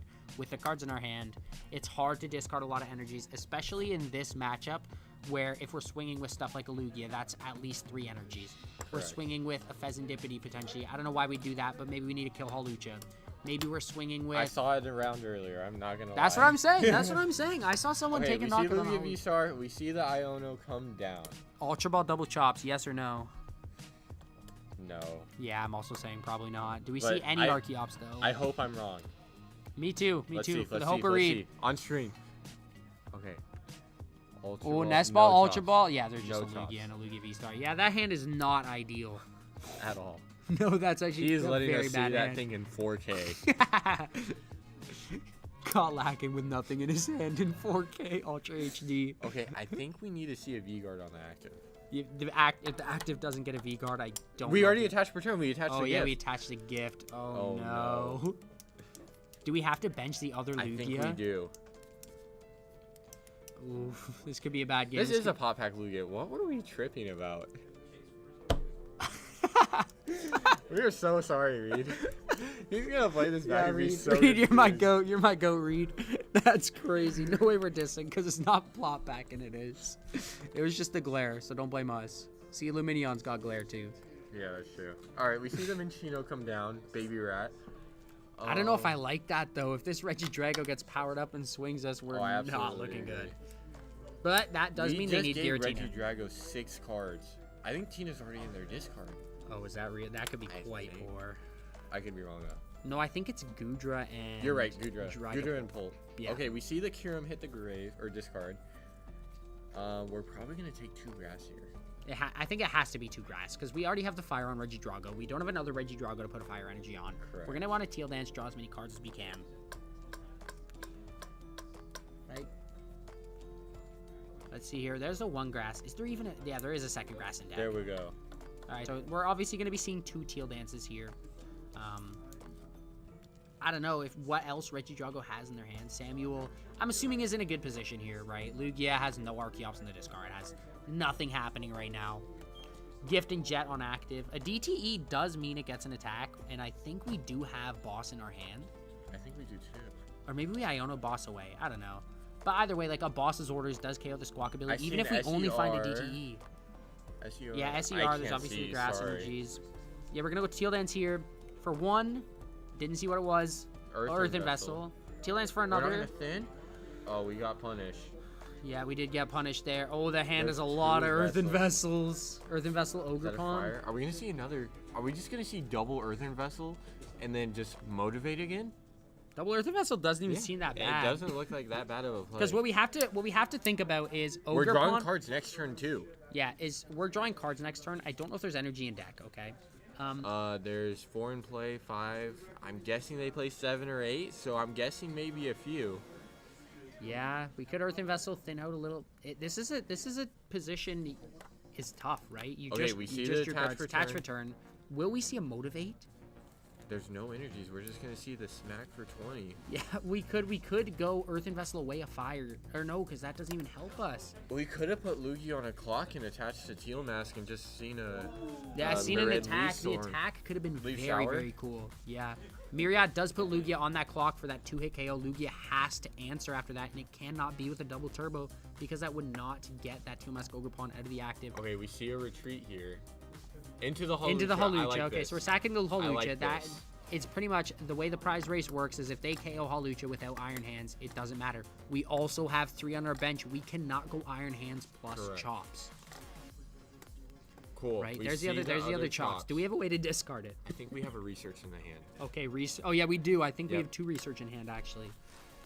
This could be a this could turn this game around a lot. So here if I'm even Lugia. if I'm Reed here, if I take a knockout on this Holucha, I'm not in the worst position ever. No, Because no. I see a Squawkabilly on Samuel's bench. Yeah, and I'm researching into 7 cards. One of them is likely to be a boss's orders. Hopefully. I don't think we've discarded one. Let's see what we go We with. don't see it. Tons of energy. Jeez. Like an absurd amount of energy here. It's unfortunate, but it's not what you want to see as Lugia. And we go- see a heads! There's heads. Doesn't mean anything, but We get a Chichino here. yeah, the Chinchino's kind of neat. Would have been helpful to hit. I don't even know. I don't think there's anything we actually need right now. If I'm Lugia, I think I'm just looking good. Yeah. Oh, wrong one. Wrong rat. Is there ever a scenario we retreat, swing with Pheasantipity to KO Holucha, put 100 on that Regidrago? I think that could be a play. You Because know that what? means Regidrago's Something able to be people knocked out don't by Lugia. realize is if I have boss on the mute, Pheasantipity kills it. Yeah, exactly, right? That could be a very... If we, like... Pheasantipity as an attacker here, if we could go boss's orders, Mew EX next turn, put 100 on Regidrago V, that could be ridiculous, because That's that... also a very good That play. not only means Lugia V-Star is able to KO Regidrago, that means Minccino can do it with 3 energy. Correct. So if we attach even 2 energy here to this Minccino, whew, this We could just get thumbing through that very deck out right of hand. now. This could be very out of hand very fast. Okay, we see. There's a the mist onto the Minccino. like I the think that's mist. definitely key. But will we see a mist on the Lugia in case we see something like bring down the axe?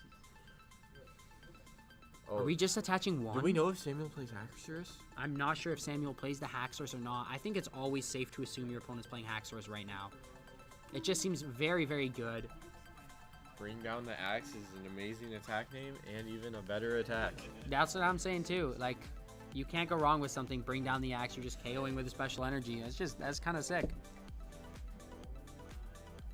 Here, we're still just deciding what we want to put where with our Archeops.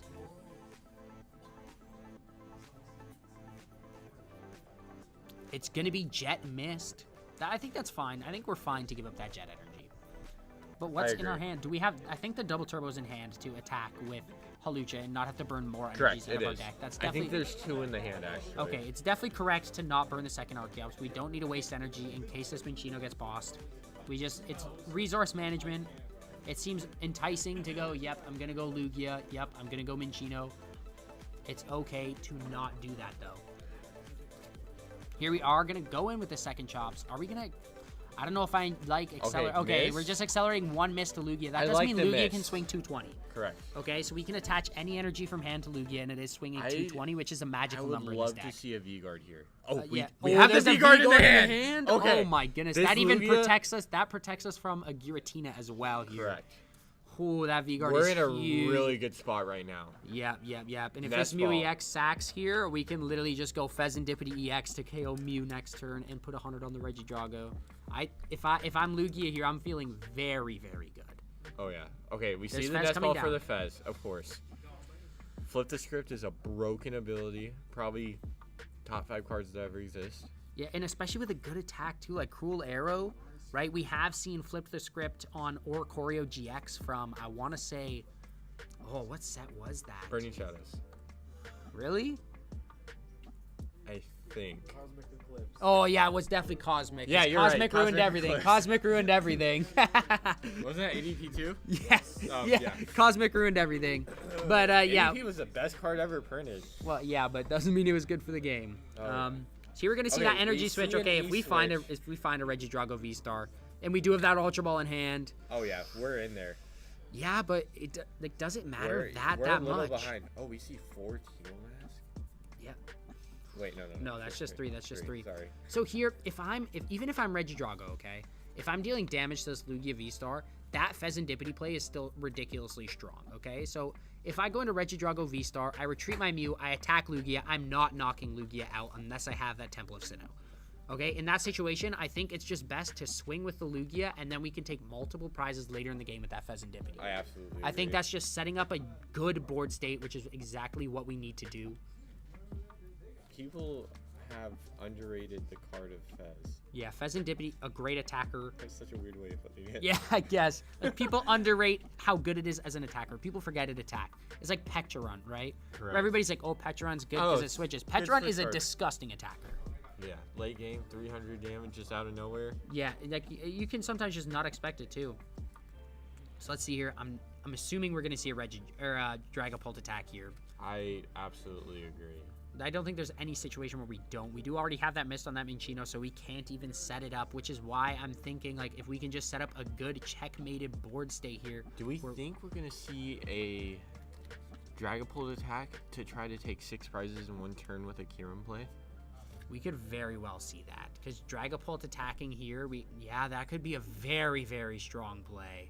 It's a stretch, but I think we could see it. It might at this point. And it would not open up Reed for the Iron Hands play on the Squawk. Yeah, no, this is a very, very good play if we do see that.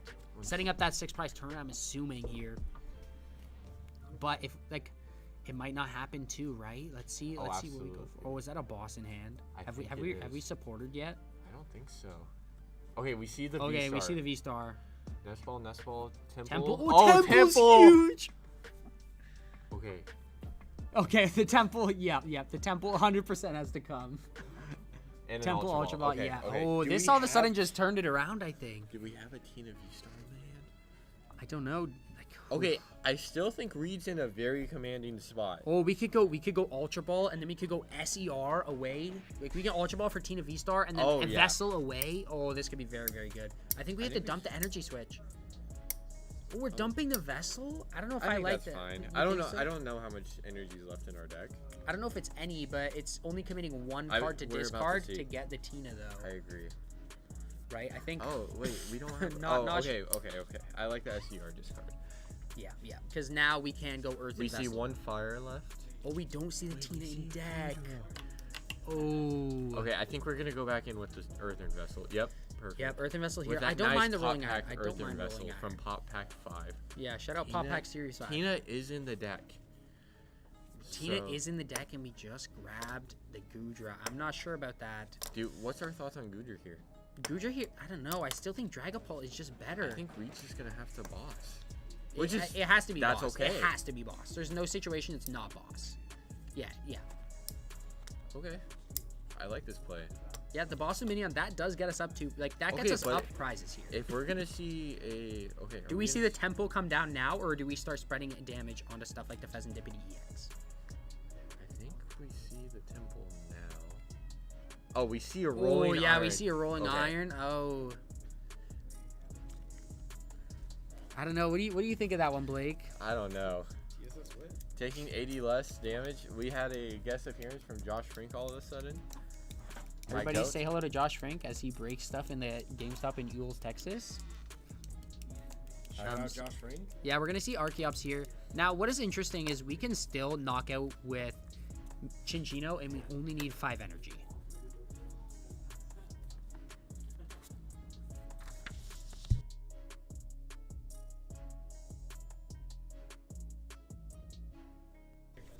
No, you're good.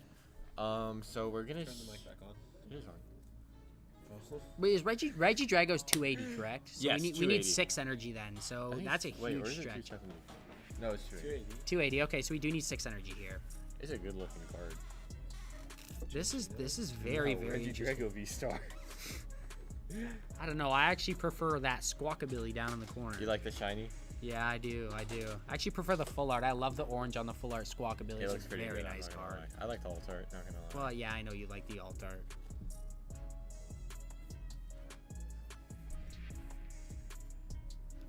All right, let's see here what we're doing as Reed. What is your play if you're Reed here? I think I try to. Oh, okay, cool. Just reading Rolling Iron to make sure it's that 80 less, and it is interesting. We do know from last round. We do know Reed plays an Iron Bundle.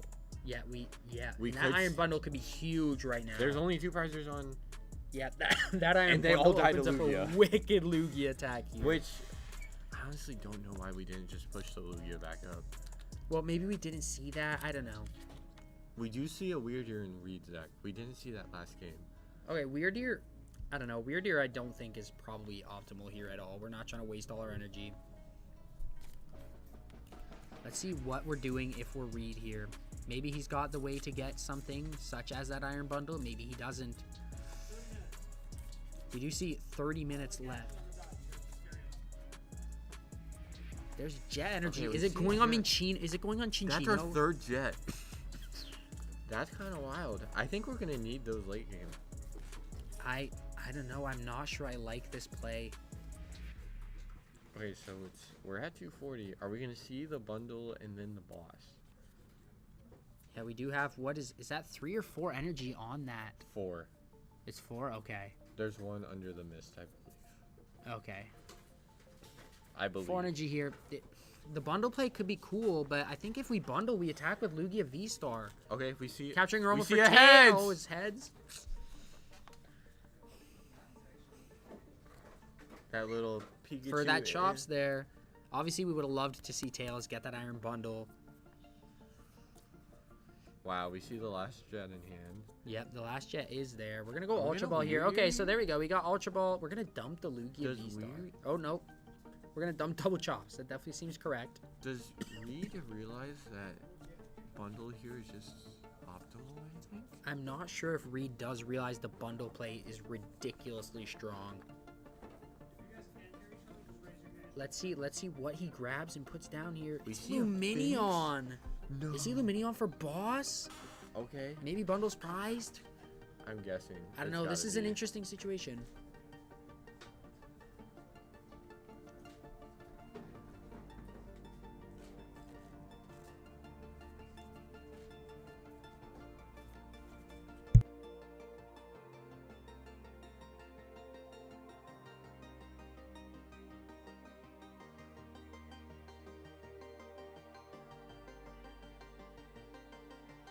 We see the boss on the Fez here. That Fezandipity, if we boss that, that means we're not drawing those 3 cards next turn. Correct.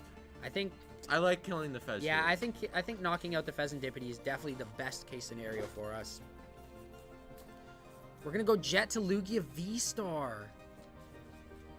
Then we're gonna knock out the Fezandipity with the Lugia Our V-Star. Lugia V-Star has 5 energy. Yeah, Lugia with 5 energy. If We're I'm through all 4 of our If Jets. I'm Samuel here, I'm liking a Teal Dance attack, right? Or a That's Teal what I'm Mask saying. attack Teal Mask right now. attack right now would be very, very good. You only need 4 energies to hit it, too. Yeah, I know. This is... No. It's at 260. We only need Yeah. 3, I think. 3, Yeah, 4. you have enough after 3 energy. Because you're swinging 270 with 3 energy as long as Lugia has those 5 on it. Yeah. So if we get 3 energy on a Teal Mask Ogrepon, then we're looking very good because then we're saving our Regidrago V-Star. We're forcing our opponent to find out boss's orders. I think... I like really that play a lot. I really thought this was in Reed's favor, but I'm really starting to think Samuel might just take this one home. There's a Temple, so our opponent Okay, isn't... so if we see the Temple and the Knockout here, we can just see a boss on the Squawk and Amp. Yeah. Reed's not out of this. No, Reed is not out of it, but we But need to that find is we need to find the asking a temple lot. out. We need to find Oh, the temple out, absolutely. and I'm not sure we have it in our hand. Samuel saved the Temple for the right turn. Yeah, this was definitely the correct turn to play. It gave us less turns to bounce it. Now, if we had something like an Iono, this would be even better. Okay, we see E-switch, so we're not attacking with the Ogre Pawn, unfortunately. We're gonna go restart. Draw 1. What is it though? E-switch. E-switch again. Dang, We're gonna E-switch we off the could Ogre have Pawn. hit the Teal Dance attack. Or Teal Yeah. Pawn. Yep, I'm We really... see a restart. Wow, what a restart.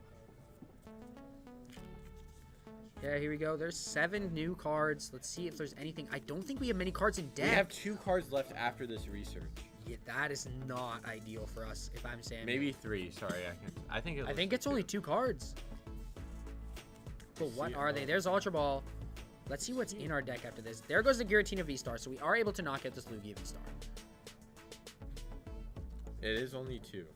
Yeah, we have 2 cards in deck right now. Is one of them a way to recover energy? There goes Regidrago V-Star. We are just going to attack with the Giratina to knock out the Lugia. I think that's very good. Gift does not go off. We only need 2 prize cards now. We're going to choose what energy to send to the Lost Zone here. I do think we do have energy switch in hand, so we definitely just send 1 off each. Absolutely. And those go to the Lost Zone. The energy switch guarantees we're getting the attack. I think if I'm Samuel, I'm feeling very no, if we knock out the active here, it's not getting an attack.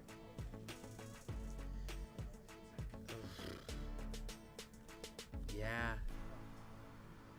Reed already has knockout. Oh wait, we just need 1 more energy. Yeah, we need 1 energy. Okay, does Reed have Boss, Stadium Bump, Hands? Boss Stadium Bump Hands, I think, is the only route we have. I don't think we've seen a Legacy energy yet. We have not seen Legacy yet, no. I think like if we can find the hands play, this would be very Okay, this is fine too. Okay, Gift there's okay. That is knocking out the Regidrago V-Star. Except for the fact we know Samuel has Prime. Yeah. But we don't know what is left in his 2-card deck. Yeah. We do need another energy and an evolution. Yeah, we need Evolve and Energy here to find our outs here. Okay, we see Reed grab the Legacy off the prizes. Okay, so there's the Legacy, Very there's the prize, there's the frustrating. Mew EX. So we do have the Energy.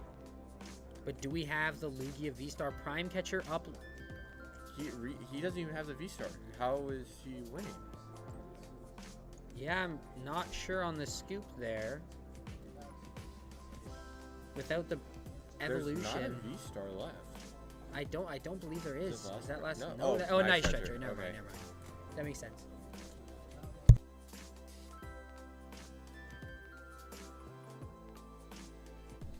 Yep. All right. So there we go. We do see that Regidrago V-Star take game 1.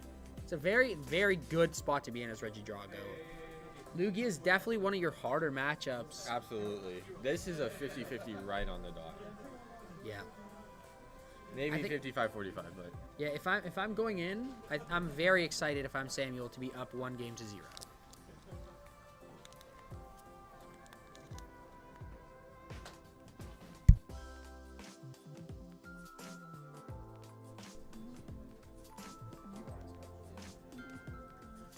Reed is also coming off a cup win today. I don't know if we mentioned that today.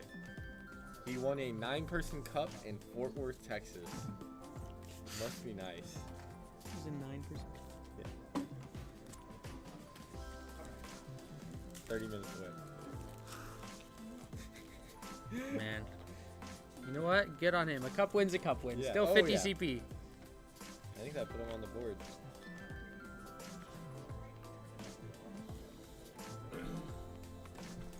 Alrighty, there we go. So we did turn our microphone up. Sorry Apparently if we we've were a been little quiet bit all day. quiet. That's on us. That's on us. So good. All right, we're Alright, ready let's for see. game 2. We see The Minccino start. and Mew. Mew. Let's see this turn 1. Oh no. If you're Reed, you're going first. Is there anything? I think we have to Carmine. Yeah, we have to Carmine. There's no other. That's a Reed- lot of I stuff don't know to if Reed discard. plays Carmine.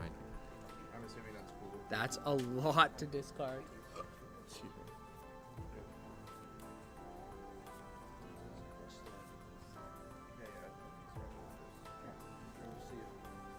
There's Gift. Let's see what the draw is. If I'm Regidrago, I'm potentially going for a Teal Mask Donk. Oh, absolutely. I don't think there's any situation where that is not incredibly strong. Even if you miss a Teal Mask Donk, you're not in a bad spot. No, because there's no Lugia V in play. Correct. No Carmine does not feel good. We're seeing If we see the Donk here and we see Regidrago win 2-0, that'd be crazy.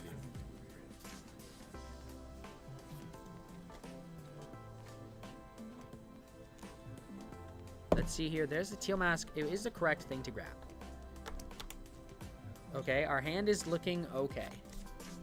Okay, we see the Squawk squawk ability. already. Prime. None of these Prime? cards are that Yeah, I great. think Those we set just us up dumped the though. hand. Gudra and Tina V-Star in the the energy discard for switch later. kind of does hurt because we do need one to pull this donk Yeah, off. we do need one to pull the Donk off. Okay, we see 6 cards. I want one of these cards to be a research just to keep going. Okay, we see a research. I Okay, think we there's just research. We dropped the teal. I think we have to just go research here. Oh no, this is going crazy. There's no way there's no energies that we've played yet. Super Rod? I don't know if I like the Super Rod. There's no way we play Super Rod. Is there anything to Super Rod that would be valuable at all? Giratina, I think, are the only two. Yeah, so I don't know what this. Okay, cool. there's a We're research. Jumping. Go, Let's see. go, go. All right, let's see what these 7 cards are. 4, 5, 6. Here's the 7th.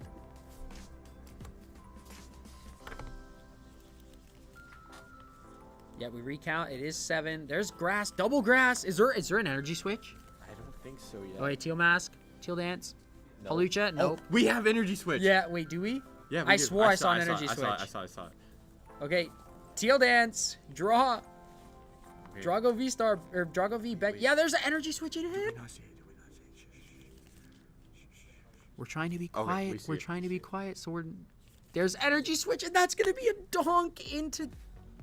That's it for That's top tough for 8. You hate to see it if you're the Lugia player, but you love to see that as Regidrago. Alrighty, and then we will catch an interview with Samuel in just a few minutes. All right, we'll see you guys in a minute.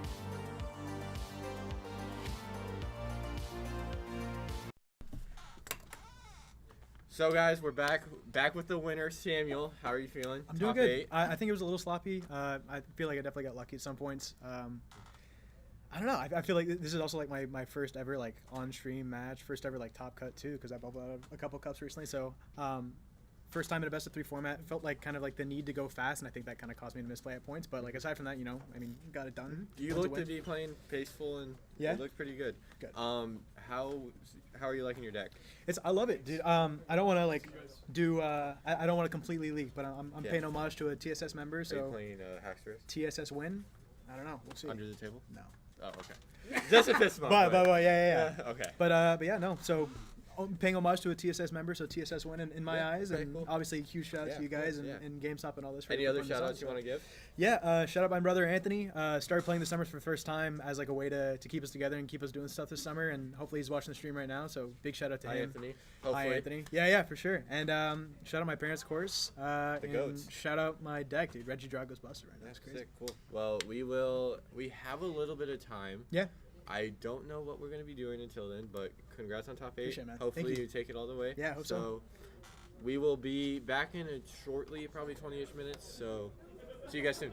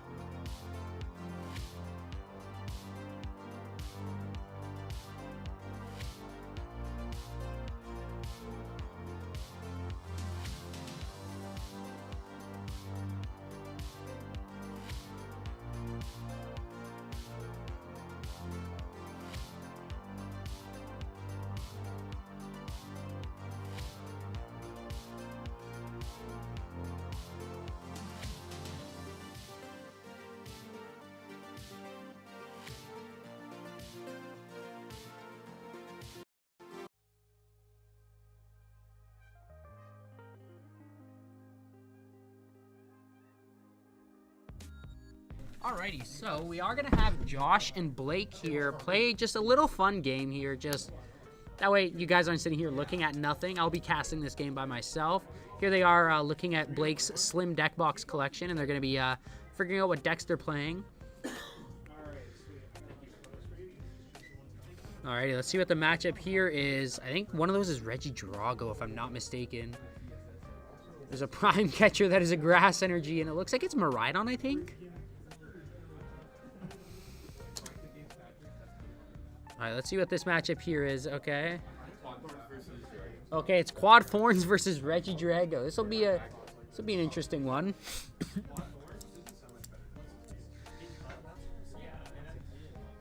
Then we'll see. My money. I think I'm gonna bet on Drago here. Oh, and we're taking out Lightning.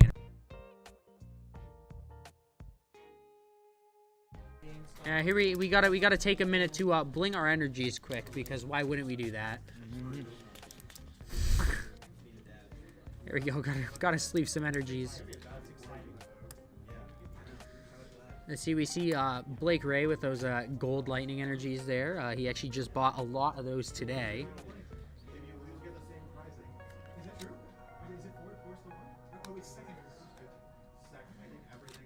And there we go.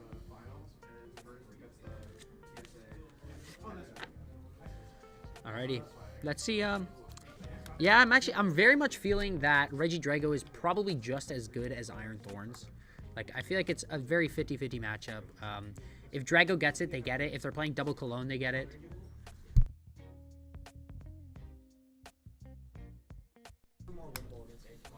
Let's see here. I'm not sure who won the coin flip because I don't know who chose heads or tails. I have no audio. You guys don't have audio of the game, unless you do. We have a Mew start from Regidrago, which with this hand, it's not looking amazing. Especially losing the ability to use Squawkabilly, losing the ability to use Teal Dance. It can sometimes be difficult to power up our Pokemon. Looks like we get a mulligan over there from Blake. Josh draws an extra card off that mulligan.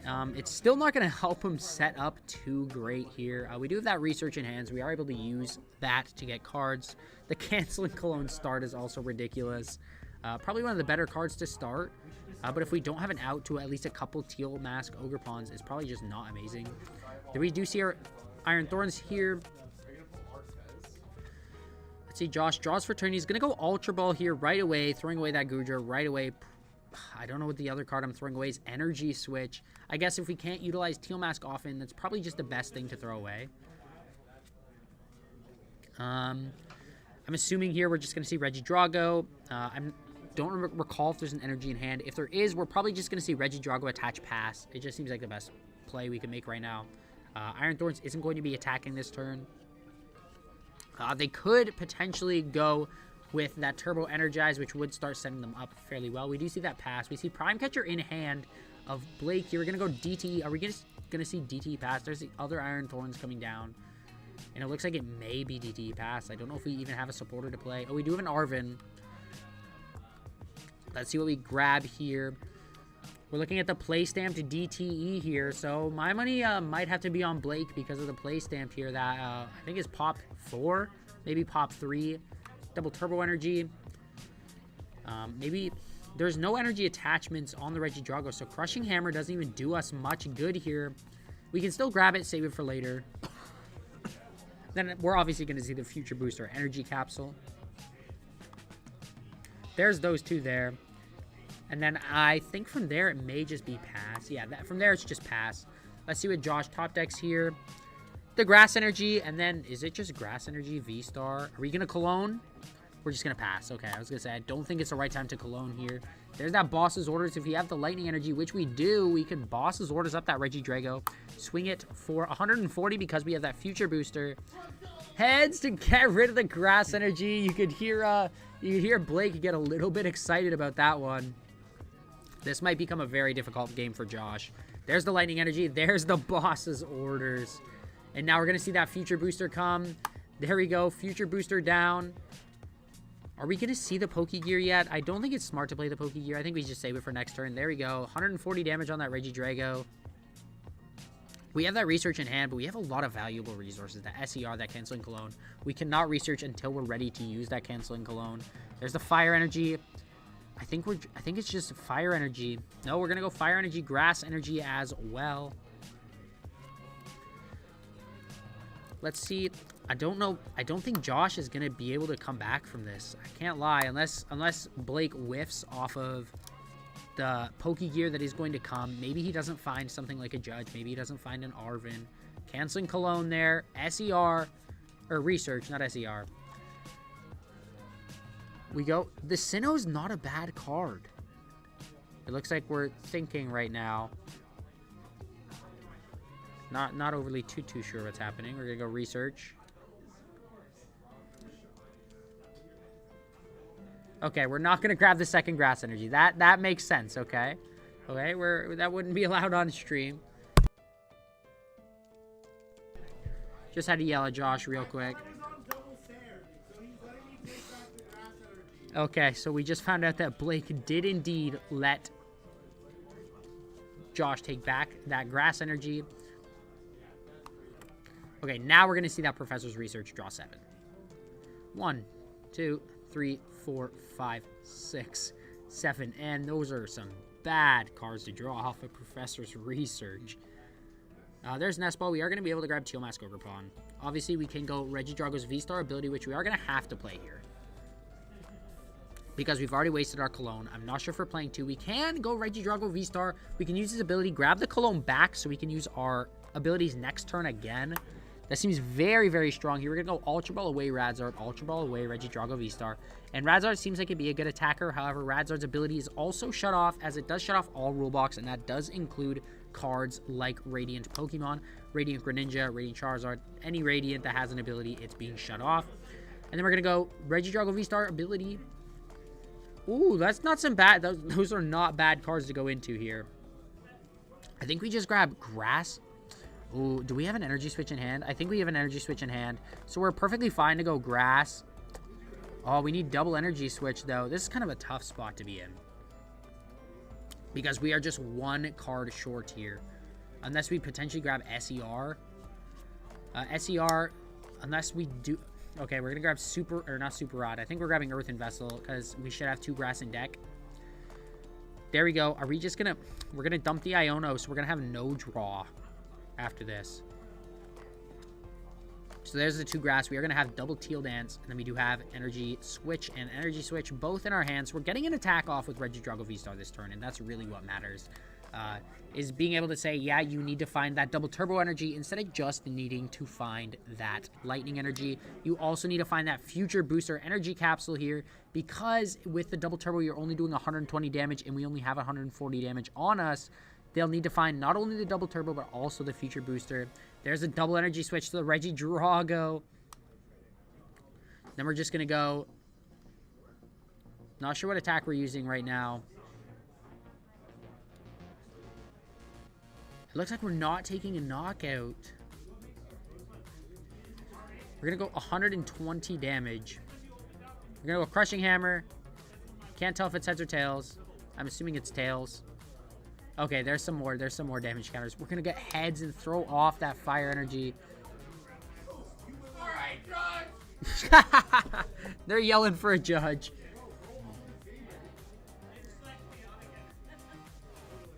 Blake's getting in trouble for not rolling on the table.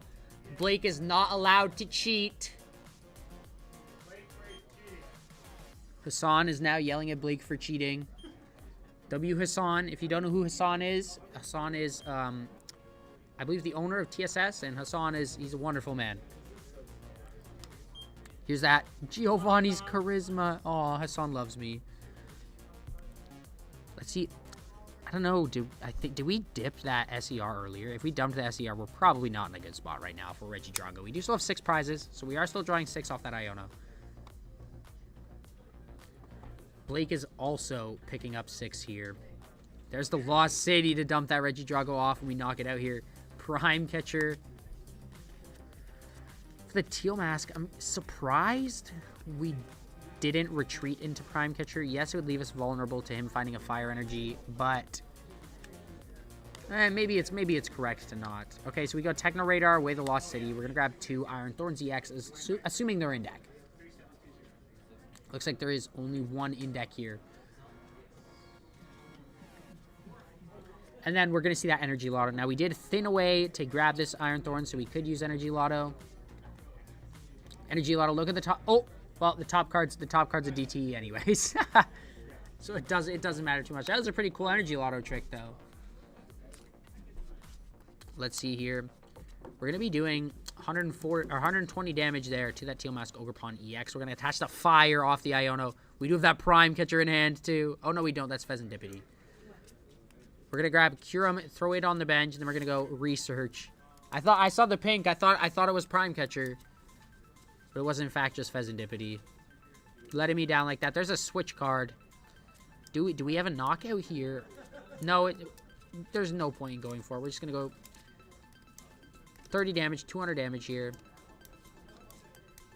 Via, I'm assuming Rolling Iron. And what that means is now, even if we find Future Booster, we're not really at a threat from Iron Thorns at all. The double Pokemon Catcher could be lethal if they flip double heads and KO our Regidrago here. Here's the first one. And immediately it's tails. Here's the second for heads. It's got to be the damage Teal Mask. That's 2 prizes we're going to get here. The Lightning Energy there.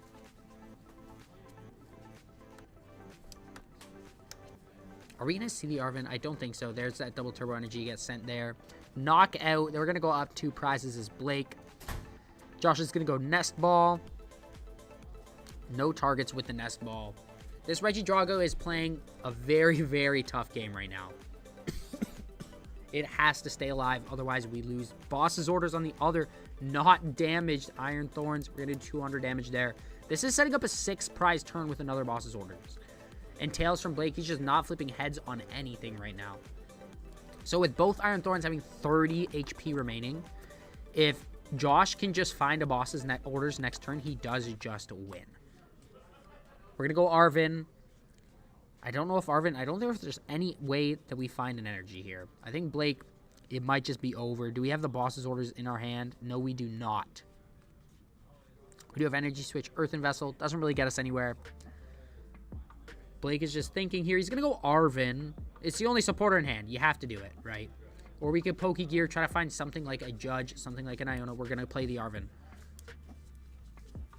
The Pokemon Catcher could be big. Pokemon Catcher Future Booster.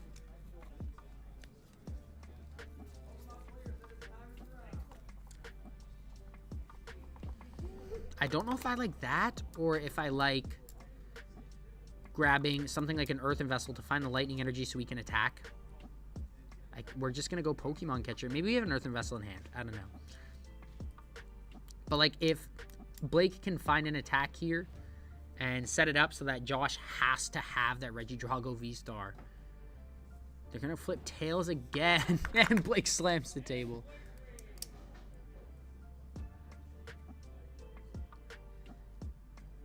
And we're just going to retreat. And it looks like we're going to attack with this Iron Thorns EX here.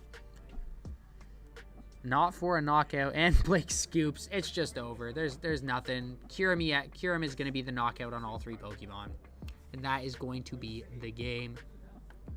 But yeah, that was a very interesting game. We'll get a winner interview in 1 second, and I'll be back.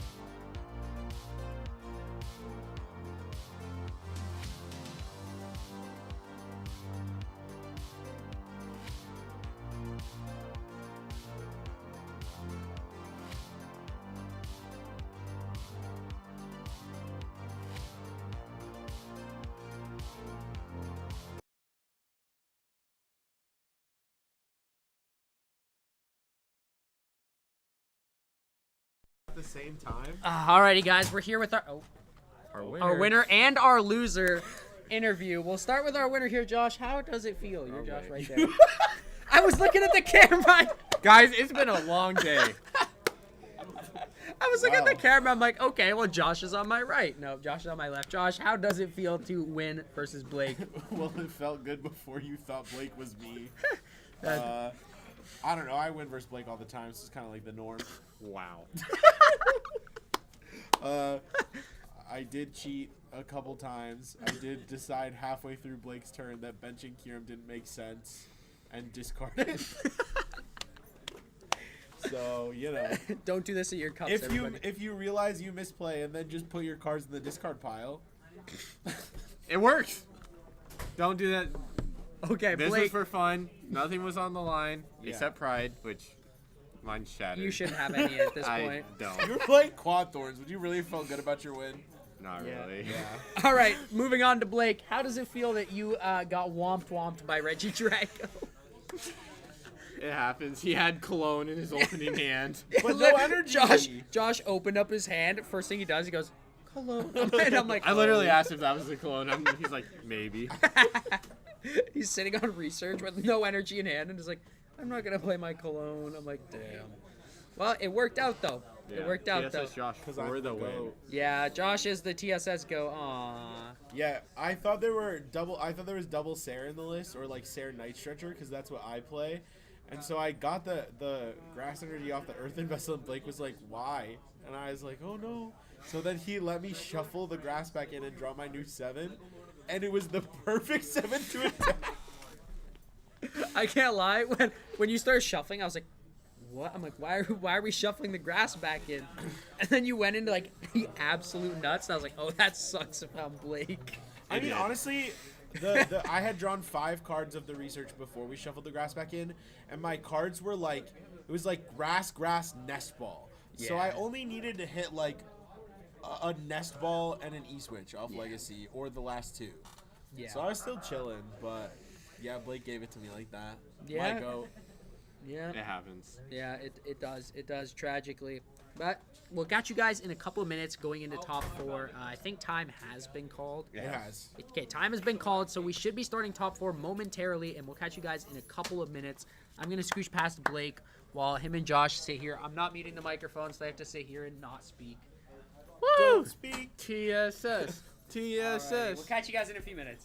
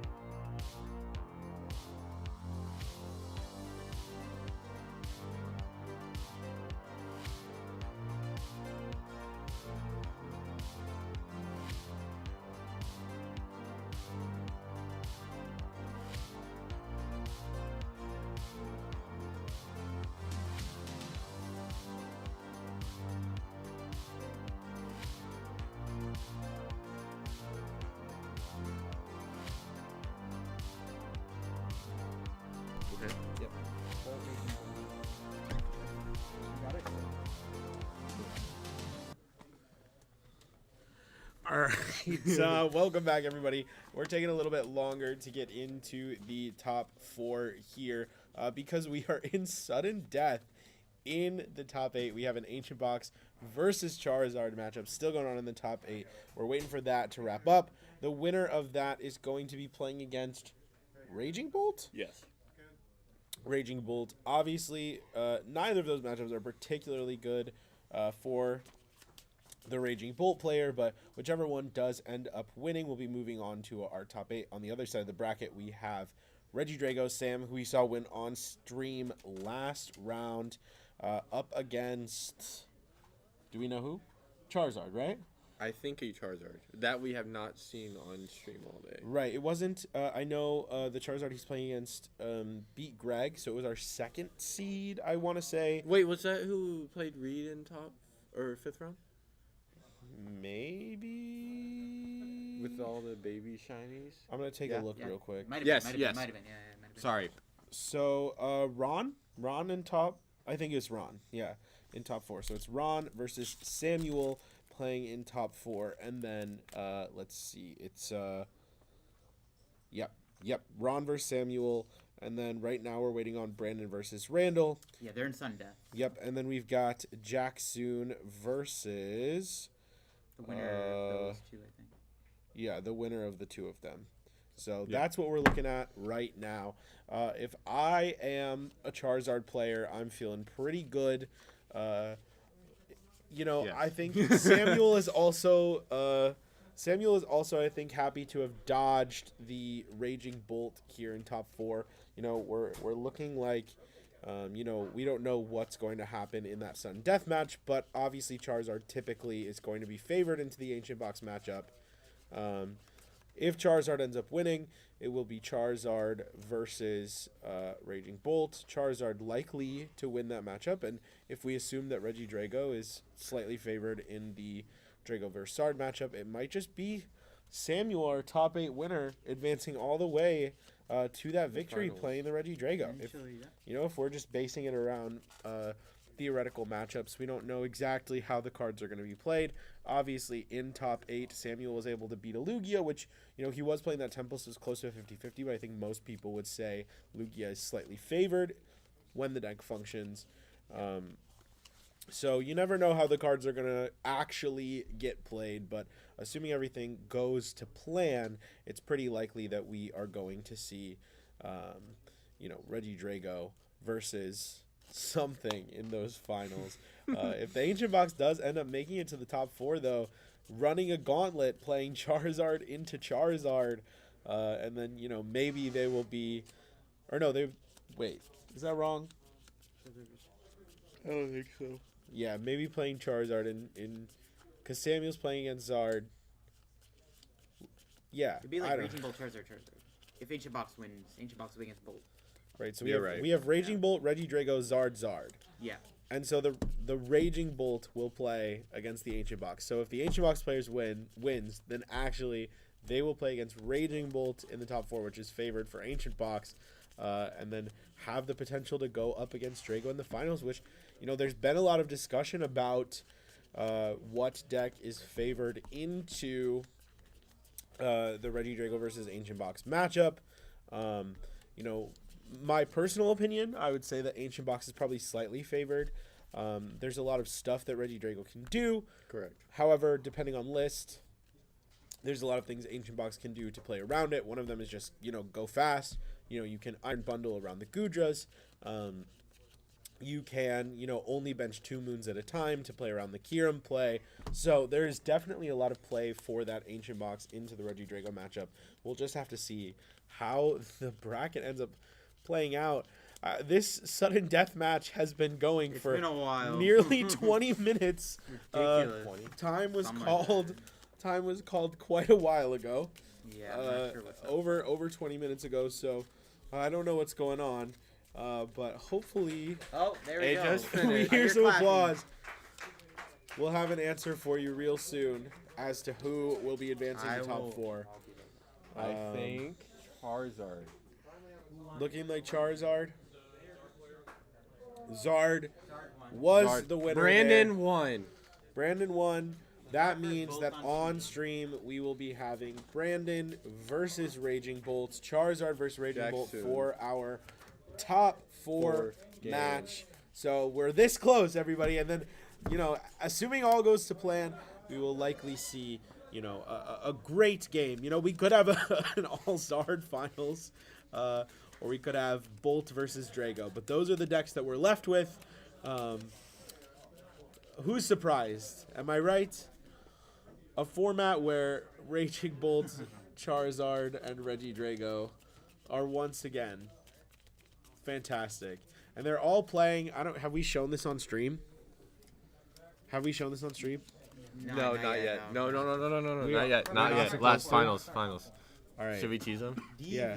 Should we? Yeah. No, don't show them. Don't Tease. show them. Just this. This is what the winner gets. This. This is what the winner gets. We'll tell you all what's inside of this GameStop Power to the Players mystery box when Oh, a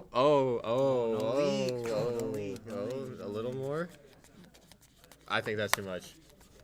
Don't leave. I think I did it. everyone, I'm gonna have to end the stream here because Blake is gonna get fired real quick. But it looks So like on we are stream, we're hopping going to in. get. TSS Blake versus TSS Josh. Not again. Oh no. Crazy. Ah, there we go. Cool. Jacksoon You versus want Dom to Brandon Smiley. Or you good? I don't care. Okay, you're here. Are you casting? Sure. All right. Cool. I'm out. I'll Josh see y'all is later. out. Bye, Josh. Back. Thank you. All right, so we are already set up. Cool. Brandon's hand is looking really good. Double nest ball and double poffin. Oh, If it's I already saw this it's right. already over for Raging Bolt. Charizard sets up and Raging Bolt loses. It's over already. Oh, that hand is ridiculous. Yeah, that hand looks really good. Sorry guys, I am applying deodorant as we stink. Can't be a stinker back here. LDF is chomping down a donut as Like we crazily speak. making the biggest mess ever. See, this is what happens when you guys miss the first ever late night GameStop TSS collab. Yeah, you don't get to eat donuts with LDF and put on deodorant with me and Blake. Yeah. Oh, and go on Twitter. Oh, FaceTime. Is that Sean? Oh no, that's his wife. Oh, shout out his wife. The pub. Yes, sir. Look at the pug. Shout out the dog. Shout out the dog. Oh, bro hung up on her. That's crazy. That's crazy. No, she understands. Brandon is in a really good position to win this tournament. Oh, Brandon has hit his time limit on his iPhone. This is very unfortunate for Brandon. As he's texting his best friend, Sean Hip. Sean Hip, if you're in the chat, we love you, bro. Wish you made it. Don't know why you didn't. Twitter. We're good. We are about to kick things off for this top 4 game. Watch top deck Zard and top deck Candy. It's over. That would be crazy. Okay, here we go. Top deck Fez. All right. There's worst Actually, top the top decks. deck Fez is low-key disgusting. Yeah. Because the top deck Fez, essentially what that means is we don't need to get Rotom here. Correct. We can just fill our bench with single prizers and just keep passing along. Correct.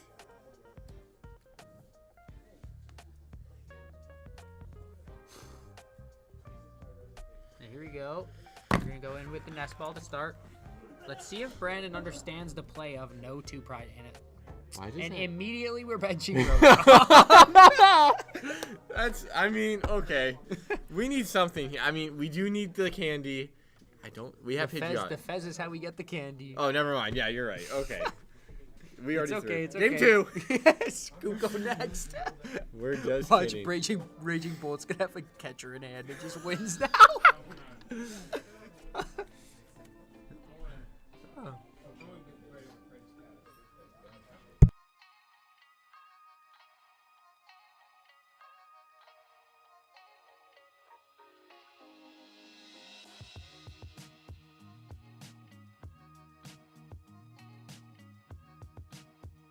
So, I'm starving. Sorry, we're talking about food currently. Fries? Fries. Oh, actually, I'll get you something else. Can you get me non-breaded chicken fingers and I'll love you forever? Yeah, I love you, Hassan. Fries? Yes, please. You guys, Mike's on. Sure. Yeah. Talking about games. Guys, listen. We got something so much more important. Sorry. We're about to dive right into this commentary. We are starving back here. It's been Blake a and I have long been hour. slaved by TSS for days now. Haven't been fed. Haven't been able to sleep. Just a few days. Just a couple. All right, we see the instant charge from Brandon. We're back in the game. We see a Bidoof, a Pidgey, and a Charmander. 14. Yeah. Okay, well, we have to put the Raging Bolt into our hand here. Do we? Oh, we see it hit the grave. Oh, and we top deck the Night Stretcher. Night Stretcher, so it doesn't really matter. Pokestop. We see it. We're spinning. Oh! Nest ball. Oh, Oh, Pokegear. it's mediocre. We have Well, two bolts in Here the comes a Nest Ball two here. bolts in the discard right now. Now, are we thinking we're gonna see a Squawkabilly or a I Tinkaton here? I think we're gonna see a I Squawk. haven't seen Jackson's We don't. hand We at all. haven't seen the hand. Correct. Like, we have seen Brandon's hand. Brandon's hand is. Pretty good. Yeah, I can't lie. Brandon's looking alright. If we hit a rare candy, we're in there. Pokestop We for have rare candy. Pokestop for rare candy. So 4 cards. 7 if we hit Fez. Yeah. We see a ninja Oh, actually. the thumbs down on stream. Don't know why that happened, but that's how I'm feeling. That's right crazy. I didn't know we could do that. We're gonna see Oh, we that. get another thumbs down. Now. That's crazy. How do we stop that? I don't know. I kind of like it though. Okay. Looks like we go concealed cards here away that lightning energy. We do have Greg here. He's one of the top 8 players here. He's sitting and watching the stream match with us. Yes. Shout out to Greg. The GOAT, honestly. Yeah, Greg honestly is the GOAT. If it wasn't for him, we wouldn't be here right now. Yeah, so honestly, all ups to Greg. He's truly Can we who get a made thank this you, all Greg, happen. in the chat? Yeah, Greg is truly who made this all happen, so we're beyond thankful for Greg. Yep. We're going to see an Earthen Vessel here. Discarding the lightning energy, I believe. Yeah. No, No, it's a another trainer. vessel. Yeah. I think. Now, if I'm Raging Bolt here and I see one Charmander in play, okay, if I But have, you don't. yeah, like one Charmander on the bench. I mean, I'm probably like there's 2 Charmanders in play. There's a Pidgey, a Bidoof. Obviously, you want to catch her up the Rotom, KO that. But there is a world where KO Pidgey is an okay play as well. We're gonna see another Earthen Vessel for a Grass Energy, but we have no Ogerpon yet. I don't think. I know we do have that. We do have the Pokegear 3.0, so hopefully we can find the Professor Sawdust Vitality. We're going to go Night Stretcher for probably the other Raging Bolt, right? So that we can go Sawdust Vitality to 2 Pokemon, attaching 2 energies instead of just 1. Here's the Sawdust Vitality coming down.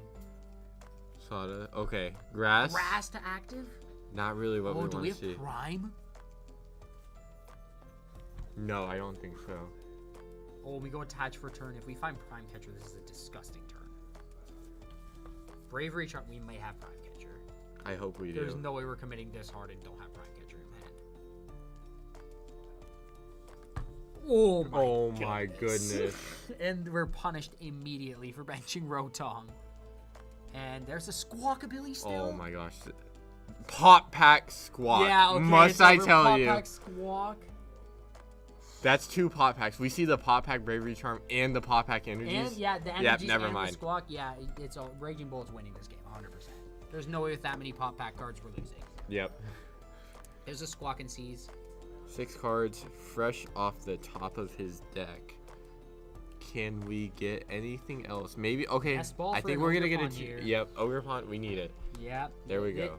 This is the games that Raging Bolt really likes, these games where it has everything here. As Brandon, do you just go to game 2 after this? I think I see what my top deck is. I think I Okay. see what my Fez brings me, because like if I agree. if I'm not playing Vacuum, you just lose. Correct. Right? We don't. But have it we done. do have vacuum in the hand. Yeah. So we could get it done, but we have to top deck very well. We have to. See We what have Fez we brings have us. we need rare candy. We need another Charizard or 2 rare candies somehow. Yeah. There's a trekking shoe. What are we gonna go Jackson into? is almost halfway through his deck. Yeah. And like This turned to a mediocre turn 1 to a very, very yeah, good this went turn from 1. Initially I was like, oh yeah, we're sodding a grass energy to a raging bolt. It seems kind of mid. Mm. But now it's like, oh, this turn 1 is ridiculous. I agree. And we see the knockout for 210. Yeah, 210 damage. Just gonna knock out that Rotom. 2 prizes off Jacksoon's board. We promote Mander Charmander. promoted, so we're confident we're finding that rare candy. I mean, I think Mander I mean, push yeah, is really yeah. good either way. We see the top deck Turo. Not exactly what we wanted. I mean, We do a Fez. We do a Fez. we So do Fez is and then a- just Turo it back up Yeah, if we need yeah. to. We're going to Fez. Yeah, so flip honestly, the script. Turo is not a bad card to draw. We need candy. We need. Okay, we All got unfair stamp. stamp is kind of disgusting here. It's good, but I don't know if it's. I don't know if it's a play though. I think we Pokestop here. Okay, we okay, see it, we're we see it, we Pokestop, see it. Pokestop. Oh! Muffin! Oh! Ultra Ball! Aw. Aw. That was lame. Yeah, it's almost pretty sick. The Ultra Ball was cool, I guess. We can go. Okay. Showing Jackson what he got. Perfect. We love the sportsmanship here. I think you scoop here. I don't think there's. Maybe you unfair stamp. I like, agree. I don't know. If I'm in the position right now, if I'm playing Charizard, I'm like, yeah, I'm probably just losing this game now. Because no matter what, okay, my Charizard EX is probably knocked out next turn. Correct. Dumping the Dust Noirs. For Luminion. Oh, Luminion finds us Arvin, which finds us Candy plus the Earth, plus the Forest Seal Stone. So we do see double Candy. That'd be crazy. Yeah, this actually a very this was a play for sure. The Ultra Ball was huge, I guess. Yeah, The Ultra Ball we was needed huge. it. We didn't really think about it like that, but yep, the Ultra Ball is huge. There's the Arvin off the Ultra Ball for the Candy Seal Stone. Oh yeah, we're there. We're there. Yeah, we're definitely cooking. And we already do have the vacuum. Yeah, and we already have Vacuum, so we're knocking out no matter what here. We also have Pidgeot in hand. But do we have a Charizard?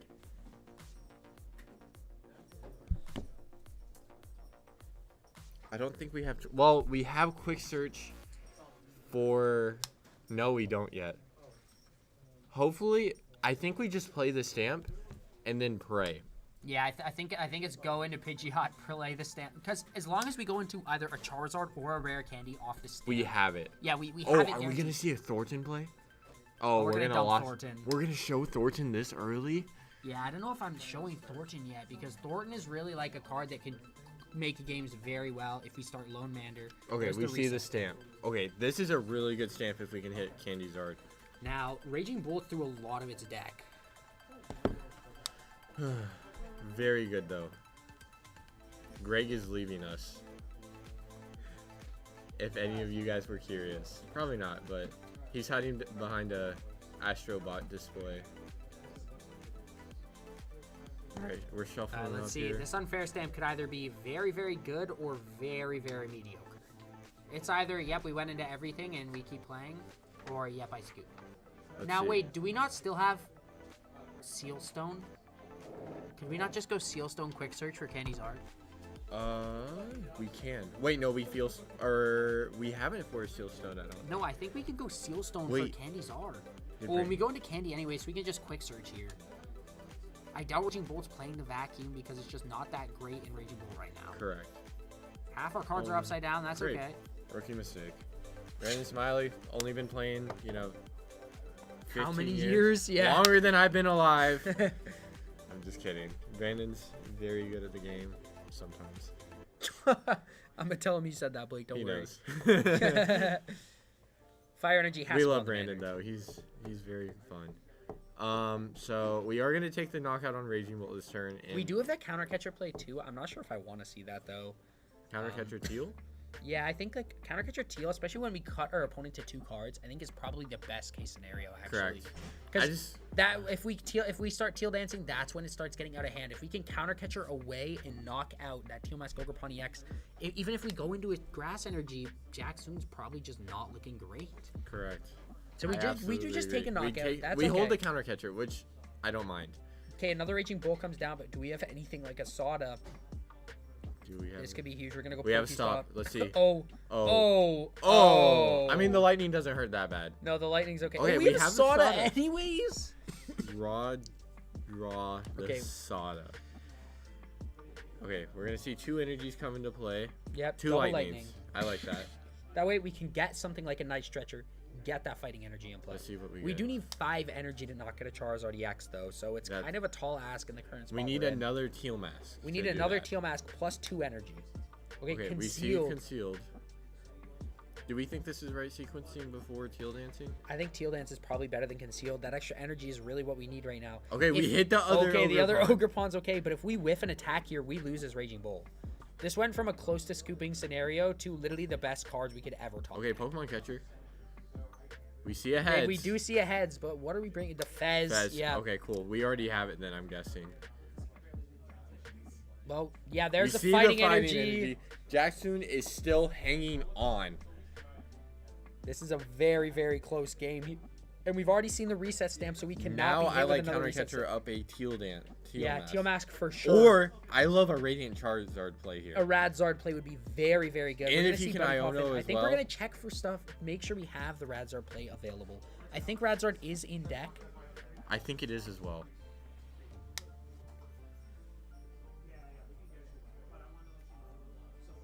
I don't see it actually.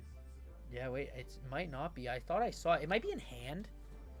I Oh, swear, I Oh swear. no I've no seen no the no no! Radzard. He just benched something. We don't have room for Zard now. I can't see what we benched, but I think it's a Charmander. I don't know about that, especially with the Charmander already on our bench. I think that's very risky. But hey, you know what? Maybe we're just playing for that Charizard EX game. Okay, so Radzard isn't there. So Radzard is indeed in the prizes. Or maybe he's discarded. Whatever. It comes down to Radzard's not available right now. Iono here.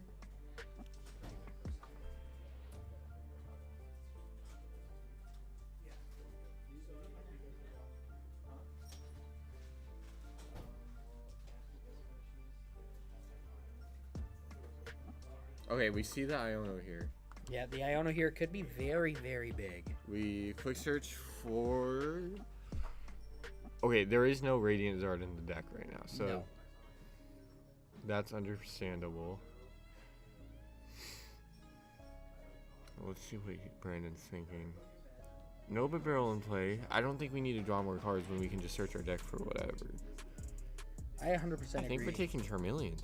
Yep. Yeah, it has to be Charmeleon here. If we've got like, If he knocks out the Zard, he knocks out the Zard. He wins the game. yeah. Yeah, it genuinely does come down to that. If he finds the out, we just lose. Correct. So it's a very interesting spot we're in right now. The Charizard comes up. We're going, you know what? You have it or you don't. Yeah. There's the knockout. I love this play. Now I mean, I think there may be 3 Raging... No, I think there's 2 Raging Bolt in the discard pile. 3. 3? No, because Yep. we Night Stretchered 1. But didn't we get rid of 2 already? I don't know. We'll have to. We've wait killed and see. There's 2. either 2 or 3 Raging Bolt in the discard pile. If there's think there's 3, 3. we're not in a great spot. Because 5 energy would be... We have to sod it to 2. We'd have to find the Sandy Shocks. Assuming it's in the deck. I think he's down 3 Sawdust. I think there's only 1 left. I do as well. I don't think there's many cards in deck. Pokestop. Pokestop could be huge. Poke Here? Gear. Okay. Vessel. Wow. Oh, the the last Soda. Soda.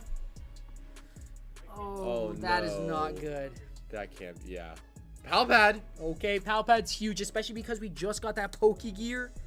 I think we're guaranteed the Soda. I think there's only. Yeah, I don't think there's many 6 cards in deck. There might be cards? 8 cards in deck, maybe. Can we get a count? Nope.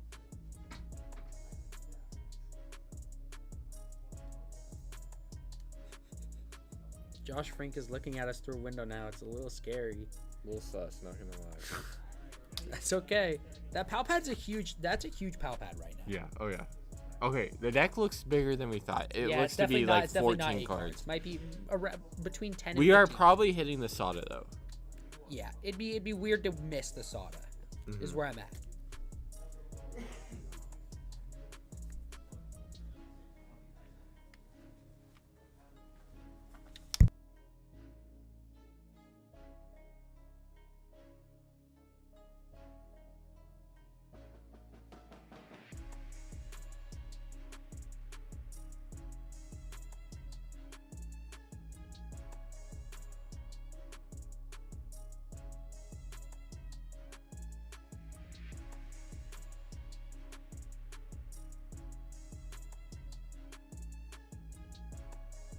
Guys, sorry, just slight intermission. Cool. We see double teal dance.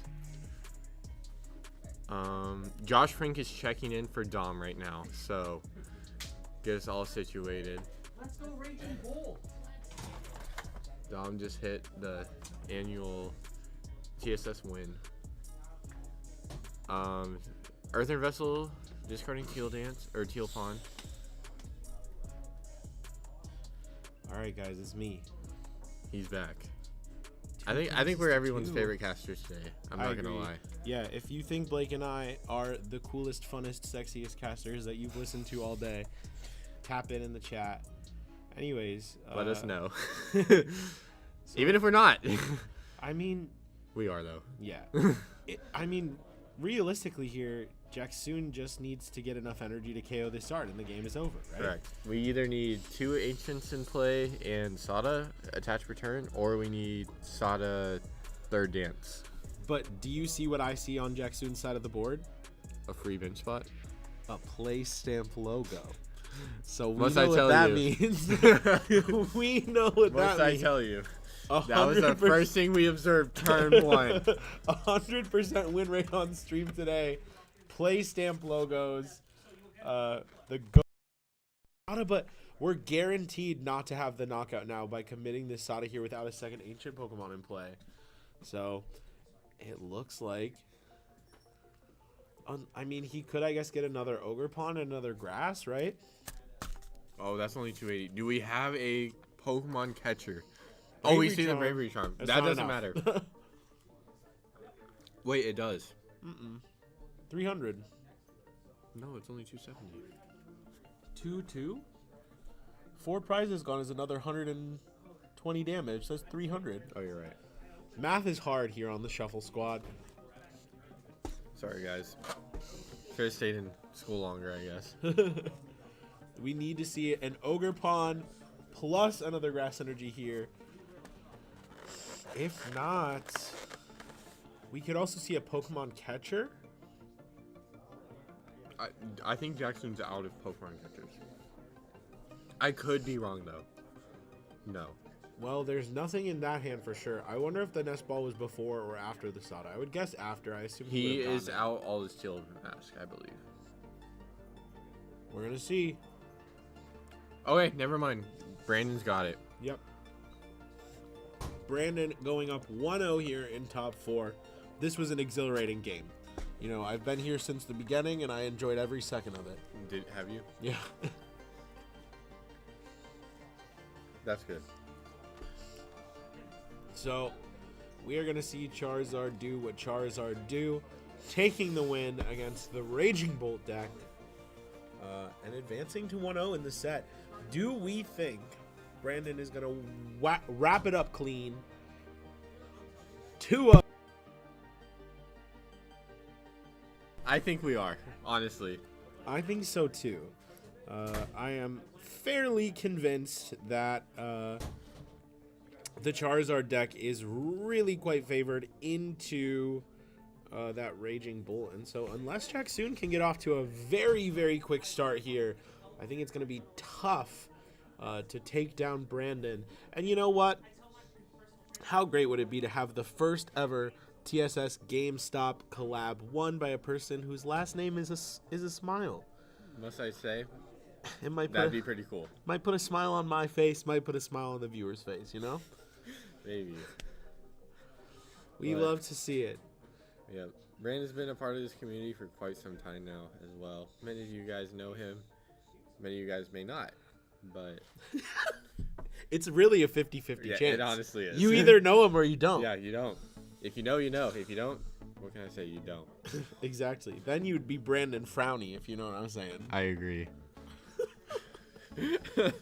All right, sorry. We this is- appreciate you guys like sticking with us all day. Yeah. It's been a super long day. Yep. We are ready to get on with game 2. Right.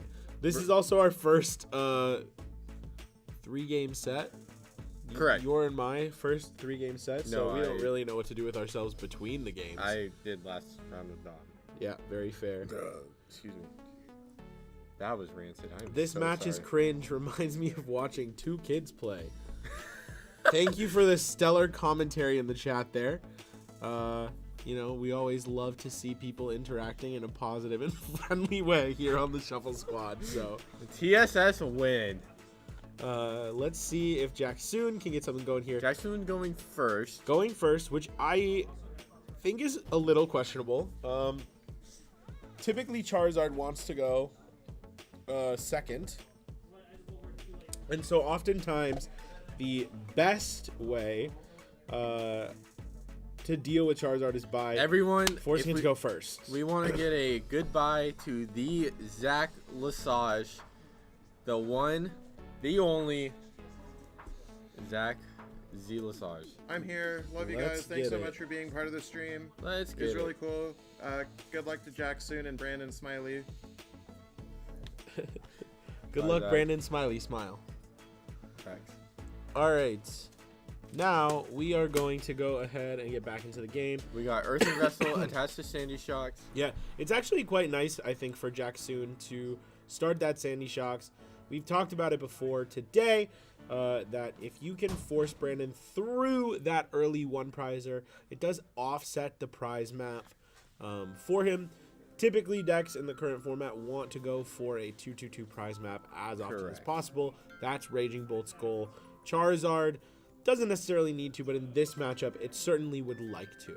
And so sticking with that Sandy Shocks in the active does make that a little bit easier. However, it looks like Jacksoon just passes with no Pokemon in play other than the Squawk. No, he did. Oh, okay, Yeah, Jacksoon squawked. And didn't play anything after? Yeah, literally just went squawk, pass. Which is not what you want to see for a deck built around being consistent. Correct. I absolutely agree. So we're seeing Arvin first thing off the bat from Brandon. Nest Ball, Forest. Are we going to see the Forest for a potion? I'm sure we are. This has been Brandon's strat all day, and obviously it's been working for him. So pull 2 Charmanders. Do we think we're going to bench the second Pidgey? I would. I think you have to bench the second Pidgey. I think Pidgeot is such an important piece of this matchup, and allowing Jacksoon to just take the KO on the lone Pidgey, it really sets you behind when so often in this matchup you just need to find the pieces to take 2 prizes. Correct. Pidgeot makes that so easy to do. So hopefully we'll see him bench that second Pidgey. We'll see if he determines that he wants to save that bench spot for something else.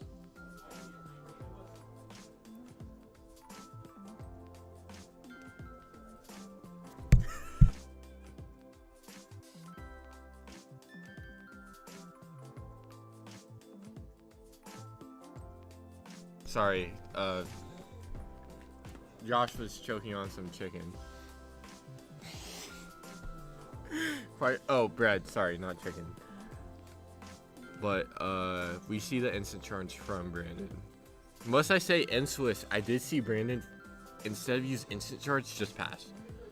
And you know what? We saw that on stream in round 5 as well. I don't. It's easy. That wasn't Brandon. It wasn't. I know. Oh, the same thing. Yeah. Not instant charge. I mean, yeah.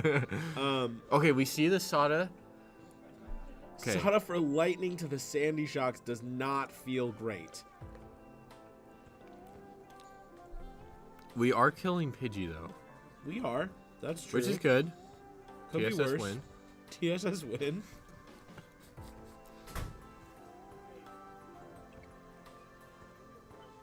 Choosing the Prime Catcher the Charmander, it's an interesting play. I don't necessarily dislike it. I don't really like it though. Yeah, it feels like it was a little I think I like killing the Pidgey, honestly. There are 2 of them. I guess like limit the for all Zards. intents and purposes, if you're just limiting attackers, maybe is the route that Jacksoon is determining is just like their best. Does Brandon have the rare candy already? If so, Jackson's in trouble. I would guess yes. And if not, we see Candy. Oh yeah, Candy, we have Pidge, the nuts. Zards in hand, unfair stamps in hand. I don't think we want to play unfair stamp here. 100% you play unfair stamp. Well, Jackson hasn't been doing anything. Yeah, but he has energy at least to draw cards with Ogerpon. If you go Unfair Stamp plus kill the only thing that can attack here, what is Jacksoon even doing? Brandon also top decked the Night Stretcher, so he can even recover the Charmander that just got knocked out. We also need to countercatcher Teal Mass this turn. Because otherwise that Teal Mass is just going to come back and kill our Zard. True. Real, true, based, every other affirmative. Do we have an Arven as well in our hand? Unclear. We did Forest Heal. Okay. Choosing to put a fire on the Pidgeot. That's what you like to see, to be honest. Yeah, killing Teal Mask here would obviously be ideal, but I'm going to be real. Even if he just kills this Sandy Shocks, I don't hate it. No, I don't either. But we force out of 3 cards, 2 off the stamp and then 1 off the drop return. Right. No Arven in hand. Like I said, the Night Stretcher will get back that Charmander, which is nice. Yep, we see the stamp come down. Stamp coming down. Oh, in a second. Okay. Defiance. Okay, so committing to not attacking with Pidgeot here. I was kind of assuming when he attached that fire energy to the Pidgeot that he was going to go for the knockout on the Sandy Shocks with the Pidgeot. Did Jackson shuffle or just put his hand at the bottom? Oh my gosh. I'm not sure. Let me check.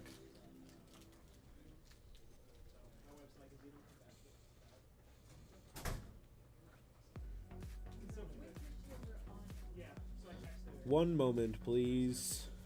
I think he just... All right. We're gonna have to pause the game. I'll go. Hey, I got it. Can we pause the game, the stream game? Hey.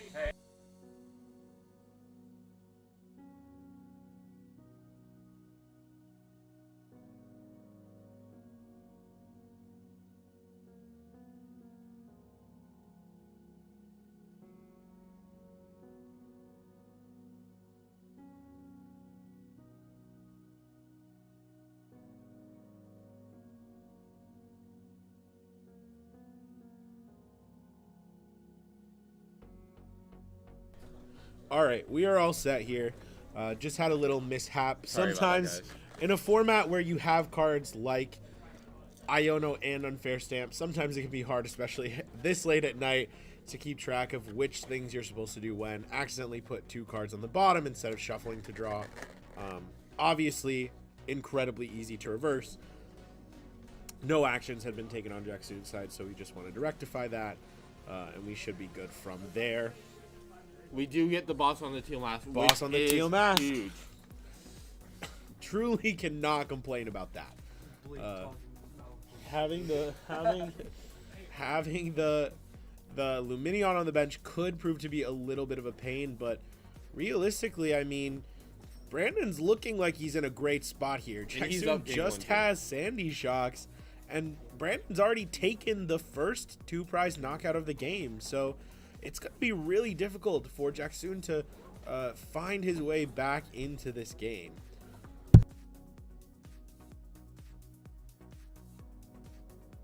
Goes for the Pheasantipity here, basically saying, you know, I need 3 cards. I need a cards, prayer. and they need to be good ones. They need Raging Bolt, Sawdust, Raging Bolt.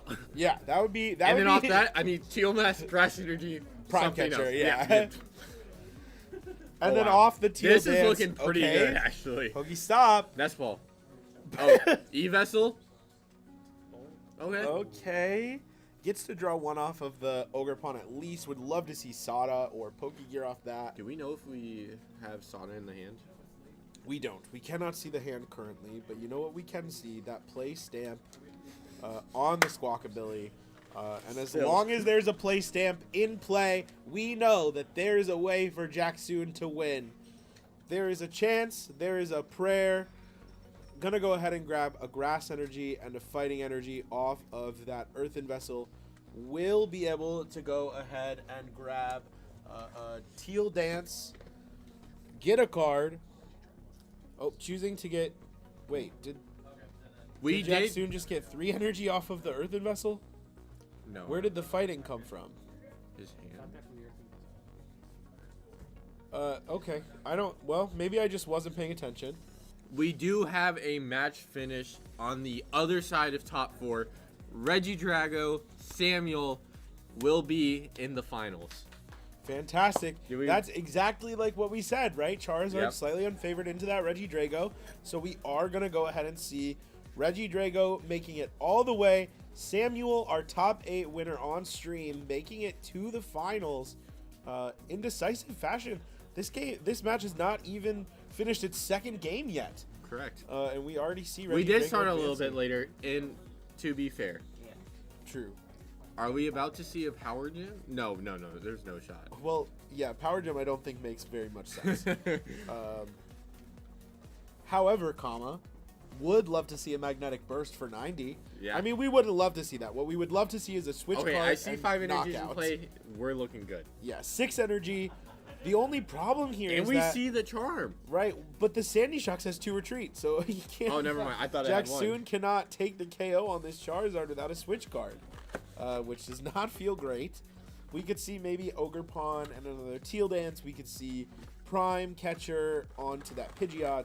We could see plenty of things, but honestly, Jacksoon might just have to do 90 damage here, which does not feel good.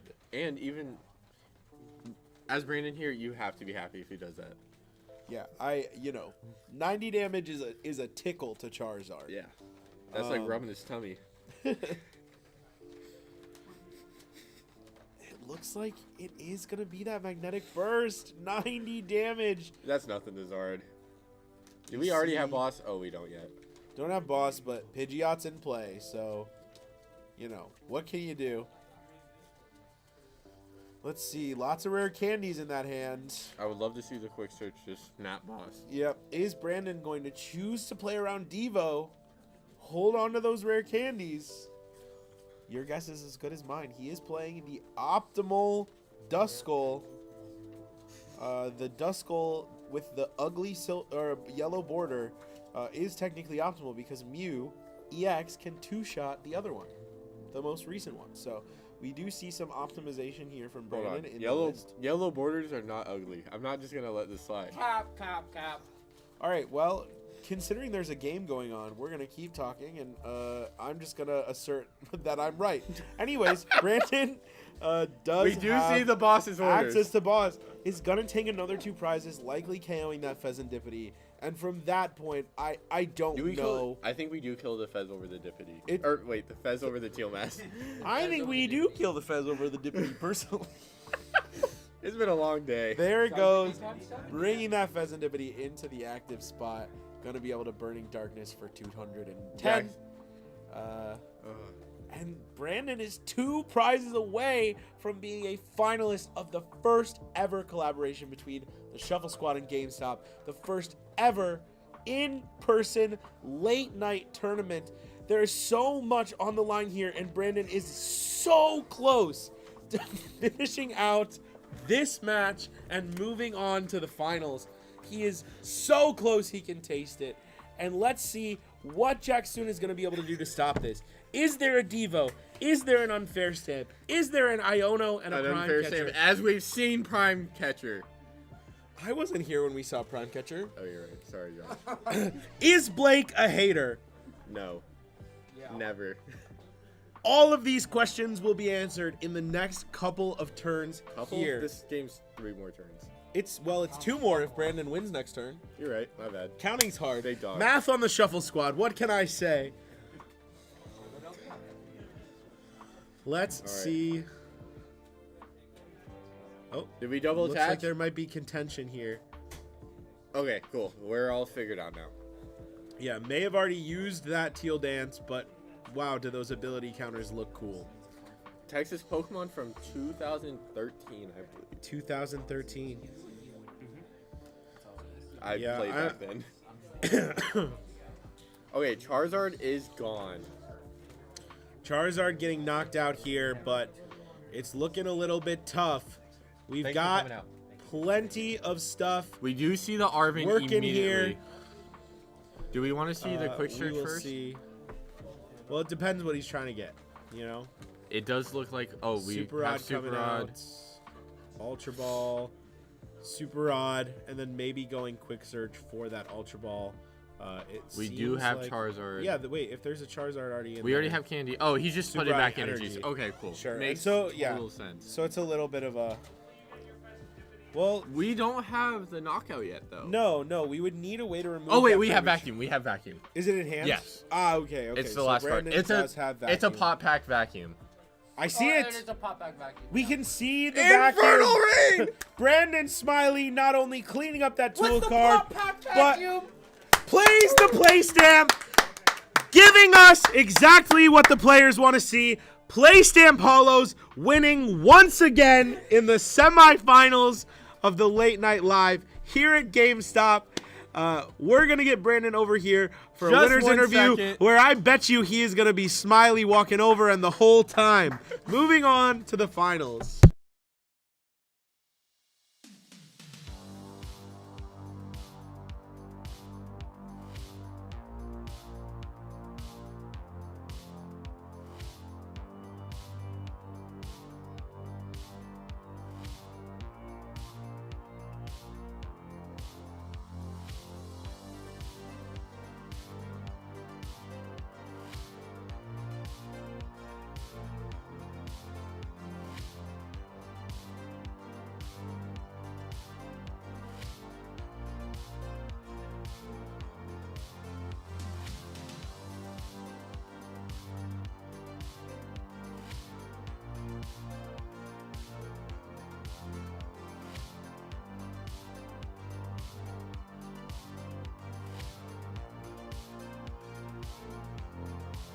Ready? I'm ready. Hey guys, welcome back. I'm here with the winner, Brandon Smiley. Congrats. Man. Yeah, stressful game. Yeah, that first game, the coin flip on the... There was Catcher. a point where they didn't knock out my Rotom, that Prime Catcher onto my Charmander. I think that might have been pretty big, but yeah, it was Anything pretty else good. notable?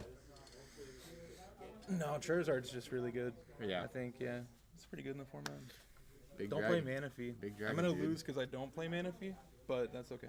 Yeah, you've already accepted it. Yeah, Drago I'll is take the it. other one in finals. Yeah. Thoughts going into finals? Just want to go home. Oh, sorry about Yeah, that. yeah, You're still no, it's here. good. Any last shout outs before we put you in finals? Hopefully you get shout one more out in. to Rare Candy. Shout out to all my friends. Shout out to Sean, Matt, Sean hit. Blake. Yeah. Thanks, man. Hey. Appreciate it. Yeah. Yeah, we're gonna. I don't even think we're gonna take a break. I think we're gonna go straight into finals. Straight in. PJ's here. Everyone's here. Whole gang. Yeah. See you guys in finals. Thank you. Thanks for hosting.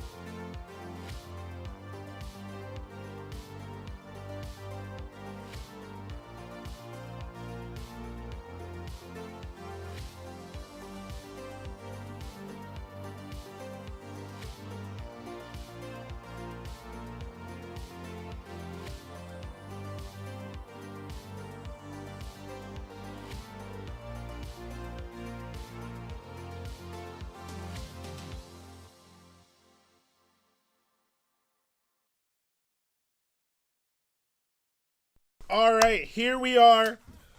All 4 of your casters back at it for the finals of the first ever in-person late night here in Euless, Texas, at the biggest GameStop in Texas, in probably the country, to be honest. Yeah. A massive venue.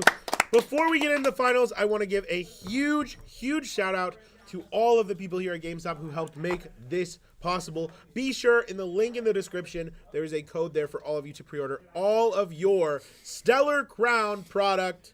Go ahead, order it. We all know you're going to buy it, so you may as well buy it here. Before we go into the finals, we're also going to reveal the final prize for the winner of this tournament. Okay, one thing before we do. I want to give a huge shout out to all the GameStop staff here.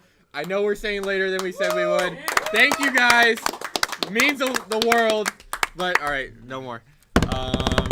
First place prize is a PSA slab from Celebrations. Oh my god, it's beautiful! Let's get it. TSS wins. Should we put this over there with the game? I'm gonna bring this over. Cool, Presenting- perfect. This is what we get. Presenting the trophy to the finalists, letting them have a taste of victory before one of them goes home with nothing. No, Not well. They still go We're home. They sending still them go home home. with with two their sh- life. two Shrouded Fables ETBs actually, but one of them goes home with nothing. Not So- even their life. We are going to get right over to the stream match. I'm dead. Charizard versus Regidrago. Can't wait to get it started. It's a goal.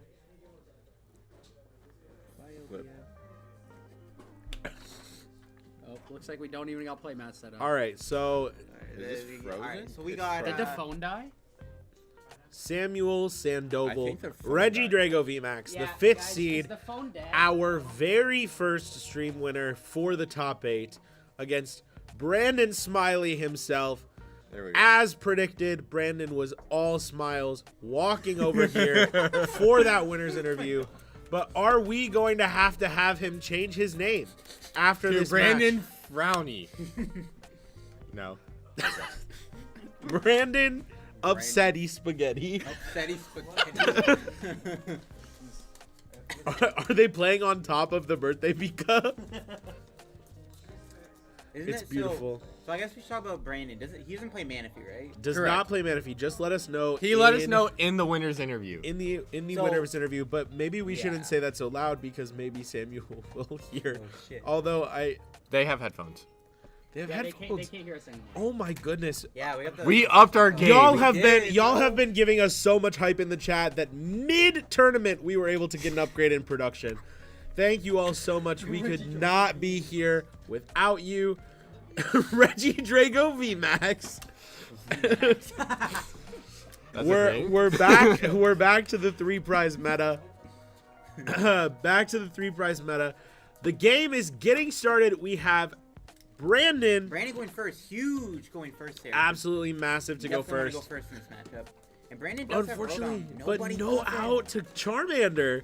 Yeah, did I all mean, of Brandon's already on the back foot without having Manaphy in the deck. But if he has no Just instant Charmander, got him then Yeah, not instant good. charge. That's what we'll see. Does he play the Thornton? It's been very popular recently. Brandon does Yeah, he play does play Thornton. Thornton. We do know there's Thornton in the deck. We We saw did- it in his set We against saw Legion the Bowl. pop pack lost vacuum get rid of the Thornton. And Yeah, his it was 3 pretty cards crazy. here are Ultra Ball, Thornton, Charmander. We don't know. We're going to see a nest ball from Samuel's side. Samuel did start that Radiant Charizard. Oh, a popping? pretty... That's a really good 3 card. It is a really Yeah, good yeah, 3 yeah, cards. yeah. A pretty terrible start from Samuel. Most Regidrago lists are only playing 3 potential switch cards. So starting with your Radiant Charizard means that you will for sure have to commit at least one of them to moving that Radzard out of the active position so you can start attacking with Regidrago. In some matchups, it's okay to use Radiant Charizard as your primary attacker, oftentimes in those turbo matchups. But against a deck that needs a little bit more time to set up, a little bit more time to start doing damage, it's not what you want to see in the active. Right now, Samuel is going to be playing that nest ball. We all, I think, can assume that a Regidrago V is going to be coming down. Likely. Maybe a squawk. Actually, maybe it's going to be Yes. Halucha. You know, maybe he just, maybe he just wants to play his 1 prizers right now. Yeah, maybe. See if We would love to see that, honestly. Give us Hey, something you to know watch. what? Samuel, at this point, you've made it all the way to the finals, but unless you want to go home with nothing, I think he'll probably end up getting the all Regidrago Samuel's got to V-Star. do is set up a turn 2 Kirim, and it's game over. Yeah, all he's got to do with a board that has a single Radiant Charizard and nothing else. Yeah, he's got to go get Squawkabilly. Now, benching Squawk in the Zard matchup can be a little scary, especially if you do not attack, because it's an easy 2-prize KO for Charizard to take. Usually Charizard beats Drago if they can take the first 2 prizes. So Are we going to see a Motivate this turn? Motivate would be crazy. Motivate, I don't hate it. Motivate is an incredible attack in this matchup. Being able to do that 20 damage, not only does it set up your Regidrago with some extra energy, which it looks like he's going to be getting in order to discard them for that attack, it also puts 20 damage on the Pidgey, which makes it easier to use that residual damage from Dragapult EX to take an extra KO. Residual? Yeah, that's a lot of syllables. Maybe you should have stayed in school, buddy. I have an associate's, okay? Anyways, looking back at the game, we're going to see Samuel go Walk for... in C's. Exactly. Can I get a The second Drago V-Star. Thanks. 2 Drago V-Stars, yeah, going into the discard pile is not what you want to see as Samuel. Usually the way you get Pokemon back in this matchup is with the Drago V-Star, but when that's what you're discarding, it's a little hard. It's a little hard, yeah. Do we think Brandon chose to go first? Of course. Yeah. There's no way Samuel Samuel would have chose to go Nah, second. ain't no way, bro. Ain't no way. There's just a question, guys. You never know, bro. You never know. Maybe we'll ask him. Yeah, And the winner's as gonna my be- teacher used to say, there are no stupid questions except the one that Blake Ray just asked. Your teacher said that. That's I was impressive. there. I was the chair. We do see the Pop Pack Nest Ball. Shout out Pop Pack. Shout out Pop Shout out my boy Pack. Pop Pack, the goat himself. Where's the Pop Pack Radzard? Oh Yo, no. what's the Pop Are Pack we Prime? predicting a Brandon Smiley win? No, he's Yes, not wait. playing Pop Pack cards. Yeah, I wonder if Samuel's going for the. There's a pop the pack motivate. in his hand.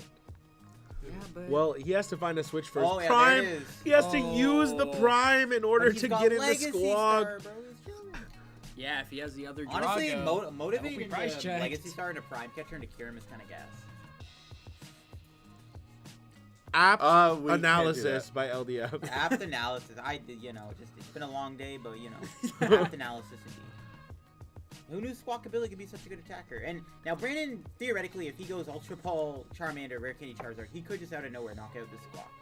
Now the likelihood of that happening is pretty low, but there is a world where Brandon does just randomly kill the Squawkabilly, and that would be very bad for Samuel. Because Samuel has no Ogres in play. Without the Ogremons, he can't do anything. Do we see the Thornton deck? I'm looking. I don't see it. Nope, there it is. Full art. That's what you like to see. Gonna see that Buddy Poffin. Almost certainly going to be getting that Charmander into play. Honestly, I wonder if Brandon, since he doesn't play Manaphy, I wonder if it's worth it for him to literally put all 4 Charmanders down. I doubt he plays 4 Charmanders. Oh, He plays 3. Yeah, Yeah. yeah, you're right. Okay. All right. I would guess that Brandon here will probably end up getting Duskull, if anything. I would definitely. Yeah, you probably want to get Duskull. Set up your board. I mean, we know Brandon. Choosing not to get a second Pokemon If does we do commit see the a Arvin. Kirim next turn, I think Brandon just scoops this game. Oh, there's no way he doesn't. Unless he has maybe, the Thornton. maybe. Right. So part of the reason why I think it would have been correct for Brandon to go ahead and grab another basic Pokemon, he has that Radzard in hand. If you can fill your bench, you can guarantee that on the next turn, you will have a way to Thornton a Charmander back into play. However, based on the board state, what Samuel can do, knock out both of those Charmanders with Kirim and put 110 on that Rotom, which makes it impossible for Brandon to go ahead and Thornton into that. Does choose to just get another Buddy Poffin, grab 2 more Pokemon. Pretty fair. So, yeah. you know what? Now the Bidoof can guarantee the Thornton. Yeah.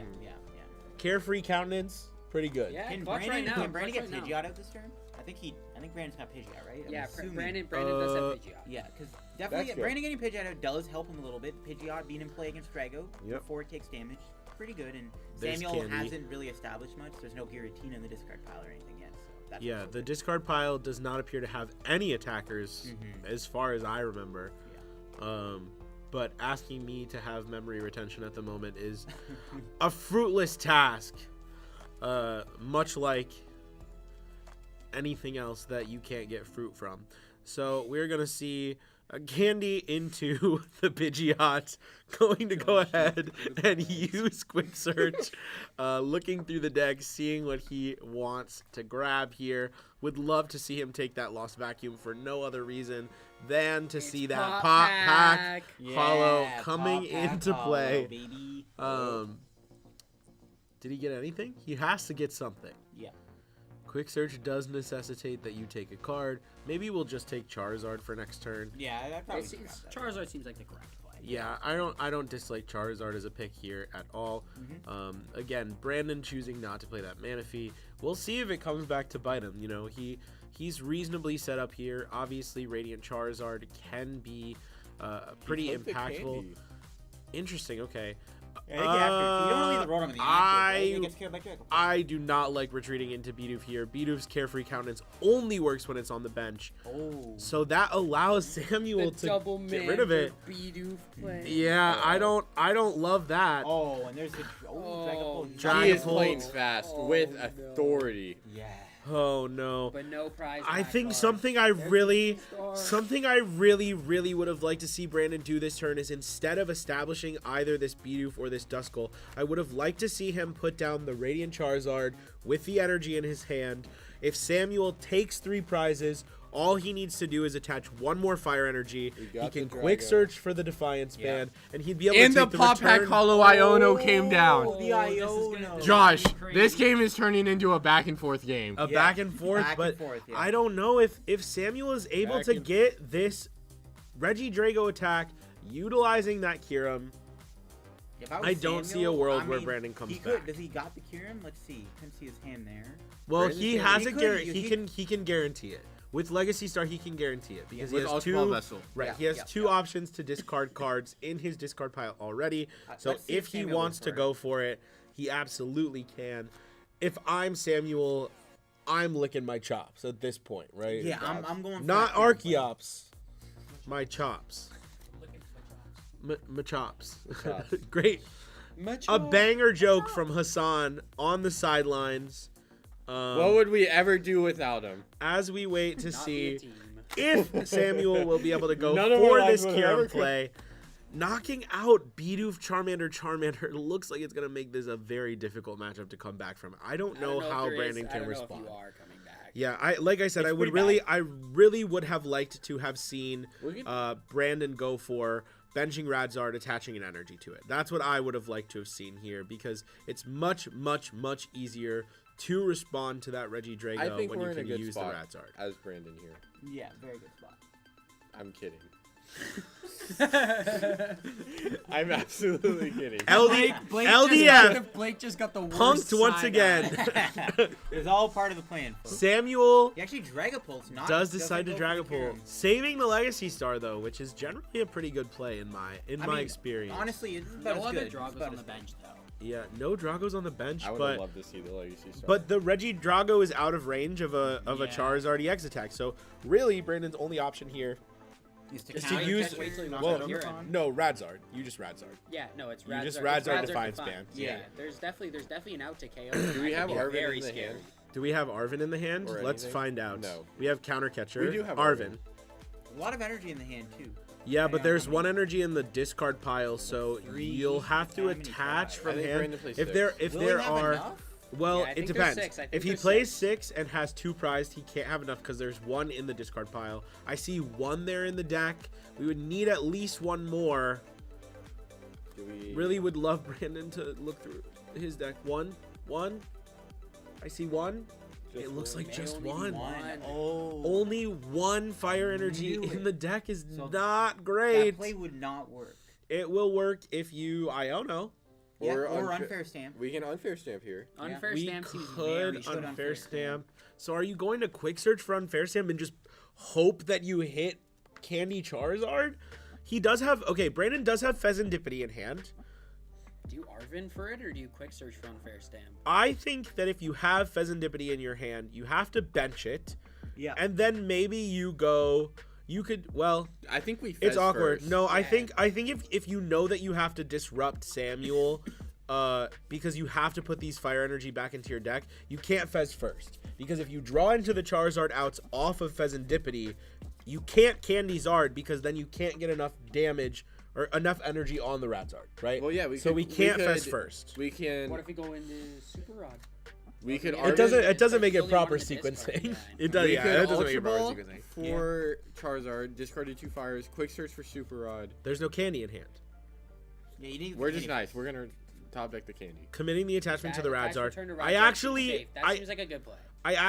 so the issue is if you attach to the Radzard and then you unfair stamp back into a fire energy, Are we gonna you Iona? still can't make the play. Okay, we're gonna you Arvin. you need 2 energy in the deck in order to make this play. Yeah. He's So, going for the Arvin. He's going for the Arvin. I think you have to He's unfair he's stamp going for a first. Defiant Yeah. Span stamp. Yeah. Exactly. So you can attach this Defiant Span, but I don't think you can attach the energy. You just play the unfair stamp, and you hope that you draw into the way to get the Charizard.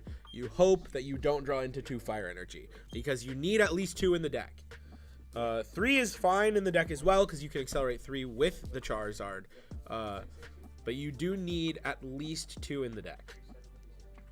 Let's see. Samuel draws into Regidrago v Research. Yeah. Yep, Yeah, sounds obviously. alright. No way to And his Top second pack Prime research. Catcher. Top pack research. Second prime. Samuel draws into Thornton Regidrago v Star E-Switch. All right, let's see what Brandon got. Is there an energy? E-Switch Energy Super switch, Rod. energy switch, Super Rod. Oh, there's the Ultra Samuel. I think he. No, the Ultra Ball. Have He we quick does have the searched yet? Super Rod. No, we haven't quick We can go search. Ultra Ball, and then we could go quick I think search he rare has it. candy. Yeah, he has it in hand. He has it. He has to rare candy Zard, but he has to commit all the energy to the Radzard. But I mean, with Samuel's current But who board, cares? Yeah. Yeah, I don't think Samuel's there's any cooked. scenario where Samuel is Radzard is cooked. done. Yeah, Samuel choosing to preserve that Legacy Star. It's looking like it might end up biting him. Yeah, maybe going for the Kyurem was 100% the play there because this maybe Samuel. I mean, it's late. Maybe Samuel didn't see the Radzard play coming, but you know, Or maybe just didn't think Brandon could get there.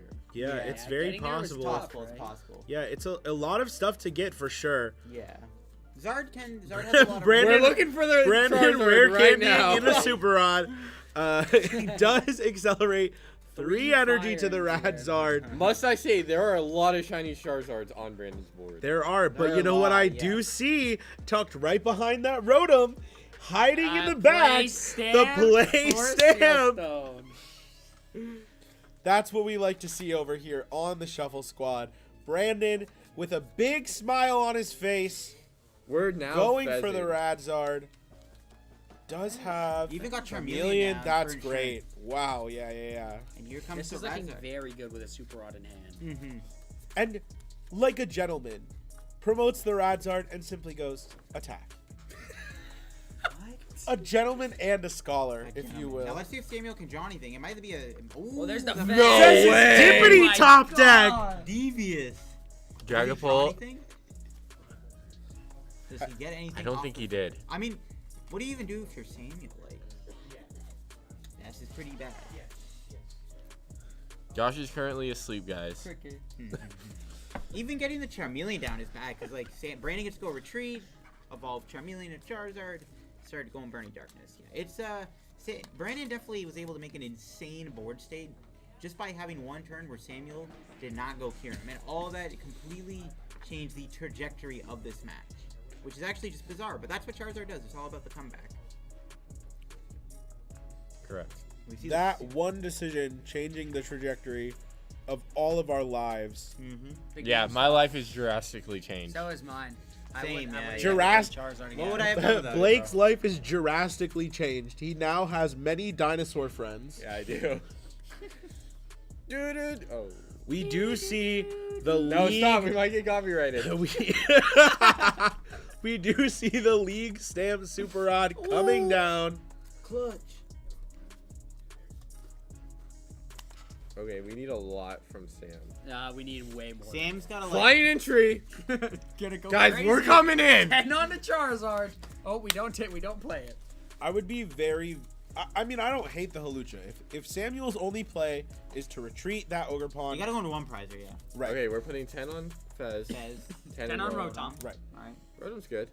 Says in Skibidi, you know. Rogue- Now we just got to Phantom Dive 3 times to knock out one of those bench Pokemon. exactly. Yeah. going into that Hawlucha. This has to feel terrible for Samuel. This matchup should be great. Should be able to capitalize on that Manaphy not being there, but by not getting that Kyurem on the second turn, it looks like Brandon is in a pretty commanding position. If we can just go... I don't even know, honestly. We're going to have Super Run. We got everything we need. If Blake is unable to say 70 times 70, he don't know what to do. But it looks like Brandon, There's two big brain. Yeah. Blake. Luckily, Brandon does know what to do. Is piloting. Phew, thank goodness. Fantastically. Glad Blake's not. Yeah, Brandon, I don't know what Brandon's gonna do. They just pass, you know. This is why Blake's on commentary and not in the tournament. Yeah, correct. You guys wouldn't want to see me at the top tables.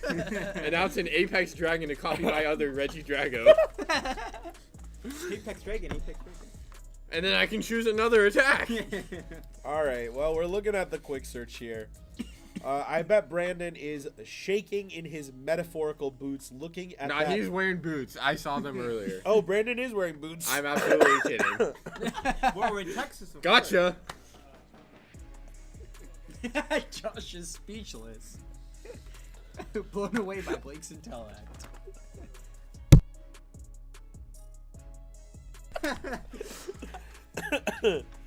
Yeah, it's looking like Brandon is really, really terrified of this luchador bird facing him down. The luchador bird. Brandon does not play Prime Catcher. That would be a really good card to have here. Prime Catcher, bring up a Regidrago. I mean, he might play Prime Catcher. We might have to just DQ him from the tournament. Hey, Brandon! Is that a Prime Stick that Catcher Prime in your deck? Catcher in!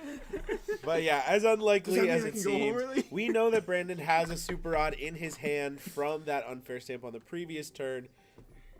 If Brandon What if Brandon just attacks twice can with Radiant find... Charizard?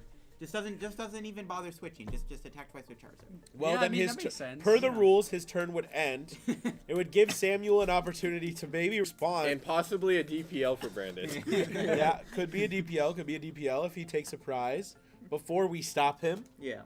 But Blake is the fastest person I know. So goes for the boss on the Radiant I'd Charizard. like this play. Especially. Interesting. Actually, I also think this That is very signals Yeah, it signals to me that Brandon is not even gonna try to attack this turn. Honestly, just yeah. This goes is for the instant charge. Yeah. I'm I not like it. opposed. It's a good play. I think the problem with going for a play like this, if you have the opportunity to capitalize and attack, is that now we know Samuel has not used his V-Star power. And so already Prime Catcher was a juicy target to get off of that Legacy Star And now it's by even more juicier. bringing up that Radiant Charizard. It doesn't really change what Samuel would try and do, right? But he just passes. Wait, who passes? Samuel? Samuel passed back to Oh, the Brandon. attached pass. There's no Regidrago Oh, he's V-Star. bricking. He's bricking. His hand is terrible. Oh, what a shame. Honestly, Unfair even- stamp. But Yeah, come on, unfair but stamp. I'm thinking, even if Samuel gets Prime Catcher, KOs whatever on the bench. I think it's Brandon here. It I just just want to gets kill Brandon his just Fez. goes Charizard KO. Like, I just want to kill his Fez. We're gonna see. Is that a retreat?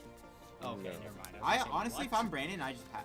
Well, or boss. He bosses because he. You his definitely Charizard's been take two. reset. Yeah, you definitely take two. I two think here. we'll be But- going to a game 2. The thing is, if Samuel goes Gust Up, Rotom, knock it out, because then he can use the Ogre Pawn to kill the Zardiax if he has to, right? Yeah, So I he guess. can still win, But but if Brandon takes 2 prizes here, then there's no. no, I think if Brandon takes 2 prizes The here, game's there's over. Boss Fez, basically boss no Fez. recourse. We only right? need boss Fez and we can go to game 2. Yeah. I think there is a boss in his hand. Let's see if he goes Catch for the one Fez. per turn. Again, it's late at night, folks, so I'm hoping Brandon makes the correct play. With the Night Stretcher. Yeah. Boss Hawlucha! Boss squawk pass. All right, here we go. Big boss. What is he bringing in? No. no shot. Samuel being a man of the people, promoting that Hawlucha. Devious. But yeah, Brandon gonna go for the KO on the Fez, and I think unless Samuel top decks, No, there's. I don't nothing, know, There's nothing. like Iono into Night Stretcher. like Vessel, Drago, Fire, something Iono, else. energy Yeah. Iono, give Brandon a DPL and maybe he can get there. Right. I don't know that's happening. Yeah, it's not No, great. it's over. It's over. Oh my god, yeah, now it's definitely over. I mean, Brandon's got the pre-release stamp barrel in Was his he hand. gonna? Not the pop pack. And what is a pre-release stamp if not a pop pack pre-release stamp? That didn't make any sense. no. Thank you, Anyway, Time to go home. the Pheasantipity KO'd. Into the ogre pawn. Let's All see right, what he let's see. top We'll decks. see. Oh, that's that's a top deck. Samuel, as my mother once said, is doing a fantastic job at staying in this game. He hasn't scooped yet, so that's about all I think he can do to stay in this one. Not scoop. Yeah. no. I don't Pretty think that good, there's yeah, yeah. really. I would love for him to scoop to make time for game 2. Correct. I think there is functionally no way that Samuel can win this game. If Brandon has access to Pidgeot, he's going to He win. still has And if- Toro. He right. can't stall. And Yeah. even if Samuel KOs Pidgeot, well, I mean, Okay, cool. yeah, We there's see a the scoop. scoop. Yeah. Okay. Oh, just me. All right. Game 1 for Brandon, guys. Okay. Blake and I are a little too enthusiastic. It's just game 1. Why is everyone like so serious over there? I think they might just be, They're all locked Locked in. They're in. locked in. They're Yeah. locked in. They're locked in. You gotta go. Now in this game, I do want to see Samuel actually go for the Kirim play because we saw Samuel not going for the Legacy Star punish him severely. Do we know that the Kirim was not prized? Did anyone actually I see don't Kirim in deck? Oh yeah, no. I think I in- never checked to see. If I think in Kieran was Samuel's, there. I think what Samuel was thinking was he just thought, okay, I can save Legacy Star. There's no way my Drago dies this turn. And then we saw Ooga Booga, Drago got knocked out. Ooga Booga. Ooga Booga. Did you just call Charizard Ooga Booga? That's what it is. Rare Candy Charizard attach 2 fire Ooga Booga knockout. That's the deck. Everybody, LDF. But that's not what Brandon did. I know, but he did. Bro. No, he did. He went Rare Candy Charizard, then killed it Charizard. That's Ooga Booga. He goes Charizard out of nowhere. Charizard Can we like edit that out? Charizard. You heard it here first, folks. Charizard is an Oonga Boonga deck. It is. It's Lugia. Raging Bolt, Miraidon, and the new addition to the roster, Charizard Pidgeot. Sorry, Tord, you've been demoted. The turbo decks. All right, here we go. Now we'll see how Brandon starts with the Dust Claw. What's his hand look like?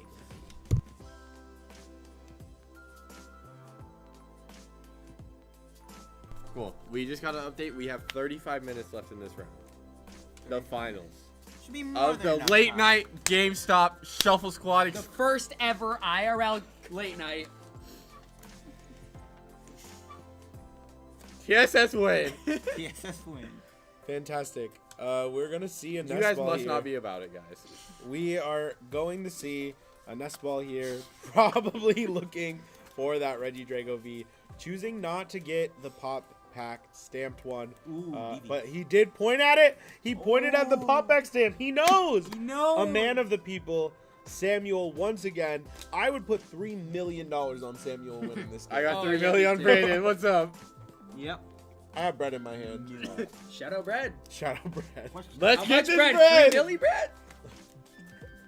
Doesn't look like Going Samuel's ham got for much average else job. going He's on. got a good follow up, but the question is Samuel gonna? Yeah, he's gonna pass. Sounds like is Samuel gonna maybe Squawkabilly, try to get an Ogre Pawn and the energy in play? It's definitely just like. I absolutely agree here. Yono, if you Yeah, will. you bench Charmander. As the that real? Scandinavians call her, Yono. Yo, no, is I that real? no, I have no idea.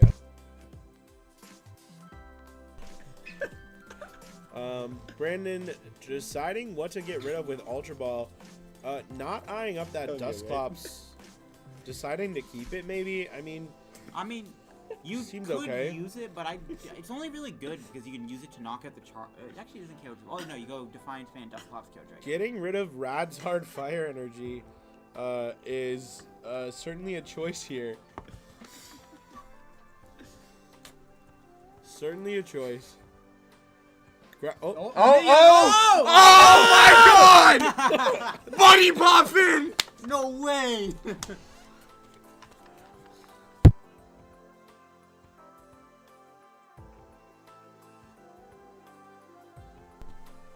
Alright, Josh has to go to the bathroom. So real quick. instead of Josh, we have the owner of Shuffle Squad, Hassan, stepping in for quite some time. Let's go. They just handshaked in. Okay, we Hassan, see a crazy buddy poppin' for Pidgeymander. We like to see that. So- We're going for a Sealstone. while For another buddy? Yep, looks like while Hassan is here, we're gonna just ask him a few personal questions. What's your social security number? 8675309. Thank you. All right. Yes. Date of birth. No way, bro, just leak. Right. Devious leak. 1900. Wow. Mine's 1/1/2003. You're young. Let's go. I know. I wish I was that young. It's perfect. I'm only It's like perfect. 86. There you go. Cool. Yeah, you so, can run You know, we president. just told you he's 124, right? Yeah. You can run for president. so Hassan, you on look Brandon's remarkably size, yeah, I was about to say for that age, pretty good.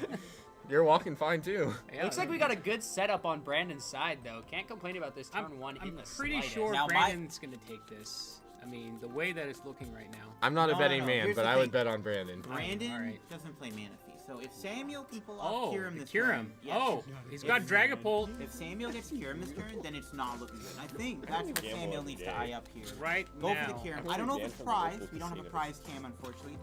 But if we had a prize cam, we would know if Samuel prized the Kyurem or not. Let's But see. if Kyurem's in the deck, He already discarded it with Ultra Ball. Oh, Oh, well it then, in there there? we Was go. Oh, never mind. Never No, mind. that's never a mind, Dragon never Ball, mind, right? never Dragon mind. Ball. There There's it is. Kiro! Let's go. let's go! I hate that card. And he flips it over. Kyurem breaks the whole deck. Breaks the whole format. It did. I can't play Kieran Lost made Regidrago good again. There you go. Again. Box. Again? Yeah. When was it good? Back in the day. Oh, like babies? Yeah. Oh, okay. Little Reggies. Yeah. I like Little Reggie's. Little Yeah, Reggie's Little is kind Reggie. of sick. Reggie. Little Reggie's is kind of sick. Little Reggies. So what are we gonna see from Samuel here? Got a little off topic. Talk about Regidrago. Okay, Alright, we've got Teal Teal dance, Dance, okay, Teal nothing, Dance. nothing Let's bad about a go. Teal dance. Okay, we got We have switch in E-Switch. hand. We have Oh, switch in hand. E-Switch Okay. Energy. He hasn't used his we V-Star have power it? though. Oh, we have it. I think. We I think have we it. have it. I think we I have don't it. think he's used his V-Star We got power. Switch. Oh, we got we switch don't in hand. Switch in hand. Let's go. That's a Do huge not, turn. That's not, huge. do not hit the That's a doo-doo. giant. Oh, Oh, he scoops! We're going to game 3. We're gonna finish before Josh Whoa, gets out of let's the bathroom. go. what a game! Too. Let's Could you get imagine it. getting that board Yo, set do you- up and then just scooping the Yo, next do you turn? think Brandon will choose to go second or first? I think Brandon could have won that game still. Yeah. Probably not. No, probably No, not. no. He only had one the turn Charmander. two Kyurem probably hurts. No That Charmanders. was yeah, I have a good day. amazing. Coming back. The songs are good.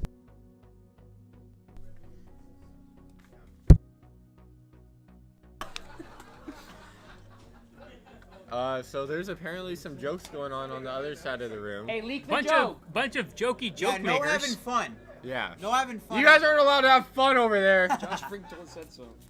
Secrets don't make friends. I mean, sometimes it is. Yeah. Yeah, sometimes. Business is business. Business.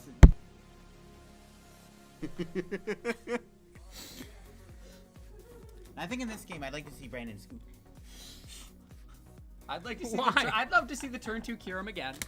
I mean, it's that possible. would be pretty cool. That was a crazy. So- I was sitting there. I'm like, oh yeah, Brandon's. We had Brandon's two. gonna do it. hype. We had two very interesting games. Game one, Brandon completely out of nowhere just took an insane comeback, and then game two, Samuel just went turn two Kyurem. All right, let's scoop it up. Go next. So that's the basically how the matchup goes. Drago versus Charizard. Especially with Let's no do mana this. feed. The no Yeah, mana right? feed no mana might feed be a is throw. really that's bad. that's No mana fee, no Rhapsody. This hand looks Diabolical. really, really good. Oh no, Brandon opened. No, That's not Rotom. good. Oh. And he flips over Flood. No. Oh, he got Rotom. He opened Rotom. Brandon, he's got the buddy pop. Oh, he's Oh, got the Buddy buddy Poppin' Solid, you're cracked going hand. Cracked hand. This could be a very Looking good at Samuel's start for hand, Brandon. I couldn't see anything that good. I see I see 10 some white fingers. sleeves. I I don't just know. see 10 fingers. He has. I see vessel Nothing. research. Okay, he's got research. Yeah, That's not bad. there's Yeah, vessel that's research. good. That's good. That's about all you need. Nothing he wants to discard. Josh though. is taking forever in the bathroom. I must feel bad for that toilet.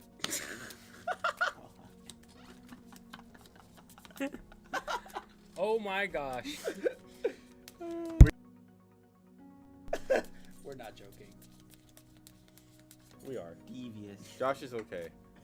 Maybe. We promise. Josh is just on the other side Oh, of wait the a room. minute. He's not even in We the only have bathroom. one Charmander down, guys. It's No, okay. that's we all went we want, Hassan. first. That's all we You want. only Only need one, You only need one. apparently. Hassan, I'm not a betting man, but that's a pretty good setup. That is a pretty good setup. Can't complain about insta charge after Buddy Poffin. No, Number one. you can't. Oh, Oh, no. the Oh, class there. man. The Party lilacs are foul. The lilacs Wow. are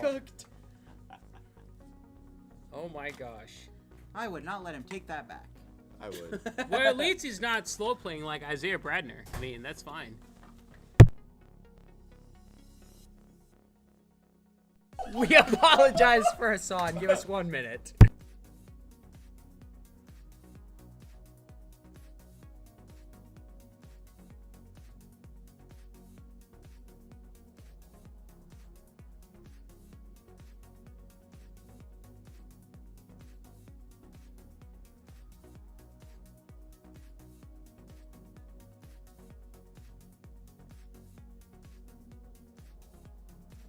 We're back, guys. Did I win? Wait, did I win $3 million from Blake while I was gone because Samuel won that game? No. Samuel went Kiram and then Kiram and then All right, Blake. Well, I have Zelle, PayPal, Venmo. So My wherever you wanna card's send like it. negative. Sorry. Yeah, I understand. I need my TSS. My check identity today. got stolen earlier, so it's fine. Hassan, this is a stream, not a therapy session, so we're gonna have to ask you to. Everybody, this is just a normal day at Shuffle Squad. Don't share with the class. Yeah. My apologies, everyone. Sorry, chat. I apologize. It's okay, Hassan. We still love you. We do. We do see Samuel going for that teal dance. Drawing some cards here. Let's see if he's got anything usable. It looks like a nest ball is the answer to that question.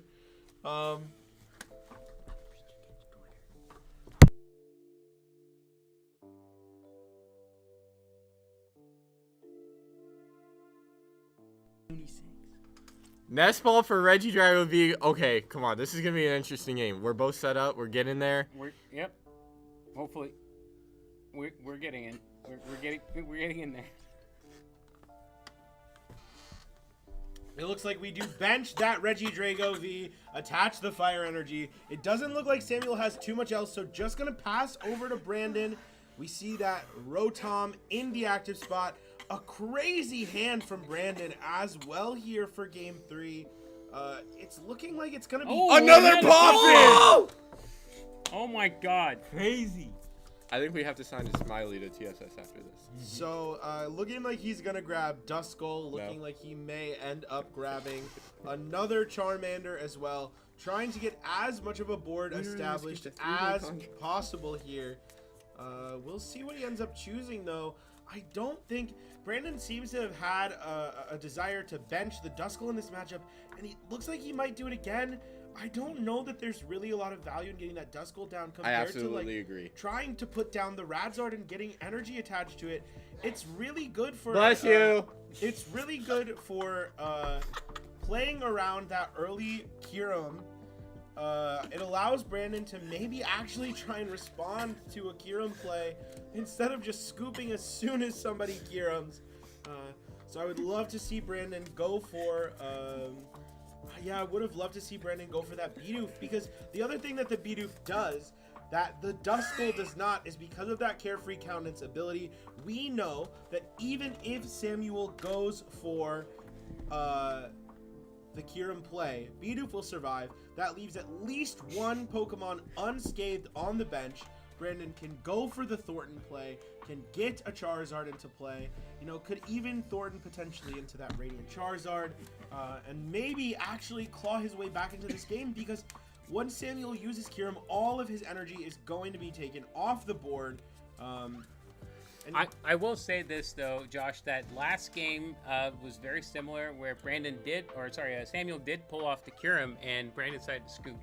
Yeah, like, I don't think I love the scoop unless it was a play to save time. In my opinion, typically when you have the Thornton, had he already used the Luminion while I was gone? Yeah. Yes. Okay, if the Luminion's gone, I think it's a little bit more reasonable. But he did if have you- Pidgeot in play. Interesting. No, he didn't. Yeah, No, he I- didn't. No, yeah, okay. it was Sorry. Pidgeot. Don't listen to Blake. As Don't listen long to as that. you have the option to use that Thornton, you can always still Thornton into the Charmander, get a Charizard out, and start going aggressive. You can also Arven for that unfair stamp, use the Bibarel, use the Radzard, try and stop them from setting up another Regidrago. So I would like to see Brandon here, even if the Kiram goes off, I would like to see him make an effort to continue to play the game, but it looks like maybe Brandon is going to get A fire energy off the quick search. Okay. I hope Radiant. that this is a Fire Energy that is going on to a Radiant Charizard.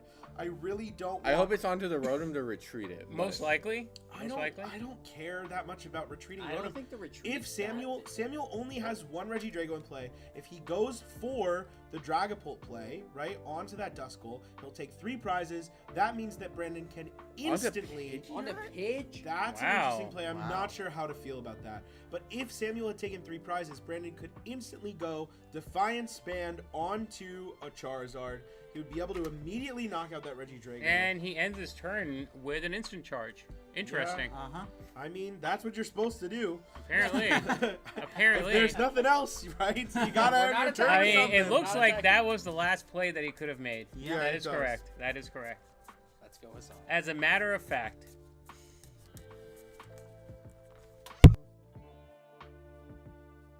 No. Very nice. Yeah, so we're gonna go ahead and get rid of the Dragapult EX, grabbing a couple Grass Energy, gonna be able to set up for an attack. Hopefully Samuel is able to find that Regidrago V-Star, can continue to press the pace of this game. Because if Samuel Field can, hits. Yep. honestly, There we go. Another grass. a Grass Attach Energy, return. Attach the return. Regidrago. Crazy. He has the Prime Catcher. I see Research. If I am Samuel, I think I do want to Prime Catcher up one of those Charmanders, because then even if you miss the Kyurem, you can use that Hawlucha to knock out both Charmanders on the same turn. So I'd like to see him use that Prime Catcher before the Research. I understand it's tempting to take 3 prizes, but I don't think that it's actually good enough of a play here. Does choose to Prime Catcher the Good. Charmander. Now all we have to see is a Regidrago V-Star, an Energy Switch, and a Hawlucha, and Brandon might be out of the game once again. Uh-oh. Yeah, Here we let's go. see. Yeah, Quite it's problematic. He There we could go. also just whiff. He could win. 1, 2, Radzard, Boss, Tina. and With Ultra oh, Ball. Ultra wait a Ball. minute, Ball's Ultra there, Ball. Ultra Ball. Is the playing fast. Regidrago He's V-Star in playing hand? No, there's no Regidrago V-Star in hand, just a Regidrago V. So he's gonna have to use the Legacy Star to try and find E-Switch Hawlucha. But if he finds it, I mean, Is he guaranteed? Because he has Ultra Ball. he has Ultra Ball. He just needs E-Switch. No, does he have E-Switch in discard? I'm not sure. If there's no E-Switch in discard, he's not guaranteed. He would That's need to correct. rip one. Yep, he needs to rip But it. you are milling 7 cards. There's a pretty good chance I think Samuel He gets there. sees 14 cards right here. Yeah, So there's no that way. is, unless, and Samuel he has could to- He also sees get another. 374 cards right here. Oh, well, as that long is as correct. one of them is E-Switch. At But best least- believe your at deck can only be least. 60 cards. At least my math is better than Blake's, so Right. we know that for a fact. Wow. All right, let's see it. Wow. Does go for the Legacy Star here. E-Vessel, here we grass. go, here we Ultra go. Ball, Oh, Ultra Ball, get him! There's No! Wait. Wait, there's no E-Switch! He doesn't have the He E-Switch. doesn't have the E-Switch! Brandon goes for the fist bump, fakes him out. Oh, holds that's the Oh ball. genius, my man. gosh! There's no E-Switch. What is Samuel, this? Samuel has to go for more Ogre Pawn plays. There's no E-Switch there. He just looked through. He has to get another grass and then try and top deck Yo, the what if the E-Switch. next card is an E-Switch? The Yo, top it's deck possible. E-Switch is gonna go insane. Yo, that would. Oh, Should I freaking go show the camera? Yeah. Go show the camera the top deck. No, don't No, do no, that. No. What's the top deck? No! No! I'm not looking at That was a Grab no! the No! ball. You don't grab somebody's deck. Stop grabbing his deck. Anyways, grabbing Ultra Ball, probably going to grab Earthen Vessel here as well to go for Yeah, that. you kill. have to thin as much as you can. Right, I Yeah. think maybe if there are a two good- vessels in Samuel's discard pile, that may have been better to thin more cards out of the deck, because you want to get as good of a chance as possible to get that E-Switch. But honestly, it looked like Brandon was going to scoop if the Kyurem play went off, and his board is good enough that I don't think that you should. No. You can get the Thornton, you can use Rare Candy to get back into a Charizard, and if you get Defiance Band, you just win. I don't know. I really, truly don't think that Brandon should concede this game if he gets the Kyurem. I agree. Let's I agree. battle it out. I mean, this is game 3, right? He He's has- got nothing to lose now. He got nothing to lose. He has everything. He has Forest Seal in hand. Yep. He has Rare Candy in hand. All he has to do is quick search, or he can Ultra Ball for the Lumineon, get the Thornton. He can quick search for the Rare Candy, and he's back in And the game. Forest Seal. Yeah, look, he Yeah, has he everything. has everything he needs. So I would like to see Brandon play it out, even if this E-Switch comes down. Uh-oh. Let's see Here we it. go. Is it E-Switch? Oh, Fire energy. And Fire no, energy. Samuel what is a not even going to whiff. be able to attack this turn. It is a whiff. Ultra Ball for Mew? Ultra Ball. Oh, you can Mew. He can Mew. Mew. Yo, there it is. No. How Here many we go. cards World's in hand? greatest Mew. Oh no. One. How many cards do you One. have? One card. One. Oh my. Oh. What is Wait, it? It's a fire. It's a energy. fire Wait, energy. is it? What's he do? Oh. Oh, here we go. Is there any switch? Oh, It's not a boss. I didn't see no. one. Boss. Bossy. That was a. I think that was a research. Brandon Smiley Research is and holding on Okay. for one more turn. Oh I'm sure my he's gonna gosh. be smiling tonight. Yeah, well, I'm sure he's smiling right now. He thought he was about to lose. He This pulled is back that nuts. fist Pulled bump, that fist and it down, looks yeah. like he's in an excellent spot because now the Mew EX is in play. Brandon can easily take a 2-prize knockout this turn.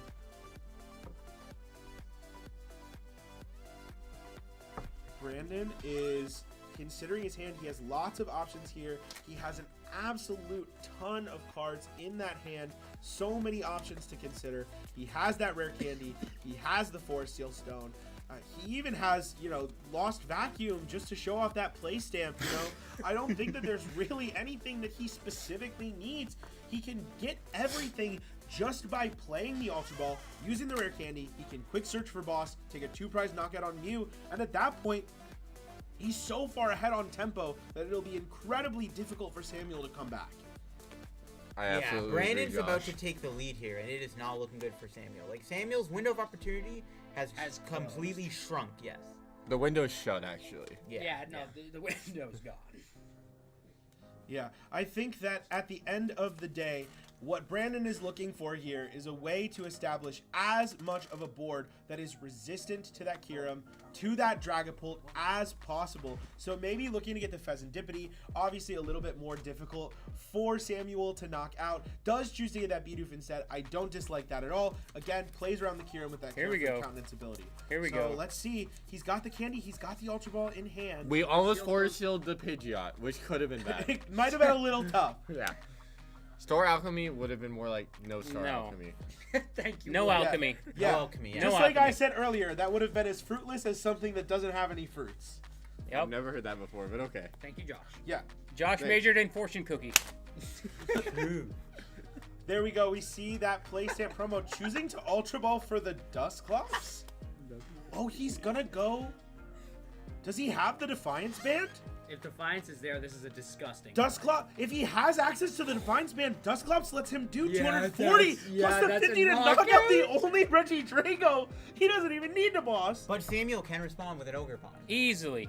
But might not matter. Honestly, who cares at that point? Yeah, that's fair. Yeah, you're just up so much at that point. No Drago in play. To be fair, anymore. Samuel. We can respond with a Zard back. I was about to say, That's yeah, what I'm yeah, saying. Samuel It can doesn't. start It doesn't back. matter. We can respond with any Pokemon. It's looking It's whoever very, takes the very- first 2 prizes Yeah. at this point. It's It's close, looking yeah. good for Brandon. If Yeah, he can very get good. everything he needs here, it Go is for the looking Forest very Seal good for Stone. Brandon. Yeah. Oh, He that was gets, fast. There's the Defiance Band. Does he I think have he's going for the the Charizard? Yeah. I didn't see it in hand. Does he have a way to get the Charizard? He I think he does. Ultra Ball for Dusclops, quick search for Defiance Band. He has candy. Oh, he can Forest Seal for the Charizard. He Okay. just force sealed. No, he quick searched, right? Defiance Wait, the pitch. What? What is this? What is bro cooking? What is Broke doing? What? Wait, does he think that's Charizard? He's counter catching the Pidgey and knocking it out with Pidgeot. What a world of events, guys! Welcome to late night. Wait, but the bad thing about this is now Samuel can just cure him now. All of the Charmanders are still I in range think of being Brandon knocked Smiley is he's sleeping right now. He overcooked. Brandon is going. We have just been informed that Brandon prized all of his Charizard EXs, so that is why he's going for this play. Brandon is. Little did we know, Brandon has been cooking us the whole time. It's like the Kieran play earlier, where it's like he has no way to take a knockout. He slammed Kieran. I down. take back everything I've ever said. That's why he put the Yeah, fist out hopefully you got that preemptively. That's crazy. Brandon is going absolutely crazy Beautiful. here. He's going sicko mode. Honestly, I think I may have liked Brandon not committing the second Charmander back into play. With only one Charmander in play, you're guaranteeing that your board can only have 2 prizes taken.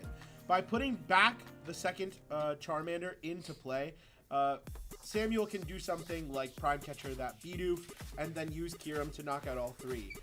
But if you just went to 2, if Samuel wanted to take a 3-prize KO, would have had to gust up that Rotom, put 60 onto that Bidoof in order to take 3. Oh my gosh, this is looking very bad for Brandon. This is crazy. This is not good. This is I not agree good. with Hassan. I agree with myself right now. That's good. I'm glad you trust yourself. Thank you, sir. That's something a lot of people don't do. We know Samuel's gonna be able to go for the Kyurem, probably going to be able to clear both of those Charmanders. I think ideally he would like to do that via Hawlucha and a Gust, but if he has to Kyurem, I mean, it's not like Brandon's board is really all that threatening. He knows that Radzard will never be able to KO this Regidrago. We have the Defiance Band in play. So he is safe from Radzard for the time being. Did Brandon take a Charizard off the prizes? No, he did not. No. He did not, no. He did not. That is pretty brutal. That was a whiff. Oh, yeah, I think this game might be... It's Joverpon. it might be a little bit tough. If Samuel does go for that Kyurem play, Brandon can two-shot the Regidrago, right? He'll be behind, so Pidgeot will be doing 150 damage. Brandon can do something like Unfair Stamp plus hit the Regidrago, try and take 2 more prizes, but with no access to Charizard, is it even a Charizard deck? It's pitch difficult. control right Yeah, now. It is if very you play difficult. Charizard in the forest and there's no Charizard there to hear it, were you even playing Charizard? No, not really. Not you're really, just no. playing. You're just playing Charmanders to disrupt your opponent's stadiums at this point. Yeah, you kill the Yeah. stadiums. Yeah. That's it. I mean, this is. I mean, he's not playing another Defiance Band, correct? No, I don't believe so. So his Radzard's, I mean, utterly useless at this point. Well, at least for KOing the Regidrago. If Regidrago can get Samuel down to, he does go for Of it. course he does. Where's the other 110 Where's going? the other? Yo, hit the Bidoof. Just Has to go to BM. the Hit the Bidoof. Bidoof. Hit it. Please Bidoof. don't. Please don't. It might actually be correct for Oh, him wait, to... wait, wait, wait. No, No shot. no, it might actually be correct for him to hit Bidoof, because if he hits Bidoof and only takes 2, then Radzard can't just... Okay, he's not taking a knockout. All right, sure. Can't Yeah, I hit- guess he you can't take hit- another knockout. You can't hit B. Yeah, so no, you shouldn't hit Bidoof. I was thinking if he doesn't go down to 2... Josh overcooking- explaining yeah. why we should hit Overcooking, overcooking.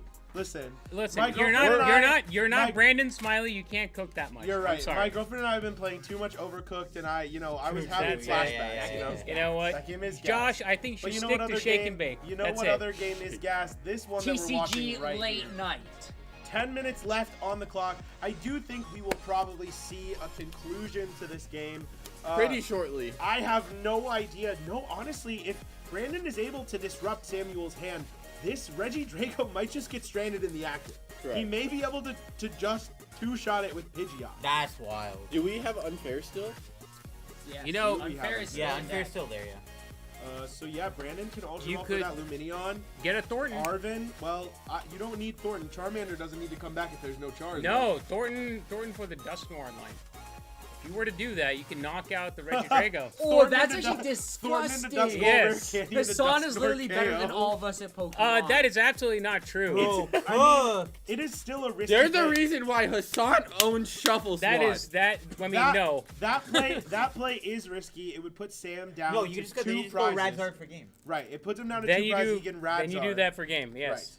Right. Well, can Samuel one-shot Pidgeot? No shot. No, but he can No, they'll boss up reply. the Rotom Oh. or the Pheasantipity. True. So okay, if you put maybe him he on, doesn't go yeah, for if you that put play. him on 2, Okay, come on, he can get win the with Luminion. Radzard, he can even win with. Wait. Wait, he's got a Charizard.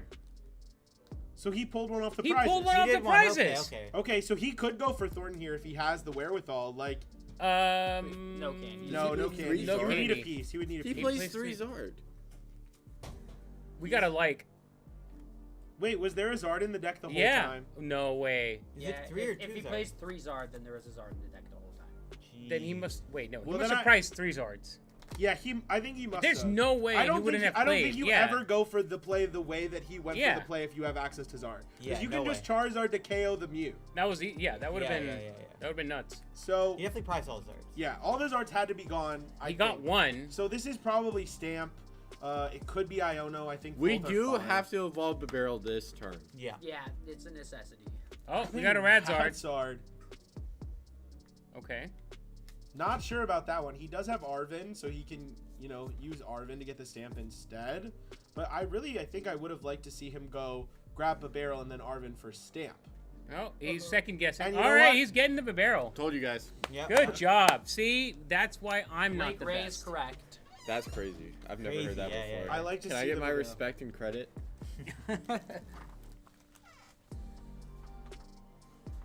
So guys, we're shuffling up. The shuffle squad shuffling up. Let's see what's going to TSS happen. win. All right, here we go. Charmander comes down. We're Counter. going to counter. Are we sure? Ooh. Fez, Fez, Is Fez. that a good Or move?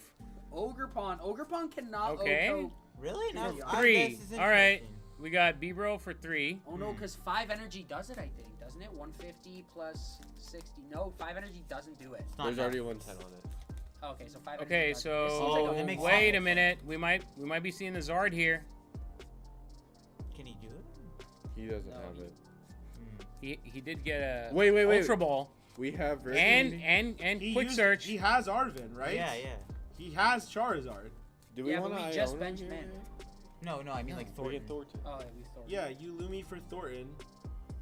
Okay. No. Did you see the play? Did he not use a quick search yet? No, he Correct. hasn't. That's yet. what I'm So saying. he Oh, he can has lo- it then. so he Yeah. can Wait, Lumi- he got rid of his only Arvin? He doesn't has need the it. Thornton. He has- Thornton, yeah. Let's go, Blake. Everyone's overcooked. Wait, no, we can't. Wait, get so there. why did we We bench don't another have Charizard Charmander? or Rare Candy in our hand. I have no idea. I'm so confused. I guess because the other Ogre Pawn can kill it, but I don't know. Maybe, bro's just cooking in the kitchen too long. Yeah, I think I'm not 100% sure what Brandon's plan is here. There's a very real chance that Brandon is not sure what Brandon's plan is here. If I prized all 3 of my Charizard, I think I'd be panicking too. So I probably just scooped, to be fair. it looks like he's gonna grab the Charizard, but if you But grab you're the not Charizard, Frank. what do you do? How did Pidgey get that damage on it? Oh, Kira. Yeah. That's right. Yeah. So We got if Pidgey Razor. stays in the active, it's dead. Pidgeot's dead, yeah. Yeah. We have to swing with Radzard. There's no other play. Yeah, it looks like Brandon is going to opt for the Iono instead of Arvining for Unfair Stamp, maybe hoping to keep the Unfair Stamp for the following turn. I don't necessarily hate it, but if this is your play, why did you ever bring up the Ogre Pawn? You kind of need the Regidrago to get stalled in the active spot, right? Am I misreading One would the think situation? so. One would think so. Yeah, But you know what? Maybe he's cooking. He could be. I mean, hitting this for 150 and then maybe going for the Thornton Candy Dusknoir KO Ogre He Pawn. and does then have Gust. the Charizard Nope. in hand. But it doesn't matter because that Charmander just came down and he played Iono. So maybe he is just, hitting for 150, hoping to go Thornton into Dusknoir and then KO something on the bench for game. Could be. Yeah. Oh, Retreating, wait a Does minute. he have a fire? Oh, Wait, just passing. passing? Whoa. If this was your play, I think bossing up that Ogre Pawn was certainly incorrect. He counter-captured, actually. Right, sorry. Yeah, Gusting up the Ogre Pawn was certainly incorrect. Yeah, leaving Drago on the active I think was fine. Right. But I guess Brandon's logic was Samuel hadn't played that many energy switches yet. I think he was just trying to get it, and then he wouldn't have to have another piece Yeah, fair. Well, one to wipe all the doesn't energy even- off the board. One energy doesn't even get you the attack. Samuel has 3 prizes left, so he would have needed 2. You need 2 energy here, yeah.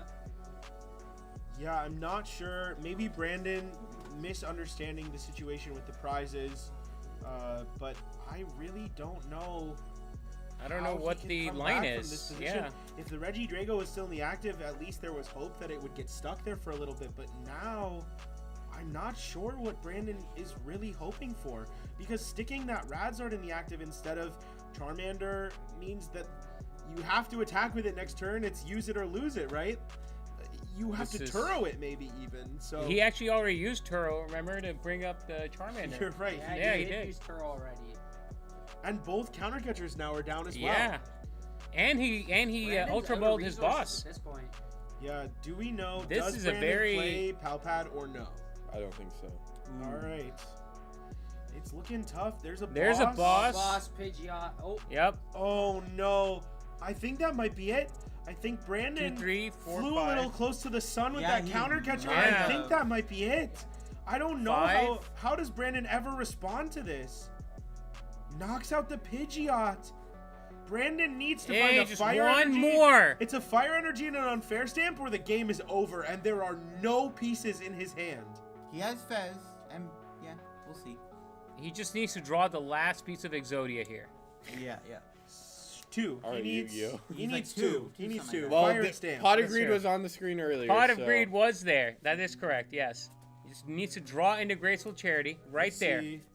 What's the card? Yu-Gi-Oh card. Arvin. Arvin gets you stamp. So you can go ahead and, Arvin for the stamp, play as many cards as possible. Arvin for the stamp, and you just need fire and... Does he have a fire left? Oh, Yes. he's got 2. He's got plenty of fire. Arvin for the stamp. Is Yarvin first? Yeah, it makes the most sense to Arvin first. You Oh, yeah, never what am I fez saying? first. Yeah, you stamp first. Yeah, you stamp first. I'm trolling. Because, you always stamp, and then once you stamp is when you need to draw the fire. So, Yeah. we're going to go ahead. We're going to Arvin for the stamp. He can play the Cologne in his hand just to get it out of the deck. It doesn't do anything at this point.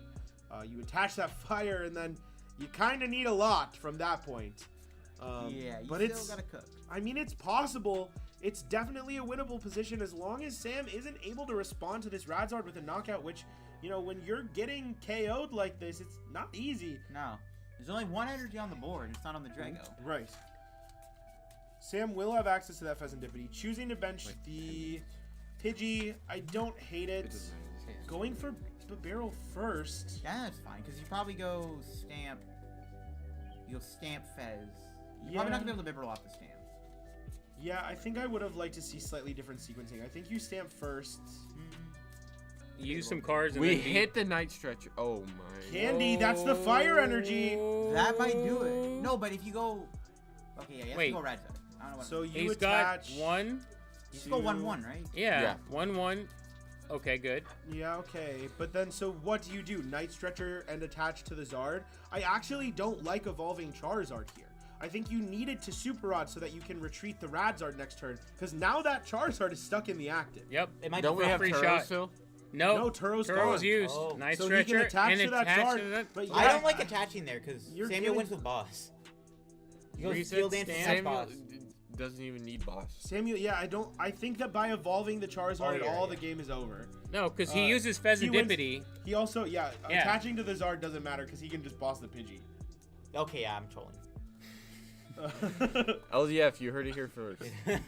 It's late, folks. I'm on like 11 hours. And we know Brandon doesn't 11 play hours double of sleep, that's servo, impressive. That's the a lot. past 2 days. Oh, that is true. And That's he's, it. he's immediately punished too. He draws into the Super Rod. If he had just held No. off, if he had just held off evolving this Charizard, next turn he could have gone Candy Zard, attach 2 to the active, 1 to the Zard, and then all you need to do is find 1 Fire Energy to attach to the Charizard, and he Why wins. is he promoting the Reggie? He already has Prime. Prime. What's in the Gotta hand? be the only reason. He Fez? Flip. 1, See it. 2, 3. Fez? Time in the round. Sam is turn 0. Did he draw what he needed? The issue here is The camera froze! the camera froze. Yo. Oh,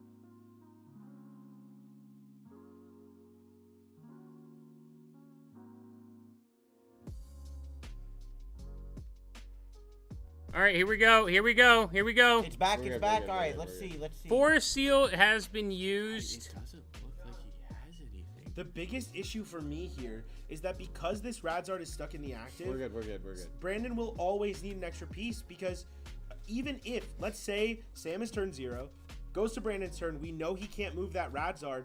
On Sam's turn, He can just knock it out. simply, Did we he Thorn doesn't it? need to knock Yeah, it he can out. Thorn the He can Radzard Thorn the retreat it. Radzard to retreat. That's what he's gonna do. Yo, he's a genius. Whoa! But he benched the Pidgey, so there's no spot for Luminion, so he has to just Where draw can it. he Pidgeot?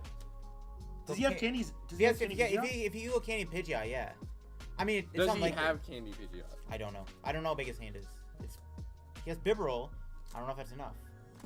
Well, you're looking for 1 card in a 10 card deck. And he's so- already It used his is Seal a Stone. small deck. He has Temple. candy. Here's He has Temple candy. Sinnoh. Are He we has Thorn in hand. It's in He's his got it. hand. He has it.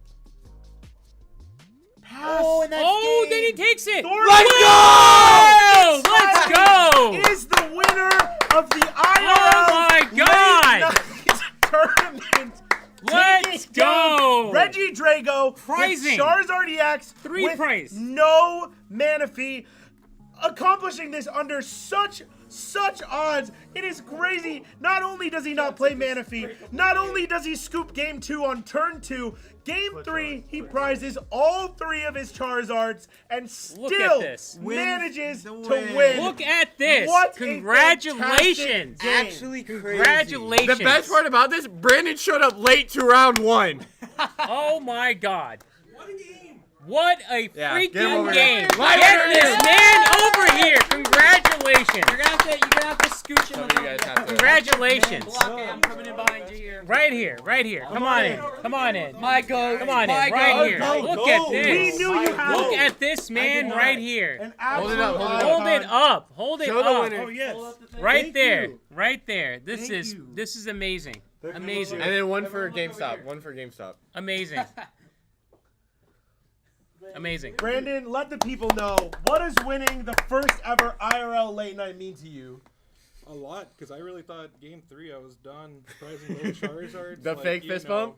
Dude. The fake yeah, fake you went scoop. for the game fist bump when you the got fake that scoop. serum. I thought he did. So, I mean, Blake knows how that goes. I've done that. Oh, yeah. before. Yeah, it's I'm tradition. mad, you know, it's tradition. Clearly you know, you're not so- bad. You played like a master at the end of that game. What was going through your head when you realized that there were no Charizards? We were so confused when you Dusclopped that Pidgeot. How did know. you come up with that play on the fly like that? I was like, how do I take any prize cards so I can get those Charizards and just And you managed to get it. found a way. Yeah, Yeah. Dusclops, Very Defense nice. Band, It's a everything, pretty broken man. card. That was nuts. Very nice. That was an that- insane Yeah, play.